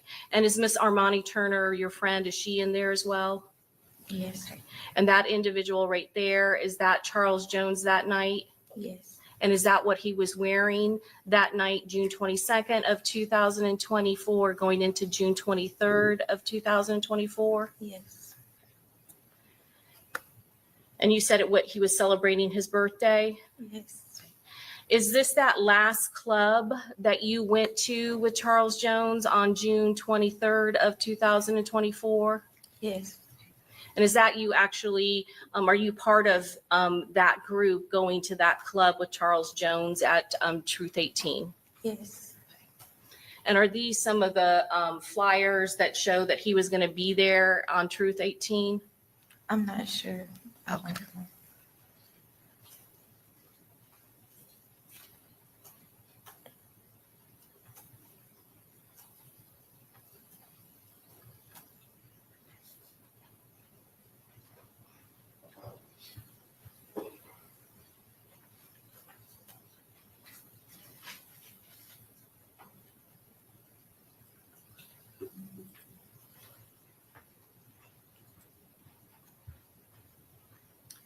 Ms. Randolph, after you got to that location where, and I'm going to go back to June 23rd of 2024, when you all got back to the hotel and saw Charles Jones' car, how long were you at that location before you were able to speak to law enforcement officers about what had happened? Hours. Hours. Okay. At some point, did Charles Jones' mother come to that location? Yes. Your Honor, may I have one moment? Yes.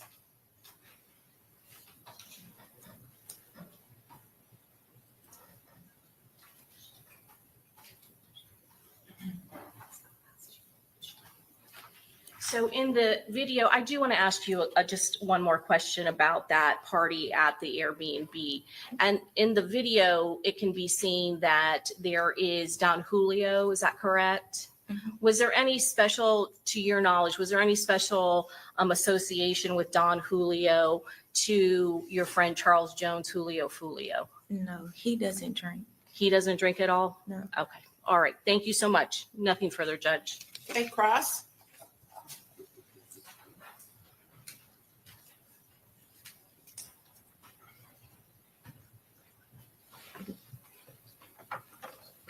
And when you say that Foolio does not drink, that video that we saw earlier, it shows him drinking that one night. Is that correct?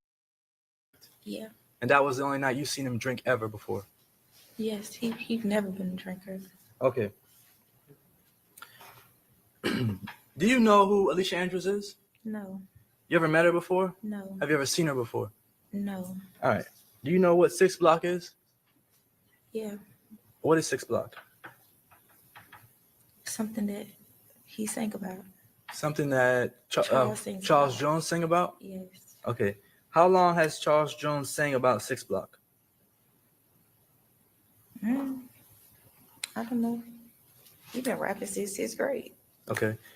Has he been rapping about 6 Block since 6th grade though? He's been rapping about a lot of stuff since 6th grade. But what about 6 Block?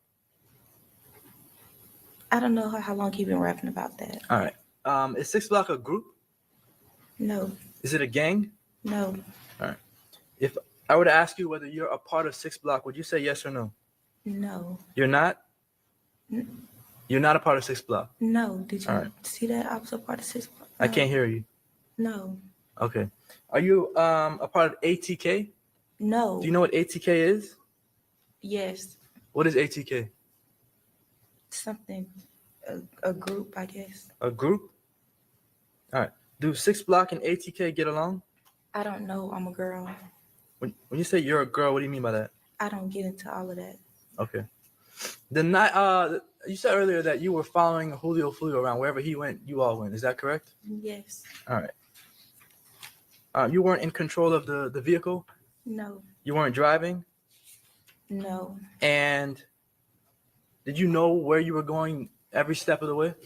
No. I've never been here.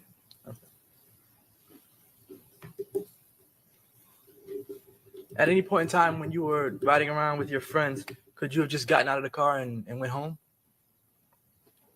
My ride, I was riding around with my ride. So you could not just get out of the car and go home, correct? No, Earlier you said Robert Howard was inside the car with Foolio at some point in time. Is that correct? yes, he was already down there when we got down there. All right. So Robert Howard's in the car with Foolio, and he's also in the car with Gino at some point. Yes, Gino Norris, the witness that was right before you. yes,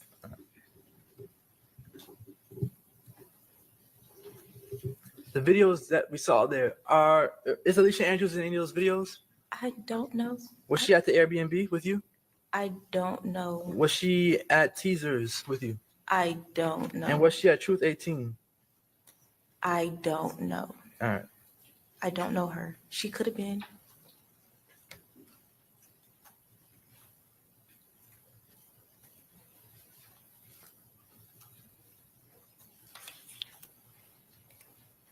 You're aware of obviously the type of music that Julio Foolio made, is that correct? Yes. That is drill rap? Mm-hmm. That he Yes. rapped about dead people? Everybody from my city do that. You said everybody from your city does that? Yes. So it's a common thing in Jacksonville. Yeah. All right. And these people that are rapping about dead people or killing people, they are rapping about killing each other's friends? I don't know. You don't know? I don't Do you know. listen to the music? Not real. Why not? I don't get into all that. You don't get into all of it. Yes. All right, but you do hang out with the people who make the music. I don't hang out with nobody. I've known him since 6th grade. Okay. Have you hang out with him since 6th grade?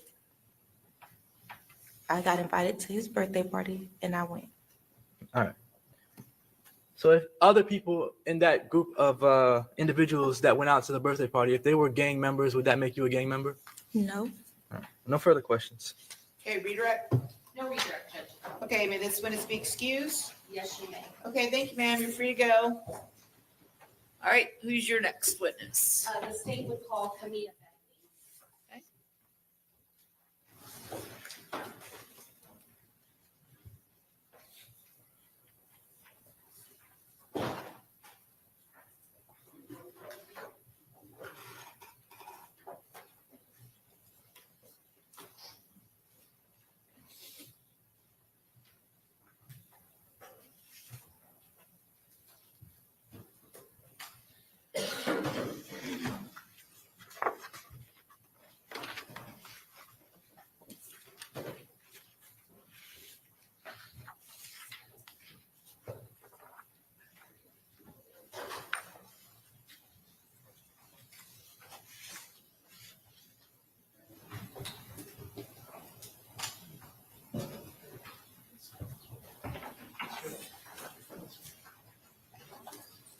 You swear to steps. So raise your hand. Just going back and forth.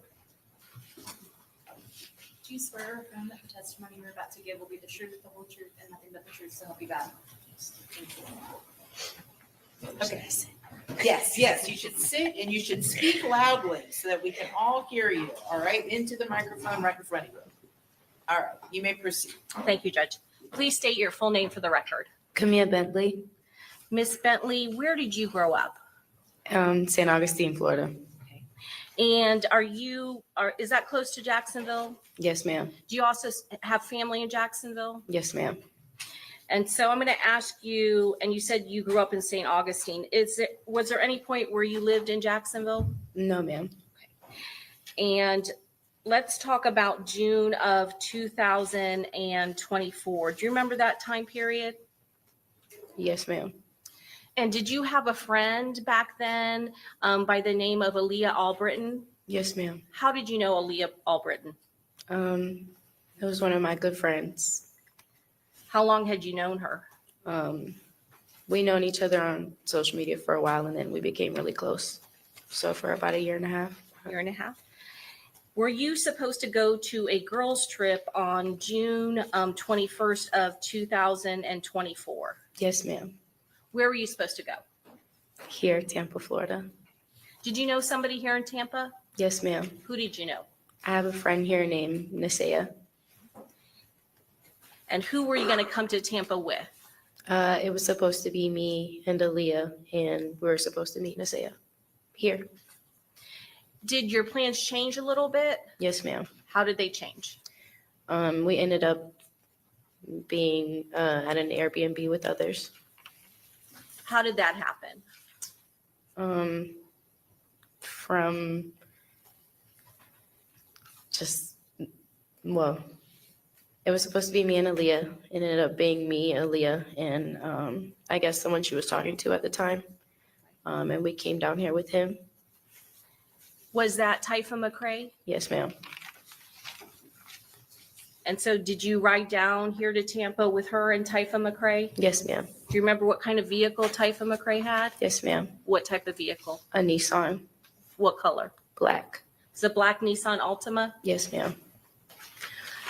When you came down with Typha McCrae and Aaliyah Albritton, was that on a Friday or a Saturday? It was Friday. Where did you go when you came to Tampa that Friday? We just stopped to a gas station and went to an Airbnb. Who was at the Airbnb? When we first got there, it was no one there. I think maybe one of his friends. I'm not sure. I'm not aware. Later, did you find out that Charles Jones was staying at that Airbnb? Yes, ma'am. Had you ever met Charles Jones before? When I was there that weekend. That weekend. But prior to that weekend, had you ever met Charles Jones? No, ma'am. Had you been familiar with a person by the name of a rapper named Julio Foolio? Yes, ma'am. Why were you familiar with that name, Julio Foolio? He's just a big artist in the city, What city? Jacksonville, Florida. And even though you grew up in St. Augustine, you said you had family in Jacksonville. Is that correct? Yes, ma'am. And were there times where you would go to Jacksonville and hang out in Jacksonville? Yes, ma'am. And when did that start? Well, I kind of grew up in Jacksonville and St. Augustine. I have family and friends all over. So, And you said he was a big rap artist. Is that correct? yes, ma'am. Did you see any of his music or anything about him on social media? Yes. What type of social media were you on back in June of 2024? In the beginning, I was on Instagram, Facebook, and I think that's it. Twitter, maybe. And were you familiar with the type of rap music that Julio Foolio, Charles Jones played? Yes, ma'am. Drill rap music? Yes, ma'am. What does that mean to you? To me, Yes. nothing. Were you into drill rap music? Was I into it? I listened to it. You listened to it. Were you aware that there were rival groups in Jacksonville that would do rap music against the other group? Yes, ma'am. Did you know what group or what gang Charles Jones, Julio Foolio was associated with? Yes, ma'am. And what gang was that? I'm assuming KTA. What was that? I'm assuming KTA as far as I know. As far as you know. What was the rival gang? Do you remember? ATK. ATK. Okay. And are you familiar with a rap artist by the name of Young and Ace? Yes, ma'am. Was he associated with ATK? Yes, ma'am. And had you ever met either one of those people before? Met as far as the two rappers? Yes, ma'am. Yes, ma'am. And that weekend was the first time you had met Charles Jones. Is that correct? Yes, ma'am. Had you met Young and Ace before Yes, from ma'am. ATK? When did you meet him? Probably when I was younger. When you were younger? Okay. Was it somebody that you personally knew and considered a friend or anything like that? No. Were you also familiar with him because of his music and his rapping in Jacksonville? Yes, ma'am. Were a lot of your friends familiar with both of those rap groups, ATK and Charles Jones, Julio Foolio? Yes, ma'am.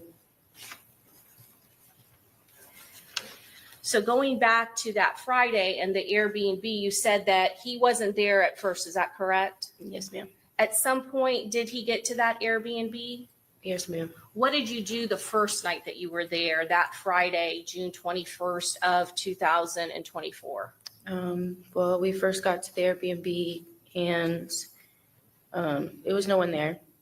And I was waiting for my friend Nisea to come get me and Aaliyah. And she finally showed. There was a backyard area with a pool, and me and the girls just sat out there, and I didn't realize that the guys were inside. And we came inside, but we weren't really around. We were just sitting in an area just by ourselves, just with the girls. And we left, and that was that. When you say we left, who are you referring to? Me and Nisea Where did and you Aaliyah. and Aaliyah? Where did you, Nisea, and Aaliyah Albritton go? We all went out. Where? We went to some club Where did you spend the night that night? at Nisea's house, Where did Aaliyah Albritton stay the night? at the B&B. The Airbnb that Foolio had been? Did you know the address to that Airbnb? Right now, not off the top of my head, no. Was that the only time that you had been there? Yes, ma'am. Going now into Saturday, June 22nd of 2024, did you at some point go to a different Airbnb? Yes, ma'am. Approximately what time did you go to the different Airbnb?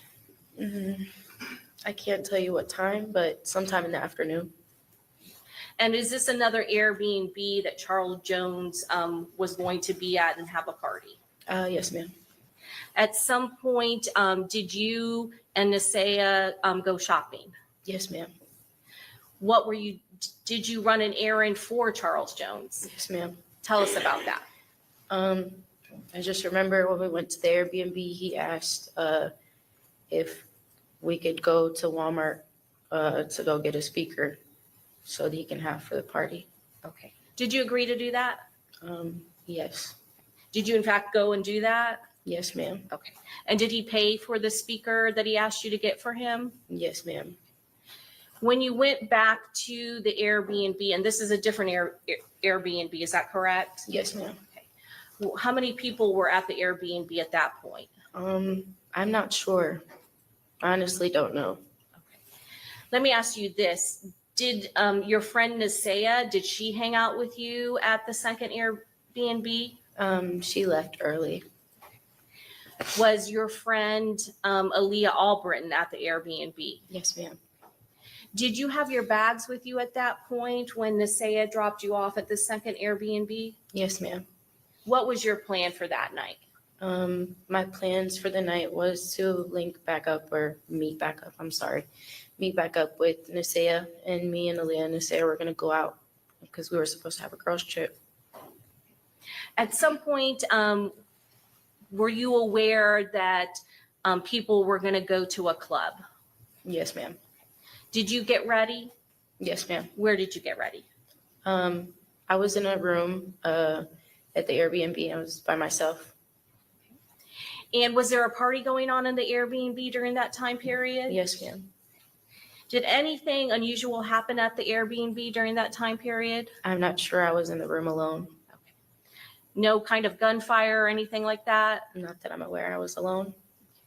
At some point, do you all go to the club? Yes, ma'am. Where were your bags at that point?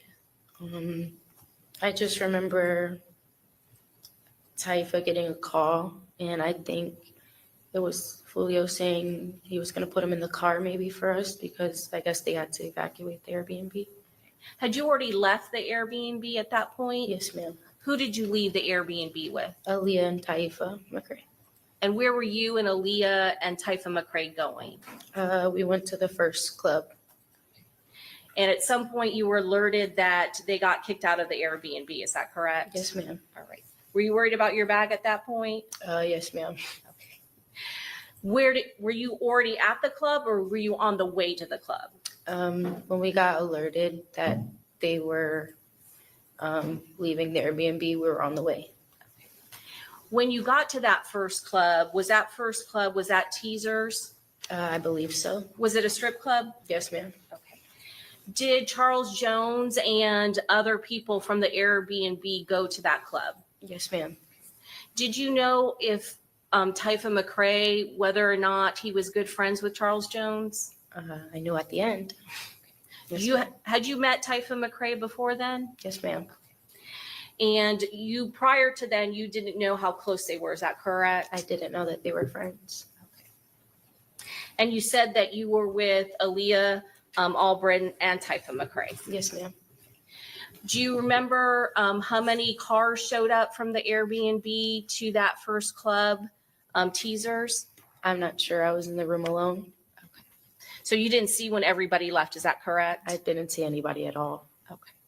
So going back to Teasers, how long would you say you were at Teasers? Maybe like, it wasn't really that long. Maybe like 45 minutes, maybe an hour, maybe. Sorry to interrupt you.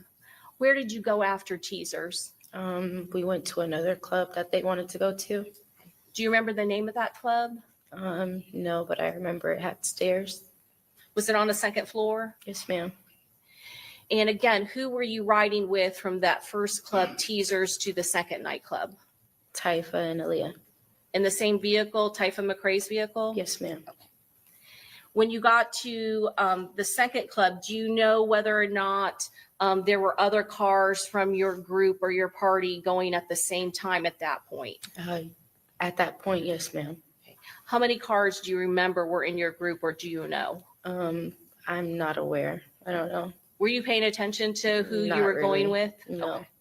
So now I want to talk about this second club. You said that it was on a second floor. Is that correct? Yes, ma'am. Do you remember how long you were at the second club? Maybe the same time we were at the other one, maybe like an hour. And you mentioned all the people that were in your car. Did all of them go into the second club? It was just me and Aaliyah and Typha in one car, but yes, we did go in there. Was Charles Jones at that club? Yes, ma'am. And did he have other people with him at the club? Yes, ma'am. And how long would you say you were at the second club? Maybe like 45 minutes to an hour, maybe. I don't remember. When you left the club, do you know what the plan was at that point? Where were you going? I initially thought we were going to come back home that night, but I believe that they were just really tired and they wanted to lay down and get some rest instead of hopping on the road because it was late. And I guess no one wanted anything to happen. Anything can happen at night. So I guess they just wanted to rest. Was it in the pretty early morning hours at that point? Yes, ma'am. Did you know what exactly time it was at that point? I think maybe like 2 a.m, close to 3 maybe. Were you keeping track of the time? No, ma'am. What happened when you all left the club? We all followed each other to a hotel. Were you familiar with that hotel? No, ma'am. When you got to the hotel, tell me what happened. I just remember we were driving around trying to find parking, and we couldn't find parking, and I guess they were trying to see if there was a room available or any rooms available. So we all parked by the front lobby. At some point, where were you in the vehicle? I was originally sitting in the back seat, in the passenger seat, behind the passenger seat. Who was driving? Typha McCrae. And where was Aaliyah Albritton? In the passenger seat. Okay. At any point, did Typha McCrae leave the vehicle? Yes, ma'am. Why? Aaliyah said she needed to use the bathroom. Okay. And then what happened? I moved into the driver's seat, the front driver's seat. All right, I want to ask you what happened at that point when you got into the driver's seat of Typha McCrae's vehicle? I just remember looking down at my phone and I got shot. Did you hear any gunshots before ma'am. you got shot? Okay. How many gunshots did you hear? A lot. After you got shot, what did you do? I prayed and I asked God to cut the car on because there was no keys in the car. And I finally got the car to cut on and I drove off. Where did you get shot? In my arm and in the back of my shoulders. Do you know where you were going at that point? I just wanted to get away. Did anything happen in the parking lot as you were trying to get away? I just remember everybody was just trying to back out of the cars and just try to save themselves. And where did you go? I remember pulling out of the hotel and I made a left down a street and I seen a police car and I stopped at the light and I instantly thought about everybody that I left behind at the hotel and I wanted to make sure they were okay, so I turned around. Okay. Did you make any phone calls or did you get a phone call? I remember making a phone call to Aaliyah and just telling her what happened. And what did she say? She was just in shock and she said that she heard everything going on from inside the hotel. What did you do at that point? I turned around and I made it back to the hotel and there was nobody in the front.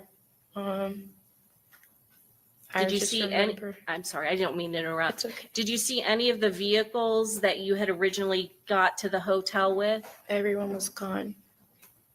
So tell me what happened once you got back to that hotel. Aaliyah and Taifa came outside, running outside. And I just remember my adrenaline rush was just my anxiety. Everything was up there and I just begged them to take me to the hospital. Okay. Did they do that? Yes, ma'am. When you got to the hospital, what happened? I just remember Taifa being by my side and he just never left until my parents got there. Were your parents in Tampa that night? Yes, ma'am. Okay. Did you call them and let them know what happened? Yes, ma'am. Do you know how long it took for them to get there? They wouldn't let my parents come back and see me till maybe like 4 or 5 in the morning. Okay. Did a law enforcement officer come to the emergency room? Yes, ma'am. Okay. I'm going to show you what's marked States Exhibit 28. Do you recognize this photograph? Does that fairly and accurately represent you on that day after you had gone to the hospital on June 23rd of 2024? Yes, ma'am. Judge, at this time, we'd offer into evidence States Exhibit 28. Any objection? No objection.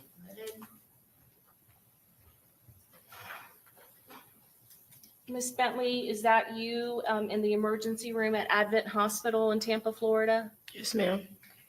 Can you tell us where exactly you were shot? My right arm, like right here, my upper right arm. And there's gun pieces in the back of my shoulder. Did you require surgery that night? No, ma'am. And you said that, is there still pieces that are in your arm? Yes, ma'am. Did Aaliyah Albritton, did she come into the hospital with you and Typha McCrae? No, ma'am. Do you know what happened to Aaliyah Albritton after she dropped you off at the hospital? No, ma'am. You want me to have one moment? Yes. Judge, at this time, we pass the witness. Okay, cross-examination.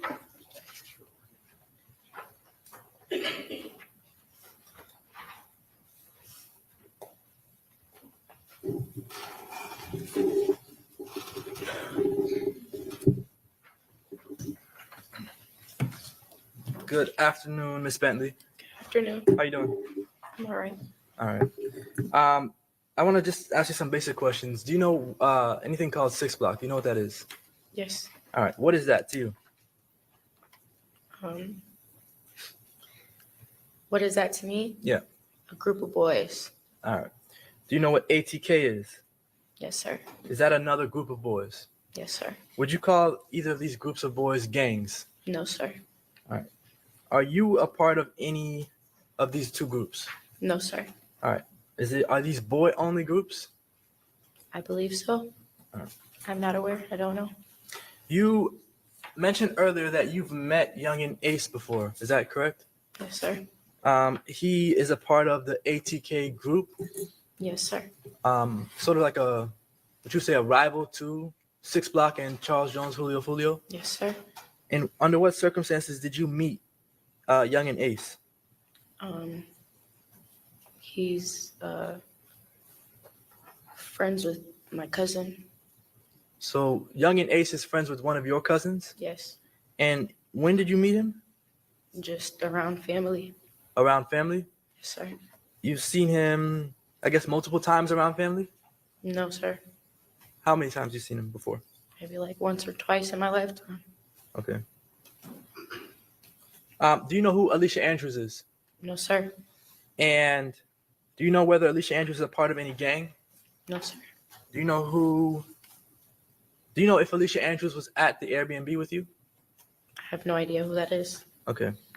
Let me ask you this question. You were inside one of the Airbnbs, inside of a room by yourself? Yes, sir. Why were you by yourself? Sometimes I just like to be alone. All right. And you're by yourself while there's a bunch of commotion going on in another portion of the Airbnb. Is that correct? Yes, sir. I'm gonna ask you like a sort of a strange question. The Airbnb, you didn't book that, right? No, sir. The Airbnb itself, did you go to the Airbnb to avoid being detected by any hotel lobby cameras? No. All right. Do you know anyone named Fat Boy? No. Now, how do you listen to drill rap music?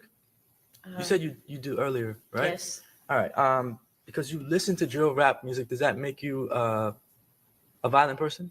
No. All right. Does that mean that you want to do the things that the drill rappers rap about? No. All right. The drill rap music, was that something that Charles Jones, Julio, Foolio made?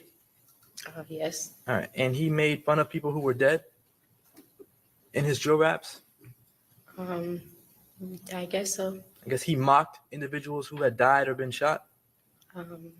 Yes. All right. And did people hate him for that? I don't know. Did people dislike him for that? I'm not sure.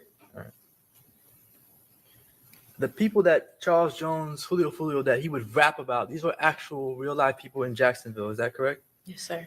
And did you know any of the people that he rapped about? No, sir.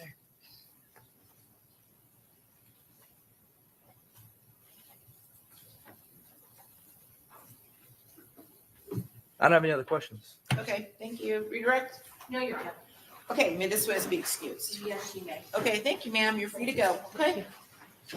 All right, state, who's your next witness? Officer Guy Charles. Okay.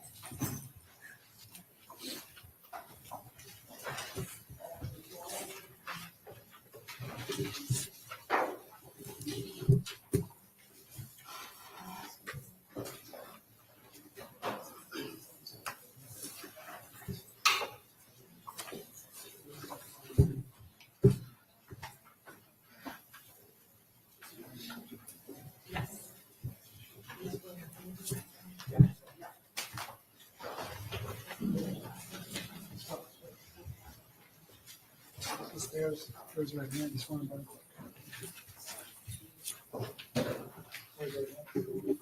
You swear or affirm that the testimony you're about to give will be the truth, the whole truth, and nothing but the truth, so help you God. Thank you, sir. Okay, you may proceed. Thank you, Your Honor. Good afternoon. Good afternoon. Would you please state your name and spell your last name, please? Officer Brian Godcharles, last name Godcharles. And how were you employed, sir? City of Tampa police officer. How long have you worked for the City of Tampa Police? Almost 3 years. 3 years. And what's your current assignment? Patrol. Back in June of 2024, what was your assignment? Patrol. Okay. Are you certified by state of Florida guidelines and regulations as a law enforcement officer? Yes. Did you attend a police academy at the beginning of your career? I attended a police academy in Philadelphia. Philadelphia. Okay. I wanted to talk to you about that. Did you have to attend a police academy here in Florida when you came here, or did your certifications from Pennsylvania transfer? I did an equivalency of training An course. equivalency? Okay. How many years did you work in Philadelphia in law enforcement? Around 5. In what agency? Philadelphia Police Department. Okay. And did you work patrol there? Yes. Did you work anything else other than patrol? No. Now, here in Florida, you've indicated that you are certified as a law enforcement officer by Florida guidelines and regulations, correct? Yes. Does that require you to maintain annual certifications or qualifications or training of any type? Yes. Do you undergo periodic training as a law enforcement officer with the Tampa Police Department? Yes. I'm going to call your attention to the early morning hours of June 23rd, 2024. Were you on duty in the early morning hours, like say around 5, 6 o'clock in the morning? Yes. Is the city of Tampa, is it divided the jurisdiction into districts? Yes. And what district covers the area near the University of South Florida? Or I'm sorry, yes, University of South Florida near Fowler and McKinley? District 2. District 2. Is that still your current assignment? Yes. And at the time you were assigned in that district? Yes. Did you have occasion to respond to a shooting call at a hotel complex at McKinley and Fowler? Yes. That area of that hotel complex, is that entire complex, the University of South Florida and all the areas surrounding it contained within Hillsborough County? Yes. And is that area contained within the city of Tampa, Yes. and within your jurisdiction? Yes. There are areas near there where the city's jurisdiction ends and the sheriff's office begins, correct? Correct. But not that area. Correct. Okay. When you responded there, were there other officers there on scene? Yes. Were there other agency officers there on scene? Yes. And what agency? University of South Florida Police. Okay. And when you responded there, did you respond to an area on the southeast edge of that property? Yes. May I approach the witness, Your Honor? Yes. Showing you what's been marked as states 1. Just trying to orient it here. Okay, so it's oriented like a normal map. McKinley and Fowler, Correct. do you recognize this area depicted in this aerial photograph? Yes. Does this photograph accurately depict the area that you responded to and that encompassed the multiple crime scenes in that area? Yes. Okay. Your Honor, I would tender states 1 aerial photograph of the hotel complex. Any objection? Okay, admitted. Move to tender and publish, Your Honor. Yes. Publishing states 1.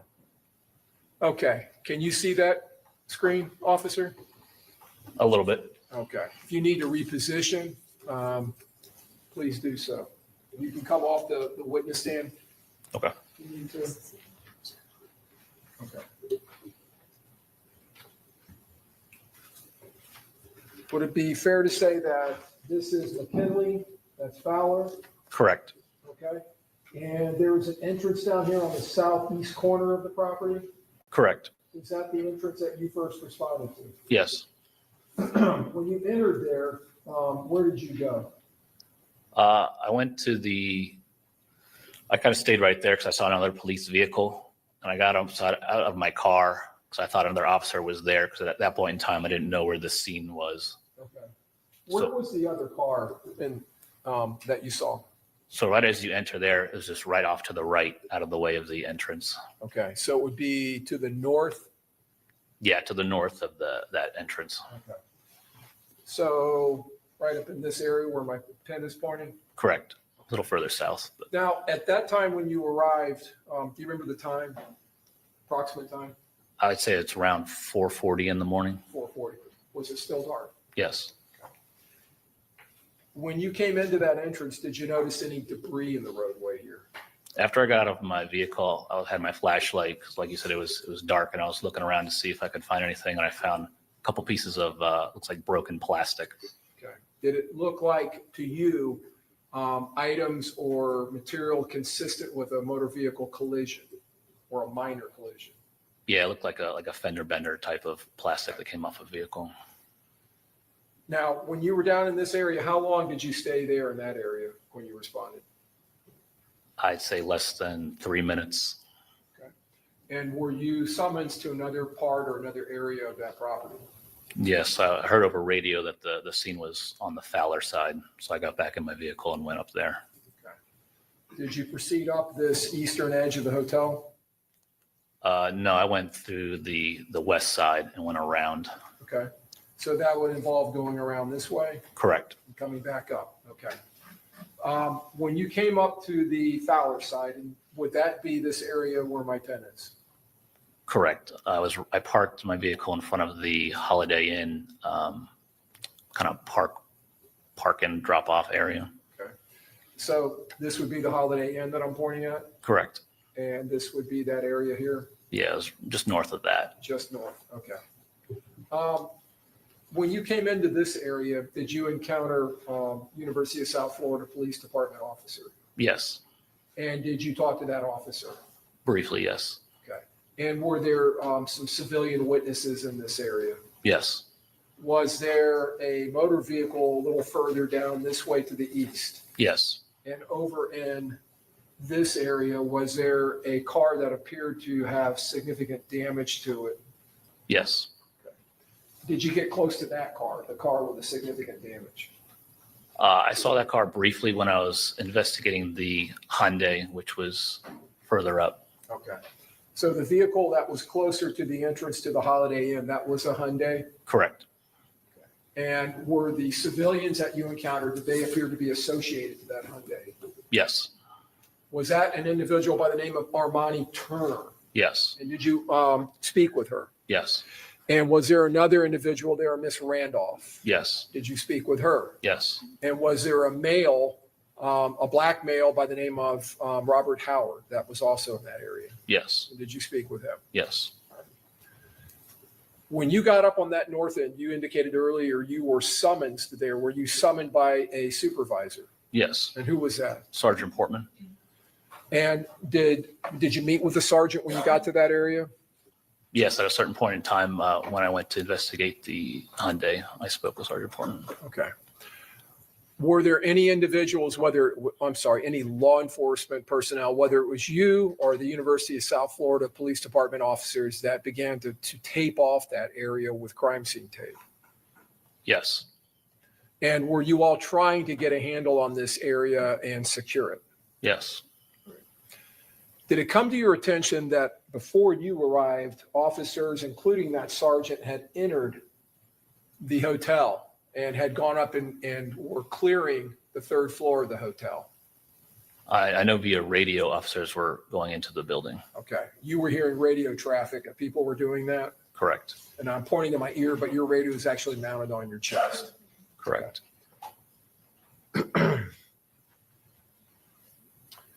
After you were in that area and you spoke with those witnesses and your sergeant and the University of South Florida Police Department officer, did you at some point after being in that area for a while, did you then travel to another part of the complex? Yes. And where was that?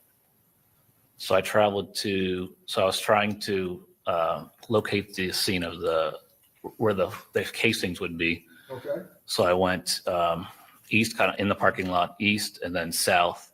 And I ended up finding the casings at the south side of the Home 2 Suites by Hilton, Okay. near their carport. So would that take you east where my pen is going and then south down the eastern side of the Home 2 Suites Correct. and then into this area? Correct. When you got into this area, is this an area where you started looking for shell casings? Yes. Did you see what appeared to be damage to the front of the south end of the building? I saw one window that had been shot by something, it appeared. Okay. And did you find casings in that area? Yes. And approximately right where my pen is in this area, Correct. right to the west of the portico, the entrance? Correct. Okay. And those shell casings, did they appear to be pistol Yes. rounds, 9mm casings? Yes. Did you find any rifle casings? No. Now, when you got down on the south end of the building, was it still dark? I believe so. And did you stay in that area down there as the sun came up? Yes. And you had a pretty good look in that area around that parking area? Yes. Or, I'm sorry, the portico, the entrance on the south end of the hotel? Yes. All right.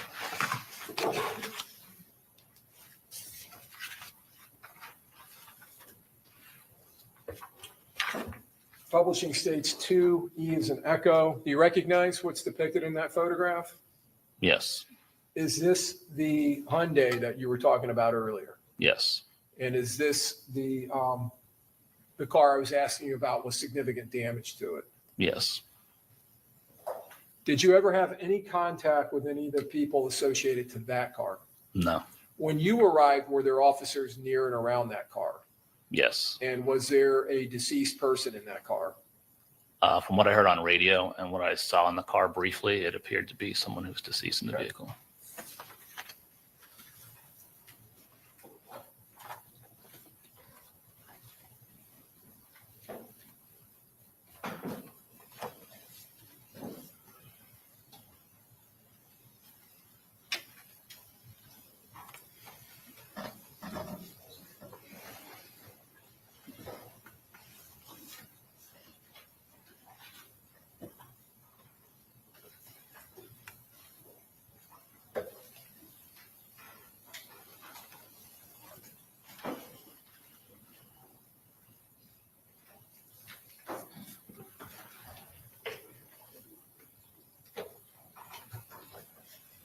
Your Honor, we would tender states 7A as an alpha through P as in Peter. Any objection? No objection.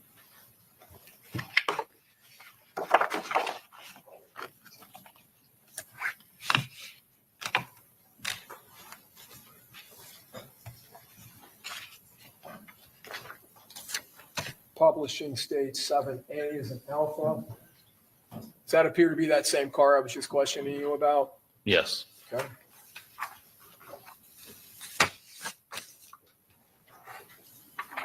Seven B.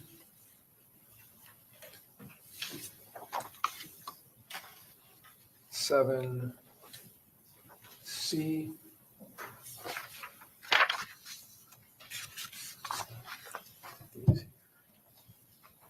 Seven D is in Delta.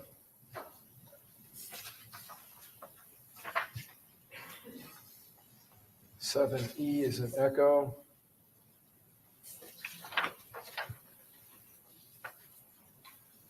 Seven F is in Foxtrot. Seven G is in Golf. 7H is in Hotel.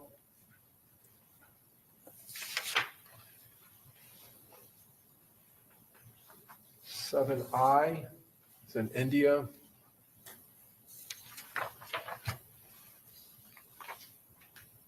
7J is in Juliet. 7K is in Kilo.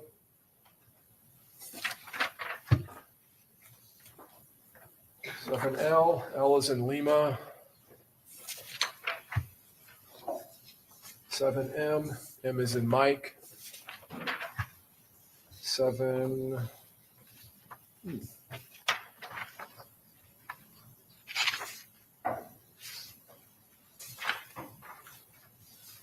have one moment, Your Honor. Yes. Make one an N. We'll make one an N. 7, okay.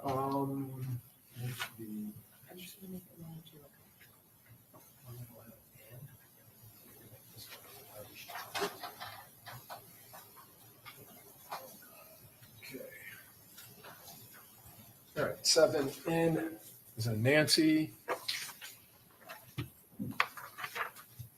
7O is an Oscar. And 7P is in Peter. All right.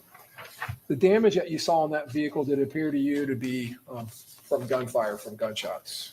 On the Charger, yes. Yeah. Have you ever seen that type of damage before on vehicles? Yes. Sheet metal and motor vehicle glass? Yes.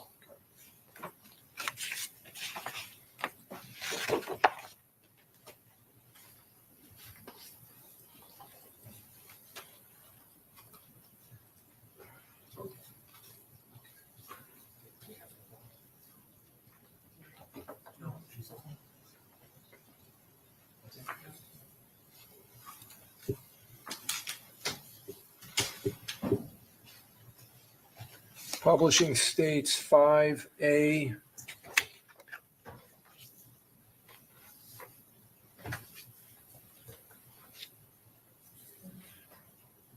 In this photograph, is this a view, Officer Guy Charles, from the southeast section of the home to suites facing through the portico entrance? Yes.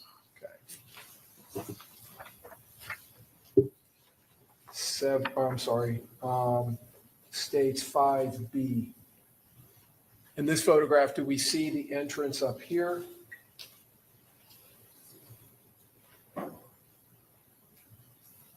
In this area, I'm sorry. I'm not sure what that is. I'd have to. Okay.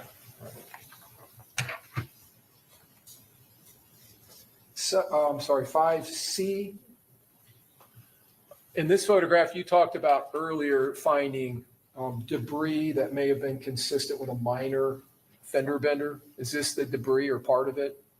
Yeah, that's the debris. Okay. Did it appear to be possibly a cowling from a side mirror on a car? Yeah, it looked like to be the shell to the driver's side mirror. Okay. Now, this would be the entrance here. Is that correct? Yes, that'd be the entrance where the vehicles were and the fired cartridge casings were. Okay. States 5D is a Delta. Is that just a straight on shot at the entrance? Yes. I don't know if you can see it, but do you see one of the windows with damage to it? I can't see it from here, Let me see if I can zoom in on it.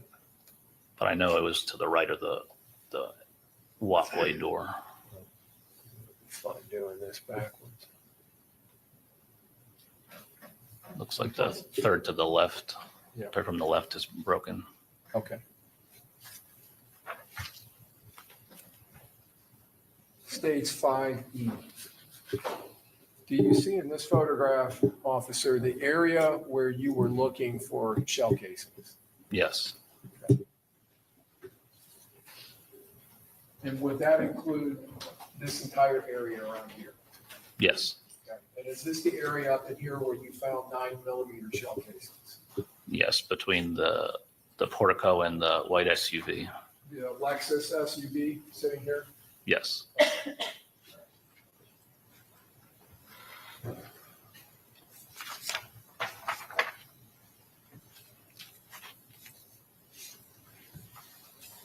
Publishing 5F. In this photograph, is this a northbound view of the west side of the hotel? Yes. And we see a vehicle here that has some red and blue lights, and it looks like a uniformed officer standing here. Is that accurate? I see red and blue lights, and it looks like a uniform officer, yes. Let me see if I can see. I can just see barely a yellow tag on his sleeve there. Do you see that? Yeah, it looks like a dark. Looks consistent with what's on your sleeve. I agree. Good. There are other officers out there. And it looks like crime scene tape had already been put up or was being put up. In that picture, yes. Okay. States 5G in this photograph, are we seeing now northwest looking view of that west side of the home to suites? Yes. And this building appears the Holiday Inn. Is that right? Correct. Okay. And we see a yellow vehicle here, correct? Correct. And a Mercedes. Is that right? That looks like a Mercedes, yes. Okay. And crime scene tape? Correct.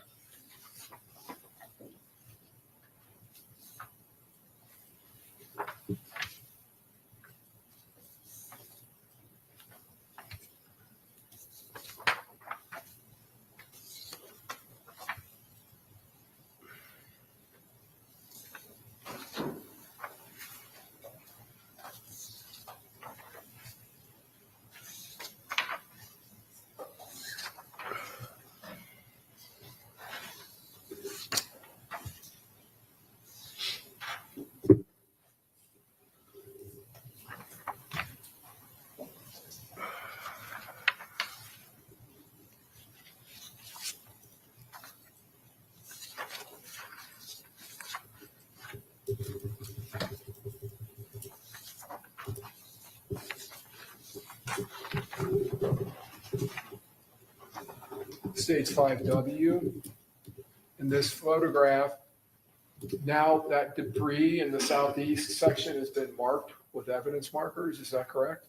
Yes, And have you seen evidence markers like that before?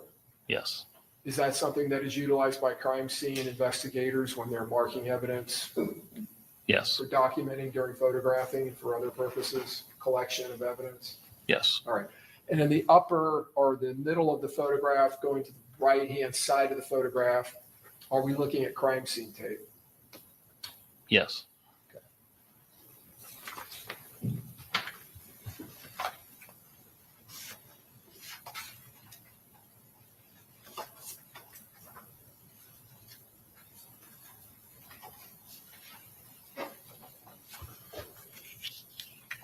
State would tender states 6A through Q is in Quebec.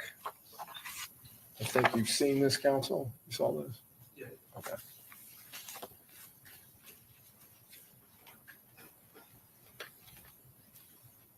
Tender, I'm sorry. it's all right, tendering for admission. Go ahead. Okay. Go ahead. And moving to publish, state 6A. All right, so now we're back up on the north end, the Fowler end, as you referred to it earlier. This would be the Hyundai, is that correct? Correct, And this roadway up here would be Fowler? correct. All right, and we see the Holiday Inn photograph down here, or I'm sorry, sign down here? I can't see it from here, but Okay. that building would be the Holiday Inn. Okay, and this roof here would be over their portico or entrance? Correct.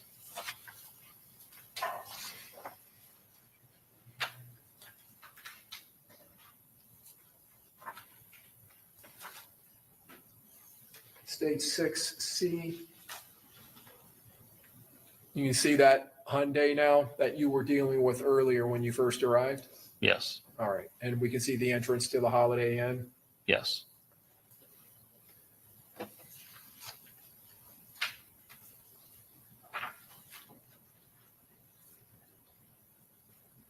State 6E, as in echo. Can I have one moment, Your Honor? Yes.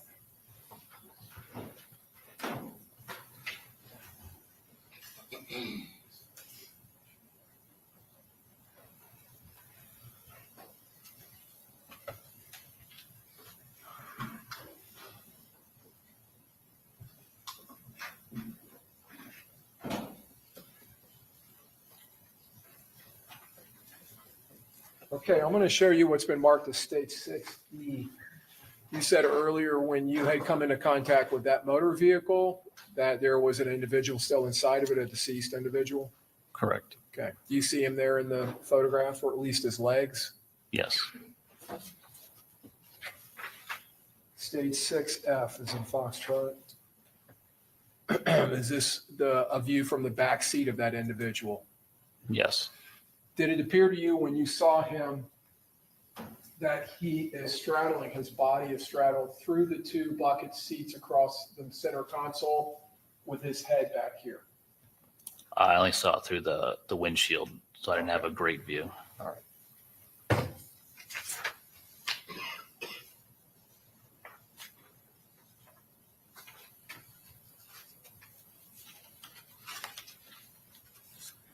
Officer, other than the individuals that you told us that you spoke with, did you conduct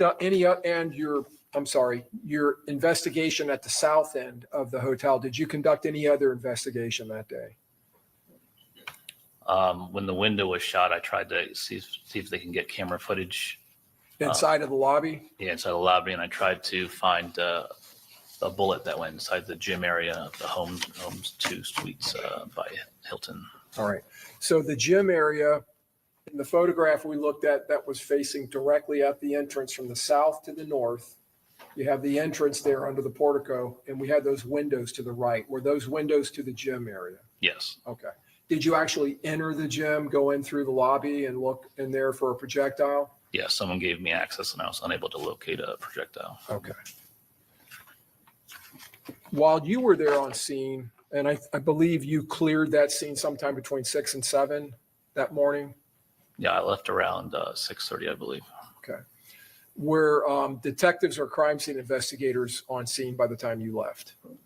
I believe so. Most of the investigation started up north on the Fowler end, and then it kind of progressed down towards me. Did you notify either your supervisor or detectives about your finding of the shell casings on the south end? I went over radio as soon as I found them. You have one moment, Your Honor. Yes.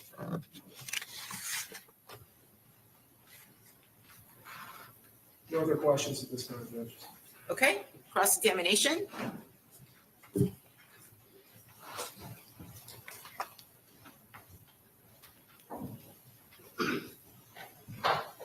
All right, good afternoon, officer. Good afternoon. Your job in this case entailed you going to the scene and roping the scene off and collecting some evidence. Is that correct? I didn't rope any scene off. Did you try to rope the scene off or tape the scene off at some point? I think another unit helped start putting tape up, and I think I might have put some up at the rear, helped him. I believe he put up the most of the tape. Well, you put up some tape. I don't recall. All right, no problem. So you go to the scene the night of the shooting or the day after, the morning after? Can we state the? Was it nighttime or was it daytime when you went there? It was around 4:40 in the morning. All right. Did you stay until it became daytime? I stayed until around 6:30 in the morning. Okay. Was it daytime when you were gone? I don't know when the sun rised that day, but it was brighter out. Was it as bright as the pictures that you're showing the jury? Some of these pictures are hard to see from the way it's projected to me. Like you can't tell how light it is outside from the pictures. From this angle, it's hard to, some You things can, are if bleached you out. need to step down to get a better view, you can. Yes, ma'am. All right. So you go to the scene for 2 hours, about 2 hours? From around 4:40 to 6:30 in All the right. morning. So you're there for 2 hours. You're there. You see some individuals, some witnesses. Is that accurate? Correct. Some victims, correct? I don't believe I see any victims. You didn't see anyone that was shot. I did see the individual shot in the car, but I couldn't confirm it myself. Okay. It's just basically on radio, and it looks like someone was in the car, and from what I heard, he was deceased. All right. Would you consider him a victim? Yes, All right. So you saw some witnesses and some victims, correct? I saw. Or at least a one victim, correct? Correct. All right. And you collected or tried to collect a bullet that was inside of the Home 2 Suites? I tried to locate it Okay. Why did you think that there was a bullet inside the Home 2 Suites? because the window pane had broken. All right. You didn't locate a bullet inside? I did not. All right. Did you collect any evidence? I located evidence, but I didn't collect it. We have a crime scene technician who collects things. All right. So you located it. You told the crime scene, I guess, analyst or the crime scene personnel where the evidence was that you located I passed the information on to other officers. on the radio? They came on scene earlier, and I held the scene. Okay. All right. So did you ever speak to the lead detective in this case, Detective Ramos? I don't believe I did on scene. All right. Maybe afterwards. Maybe after? All right. And do you know who Alicia Andrews is? I've never met her. All right. Did you do any investigation after that 2 hour period where you were on the scene? I know I've had follow-up with the state attorney's office. All right. That's just to prepare you for trial, right? Correct. But that's not an investigation in this case. I would say no. So your investigation stopped at 6:30 on the morning that Julio died. Well, I know I had to write reports about it, so I would say it kept going until my reports were done. All right. When you were between the time that you left at 6:30 and the time that you finished writing your report, did you do any investigative work? I don't believe so. So writing the report is not a part of your investigation. You're not investigating anything. Sustain the objection. All right. You didn't do any investigative work after you left the scene, right? I don't believe so. All right. You didn't take any photos?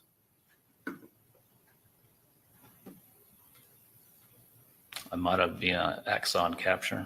You mean your body worn camera? No, we have a device that uses Axon capture. It's basically the same company, Axon, and it gets sent up to evidence.com. Okay, but you're saying you don't remember if you took photos. No, I wouldn't have. There'd be access to evidence.com. All right. And did you have anything to do with fingerprints or DNA in this case? I did not take any fingerprints or DNA. No further questions. Okay, redirect. Yes, sir. Officer Guy Charles, as a uniformed officer, is it your role in a situation like this to respond to the scene and try to secure the scene? Is that the first role? Yes. Overall, go ahead. Is another part of your role to try to secure the scene, like I was asking you about with crime scene tape, or make sure someone does to try to protect its integrity?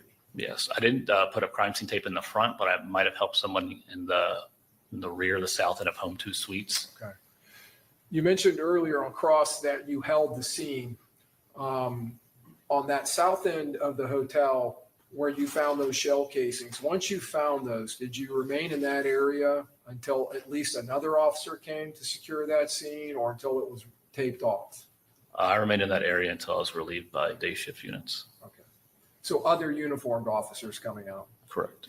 Now, when you have a homicide scene like this, where there's a murdered individual or a killed individual found in the scene, like the person in the car, do uniformed officers have certain roles and responsibility in scenes like that compared to, say, crime scene investigators or detectives? I would agree with that statement. All right. And would one of those be to hold perimeter? Yes. And would one of those duties be to take a crime scene log of anyone who's entering past the tape into the crime scene or exiting the crime scene? Yes. Have you ever had occasion to do that?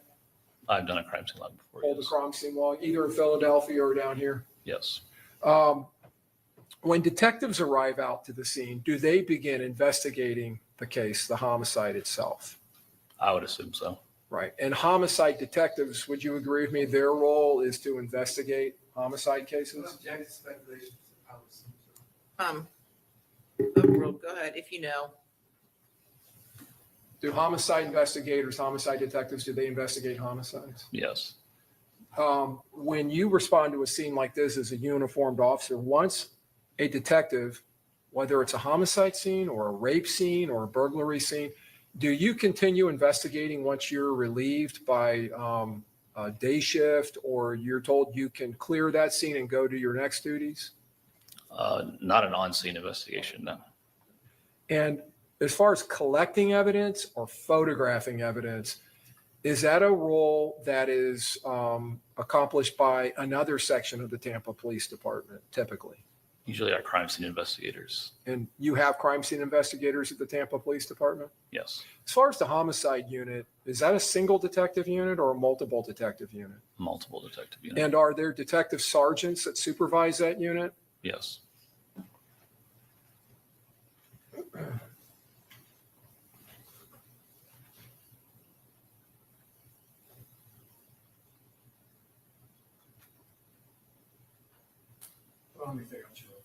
Okay, may this witness be excused? Yes, sure. Okay, thank you. You're free to go.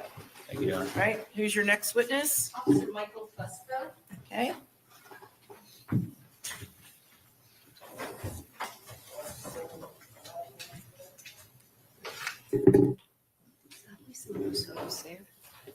Somebody's. Hey, Judge, can we take a break, please? Sure. Is this witness going to be relatively quick or no? Relatively quick, Judge. Okay. All right. Like, how quick? Because we're probably going to break at 5. Will we be done by 5? Maybe not. Probably. Okay. Can we wait till 5, or is it like, is that it? Yes? Or can we? Okay. No, it's all right. Okay. We'll take a quick 2 minutes. 2 minutes. We'll take a break, and if anyone needs to use the restroom, you can do it now, and then we'll wrap up with our last witness.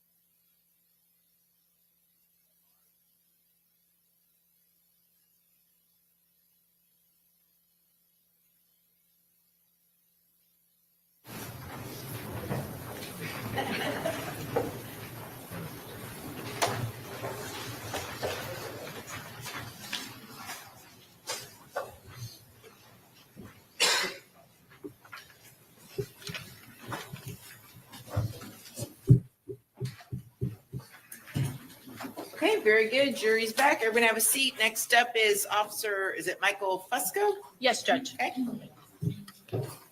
Do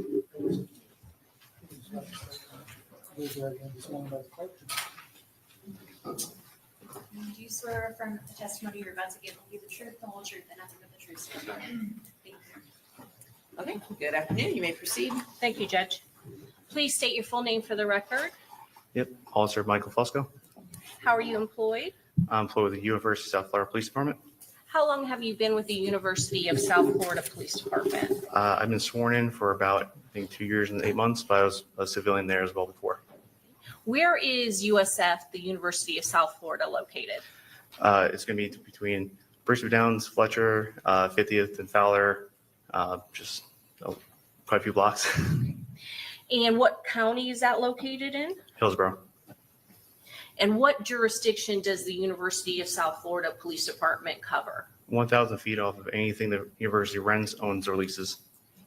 Now, you kind of given a broad, I know the campus is big. Do you know where Home to Suites is located and Holiday Inn, that kind of 3 strips of hotels? Yes, ma'am. Where's that located? It's just south of Brisbane Downs and Spectrum Boulevard, which is a part of our jurisdiction. Okay. Now I'm going to go to June 23rd of 2024, the early morning hours. Were you working on that shift? Yes, ma'am. And were you a uniformed officer at the University of South Florida Police Department? Correct. At the time, I was part of patrol. What kind of vehicle did you drive? At that time, I believe I was in a marked Ford Explorer. Was that have lights and sirens? Yes, ma'am. Now going to approximately 4:42 a.m. in the early morning hours of June 23rd of 2024, what were you doing? I was completing a traffic stop with a subject we just did a vehicle search of. Where were you located? I was on East Fowler and North 50th. Who were you working with? I had Corporal Frank Adams, and I had Officer, now Detective Diana Surratt. And you said you were on a traffic stop, is that correct? Yes, ma'am. While you were on that traffic stop, did anything unusual happen? Yes, ma'am. A sedan went through the intersection of 50th and Fowler and positioned their vehicle between Officer Surratt's vehicle and my vehicle, and got our attention and let us know that there was a shooting that happened at the Homestone Suites. You said sedan. Do you remember the type of vehicle it It was? was a Hyundai sedan. Was that a gray Hyundai Sonata? Yes, ma'am. And you said some individuals got your attention. How did that happen? What did they do? Yep, there's 3 individuals, 3 occupants of this vehicle. One individual exited the vehicle, and 2 other ones had loud screaming, saying that there's been shooting, and one of them said that her boyfriend had been shot. And you said 3 individuals. Can you tell us what the sex of each of those individuals were? Yes, there was one male who was positioned in the rear passenger seat. I believe that was Mr. Howard. Then there were 2 females. One was Miss Randolph, and another one was Miss Turner. Okay. Miss Turner was the one who was screaming that her boyfriend had been shot. Did you know their identities at that point? No, I found out later on. That's something that you learned later on? Correct. Okay. Now, when they said that, as soon as they said that, what did they do? They're screaming typical emotions when, someone has witnessed a shooting being involved. So they were very animated. Okay. And after they got out of their vehicle, did they do anything else? They got out of the vehicle once I was approaching mine to get in the vehicle to respond. They spun back around and traveled to the Homes to Go Suites as well. Okay. Did you realize they were going to leave again in their vehicle? No. Okay. What did you do when you saw, you said their vehicle spun around? Can you kind of describe what they did exactly? So when I got my vehicle, because I was actually in front of them, I had gone to the U-turn lane, and I didn't notice they were going the opposite direction until I was already driving on Fowler. And what do you mean they're going the opposite direction? They're driving the wrong way of traffic. Okay. They're going westbound in the eastbound lane. And I think you said it was Armani Turner who was originally driving? I don't know who was originally driving. I believe it was, but I can't. You can't say for certain. Yes. Okay. But you said the male got out of the passenger seat? He was sitting in the rear passenger seat. Rear passenger seat. So if there's two females and one male, one of the females was Females. driving. Okay. Yes, ma'am. And after you saw the car go down going the wrong way on that street, what did you do? I still continued my way to the shooting. Obviously, but my job as an officer is to preserve life. So if there's any chance to preserve life, I'm going to look at the immediate threat, which was the shooting. Okay. So she gave you some initial information that her boyfriend has been shot. Was she able to tell you the location of where the shooting occurred? She just said the home skill suites. So is that the direction you headed in? Yes, ma'am. Okay. What side of the road are you going on? The correct side. As you're responding to Home to Suites, can you still see that gray Hyundai Sonata? So momentarily, but I was going a little faster than I was. Did you eventually get to the Home to Suites? I did. How did you proceed when you got to the Home to Suites? When I rolled on scene, myself, there was another Tampa officer who we both pulled in at the same exact time together. We approached from the southeast entrance and went around the building because we didn't know where exactly the shooting occurred. Once we were able to approach to the north side of the hotel, we were able to see a vehicle that was still smoking and clear signs of bullet holes. Okay. What do you mean by still smoking? When I got on scene, there's smoke literally still in the air, just from the rounds hitting the vehicle. Plus, there were still glass fragments still kind of in the air. Okay. And what was the glass fragments from? From rounds striking the vehicle. Is that the type of glass that is in the windows of the vehicle? Yes, ma'am.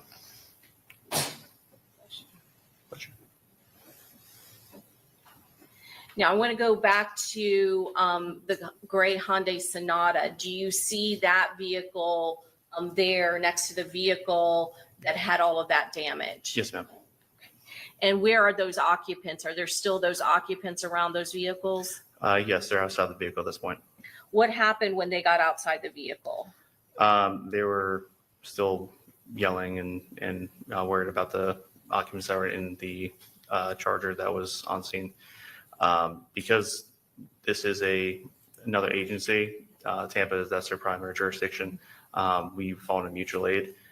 Tampa will be the one who takes over the entire investigation or anything. So we're just there as support. So the officer is on scene, I believe he was a sergeant, requesting them get back. So I have him go back a little bit and then proceed with helping him with the Charger with the victim inside.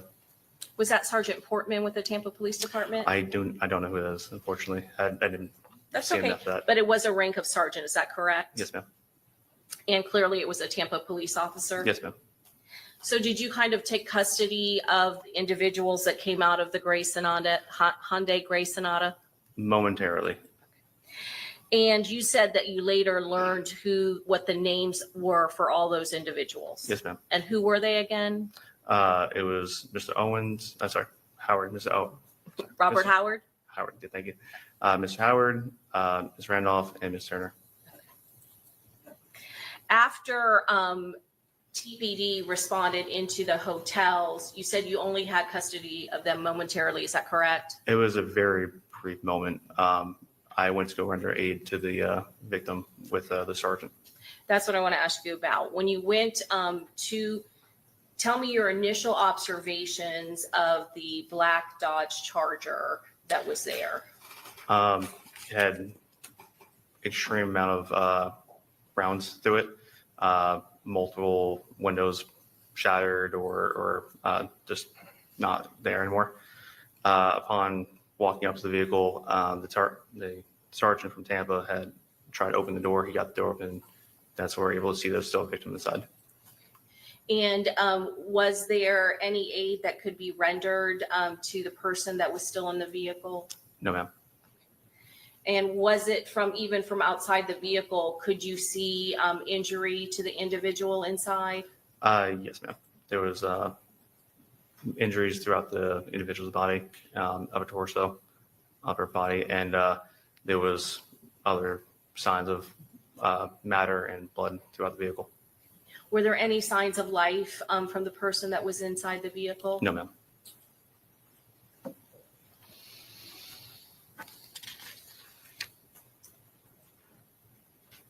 I'm going to show you it's already in evidence states exhibit 2E. And the vehicle over to the right of the photograph, is that the vehicle that came up to you when you were on that traffic stop? Yes, ma'am. And is this the second vehicle that you said when you pulled up that you saw that still had the person inside? Yes, ma'am. Your Honor, at this time we would pass the witness. Okay, cross.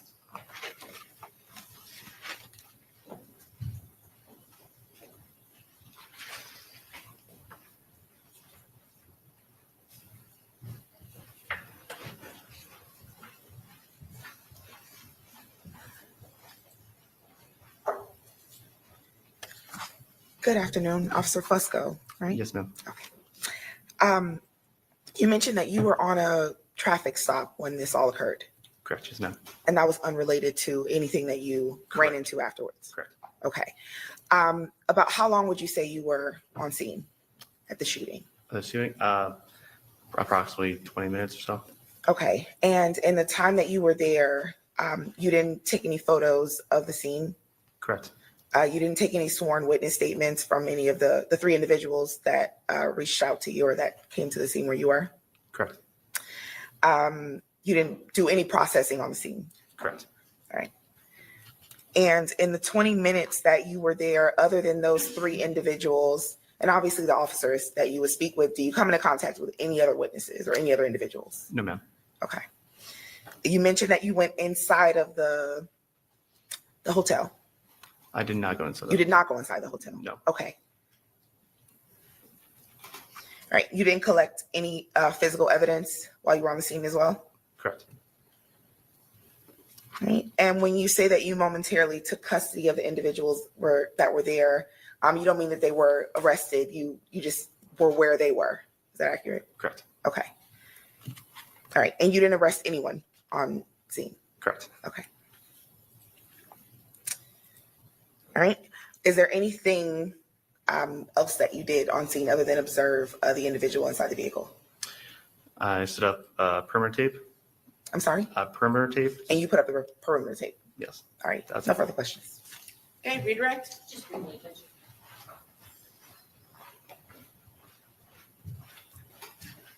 Officer Fusco, as a agency that is assisting another law enforcement agency, would it be your role or responsibility or the USF Police Department's responsibility to collect any evidence in this case? No. Would the originating agency, Tampa Police Department, would they have assumed the responsibility of the crime scene and collection of evidence in this particular case? Yes, ma'am. But as a fellow law enforcement officer, you would assist whenever requested by a fellow law enforcement officer, including one from the Tampa Police Department. Correct. Yes, ma'am. And you did do a report regarding your involvement in this particular case and the assistance that you rendered to Tampa Police Department. Is that correct? Yes, ma'am. Nothing further, Judge. Okay, may this witness be excused? Yes, ma'am. Okay, thank you. You're free to go. Do you have any other quick witnesses that are here so they don't have to come back tomorrow?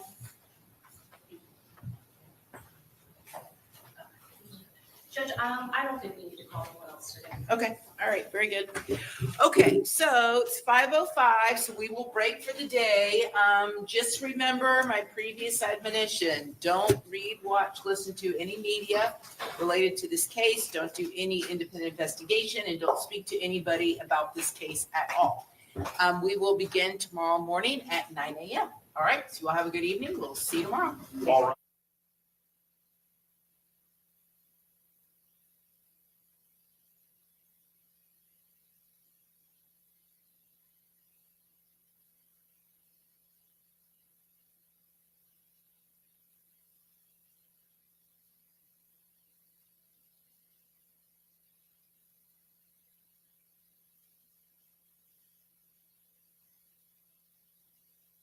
Okay, very good. All right, so what's the lineup for tomorrow? Judge, I actually think this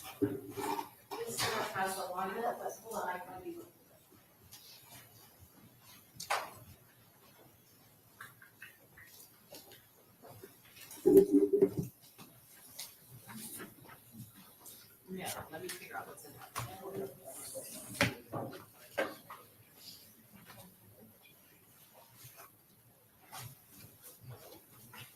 You can Anna, because she has our witness lineup. Okay.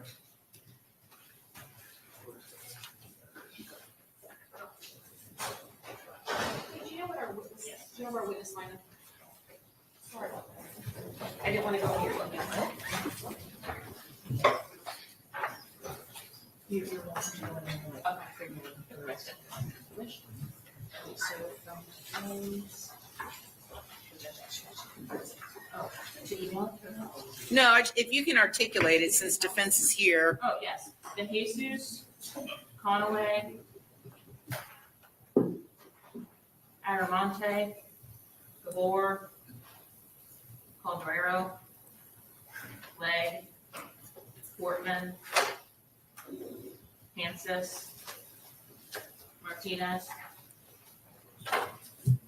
Adams, Stevenson, Douglas,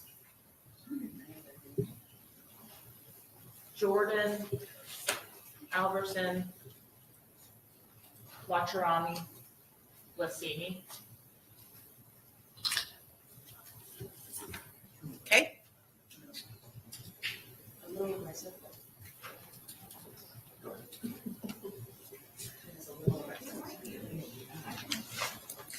Okay, very good. So see you guys tomorrow morning at 9 a.m. Great, thank you.